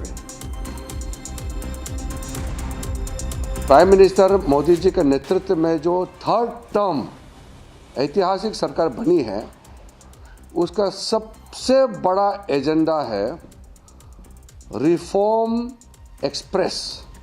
अब ये reform जो है हर एक नागरिक का जिंदगी को बदलने का रिफॉर्म है। A large crowd gathered in Puducherry as TVK chief and actor Vijay addressed his first public rally since the tragic Karur stampede that claimed 41 lives with heightened security measures in place. Police capped attendance at 5,000 and mandated QR code entry passes to ensure controlled access. In Jammu and Kashmir, the Indian Army's Romeo Force has launched a major territorial army recruitment drive in Sukarnkot town of Poonch district following Operation Sindoor, drawing participation from over 30,000 youth across the Union Territory. The large-scale recruitment effort aimed at expanding local involvement in security and development roles will continue until December 15th. Sir, हम Romeo force जो हमारी Indian army की है उसका बहुत शुक्रगुजार हैं कि जैसे कि आजकल जो बेरोज़गारी बढ़ रही है उसे टैकल करने के लिए इन्होंने भर्ती करवाई है और इसमें काफ़ी सारा यूथ ने हिस्सा लिया है। आज करीबन 1500 से 2000 तक लड़कों ने हिस्सा लिया है और करीबन 30,000 तक यहाँ पे पूरी लड़के आएंगे जब पूरी भर्ती में। सर बिल्कुल ये फ्री है, भर्ती बिल्कुल फेयर है, इसमें कोई वो नहीं है, जिसमें दम होगा वही भर्ती करेगा। इसमें 5 मिनट पूरा जोर लगाना पूरी ज़िंदगी बन जाएगी आदमी की। In Chhattisgarh, Sukma district, once a Maoist stronghold in the Puravati region, is witnessing rapid improvement in connectivity as government agencies and security forces expand civic action program. As part of the initiative, bicycles are being distributed to villages, helping residents who were long isolated with forested areas to access nearby towns and urban facilities more easily. CCTV footage captured a dramatic accident on the Samriddhi Expressway in Maharashtra on Monday afternoon when an SUV lost control, skidded off the course and burst into flames. Within seconds, fortunately, the vehicle's doors were not locked, allowing all 5 occupants to escape just in time before the fire engulfed the car, narrowly avoiding a major tragedy. In Tumkuru in Karnataka, the demand for a Dalit Chief Minister resurfaced as supporters of Karnataka Home Minister Dr. G. Parmeshwara held a march urging the Congress leadership to elevate him to the top post. The rally, which began at a bus stand and proceeded to the SASR circle, saw participants voicing strong backing for Parmeshwara's leadership and pressurizing the party to consider him for the Chief Minister's position. Canadian authorities probing a series of 3 shootings at Kapil Sharma's cafe in Canada have informed New Delhi that attack was allegedly carried out by 2 Punjabi origin suspects, Shari and Daljot Rehal, who are said to have links with the Lawrence Bishnoi gang. The shooters reportedly opened fire on 3 separate occasions using sophisticated weapons, acting on the directions of an alleged mastermind referred to as Sipu. Police and intelligence agencies are now searching for the individuals seen in the photos circulated in the report. Speaking at the centenary celebrations at the Indian Institute of Technology, Indian School of Mines, Dhanbad Adani Group Chairman Gautam Adani said that India must define its own developmental path at a time when global alliances are fracturing and nations are acting in pure self-interest. He emphasized that India's sovereignty now depends on 2 pillars: mastering the resources beneath our feet and mastering the energy that fuels the growth. All right, focus and cutting to what's happening in Mumbai, where beating retreat ceremony is being organized at the Gateway of India as a part of the Navy Day celebrations.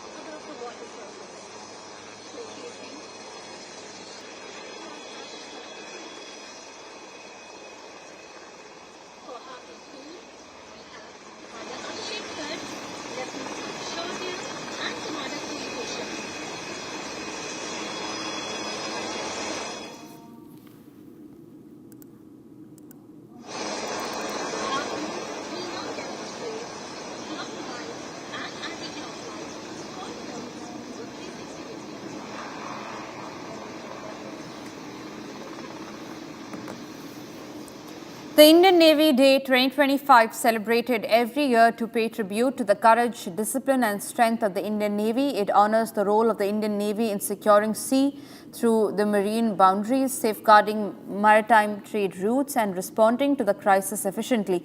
The day highlights the growing capability of the Indian Navy and commitment of being a strong maritime power in the Indian Ocean with increased emphasis on self-reliance, indigenous technology and operational readiness.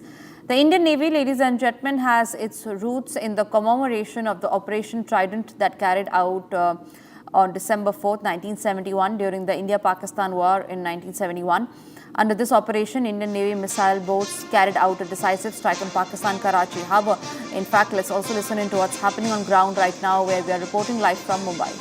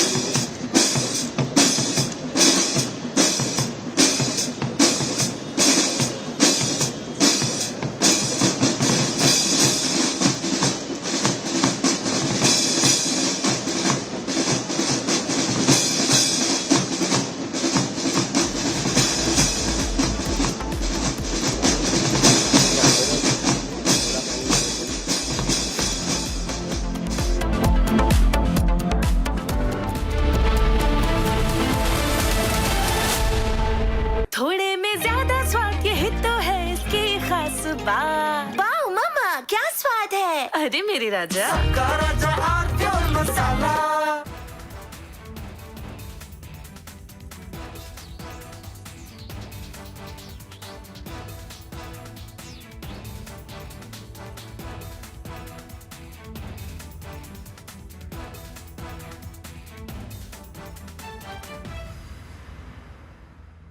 दादी के हाथों का जादू और खुशबू से महकता घर, माँ की मुस्कुराहट और खाने की सुगंध। MDH गरम मसाला, क्योंकि हर रिश्ता है स्वाद से जुड़ा। भाई मेरा बेटी को प्यार चाहिए, प्यार। मेरा बेटी का ब्लड आ रहा, ब्लड नीचे से ब्लड आ रहा, प्यार चाहिए, दे दो। क्यों नहीं कर सकता? क्यों नहीं कर सकता? क्यों नहीं कर सकता? मेरे को प्यार चाहिए अभी।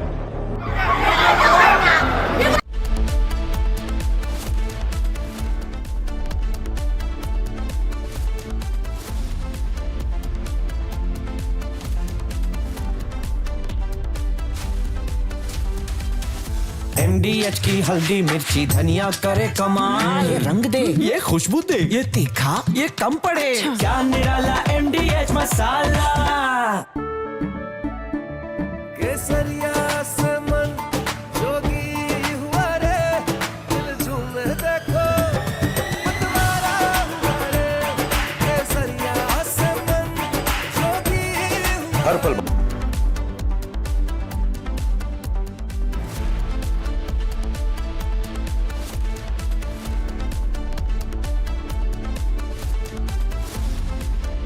ये है सीक्रेट रेसिपी MDH का जीरा सिप जल जीरा मसाला। सिप सिप जीरा सिप जीरा सिप MDH का जल जीरा सिप जीरा सिप MDH का जल जीरा सिप।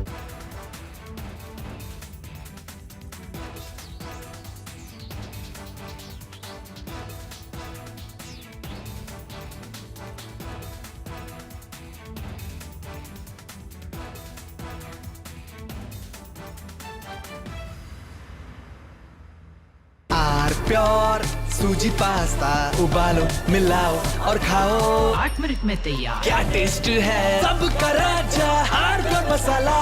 भाई मेरा बेटी को प्यार चाहिए, प्यार। मेरा बेटी का ब्लड आ रहा, ब्लड नीचे से ब्लड आ रहा, प्यार चाहिए, दे दो। क्यों नहीं कर सकता? क्यों नहीं कर सकता? क्यों नहीं कर सकता? मेरे को प्यार चाहिए अभी।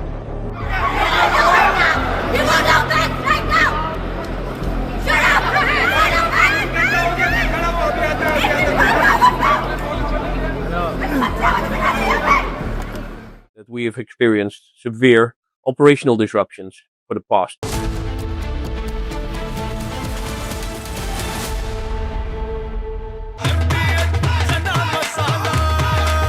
अब छोलिया हो या लोबिया, सफेद चने या काले चने, सब कुछ मजेदार बने।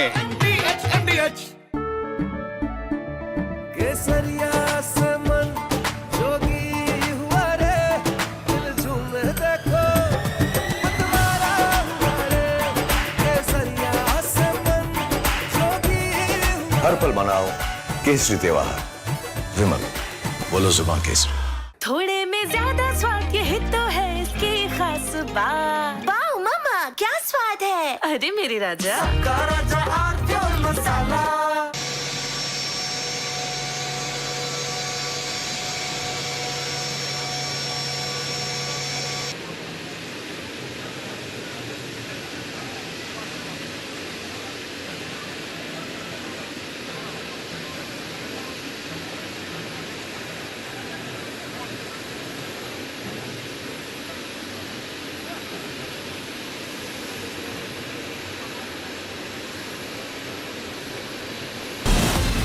From Asia's largest news headquarters, setting the agenda for Bharat.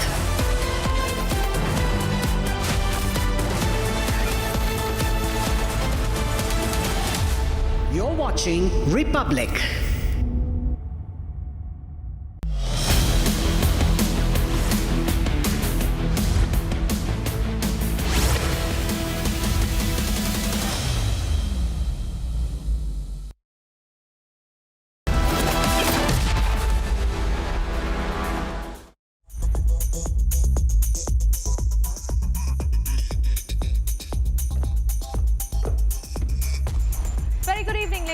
gentlemen, you are watching the latest edition of 6 Stories at 6 with me, Oyana Mitra.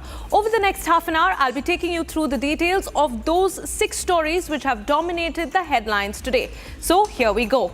Up first, what happens, ladies and gentlemen, when India's aviation watchdog, the DGCA, gives an absolute free run to one of the country's largest carriers? Rules are supposed to be equal for all, but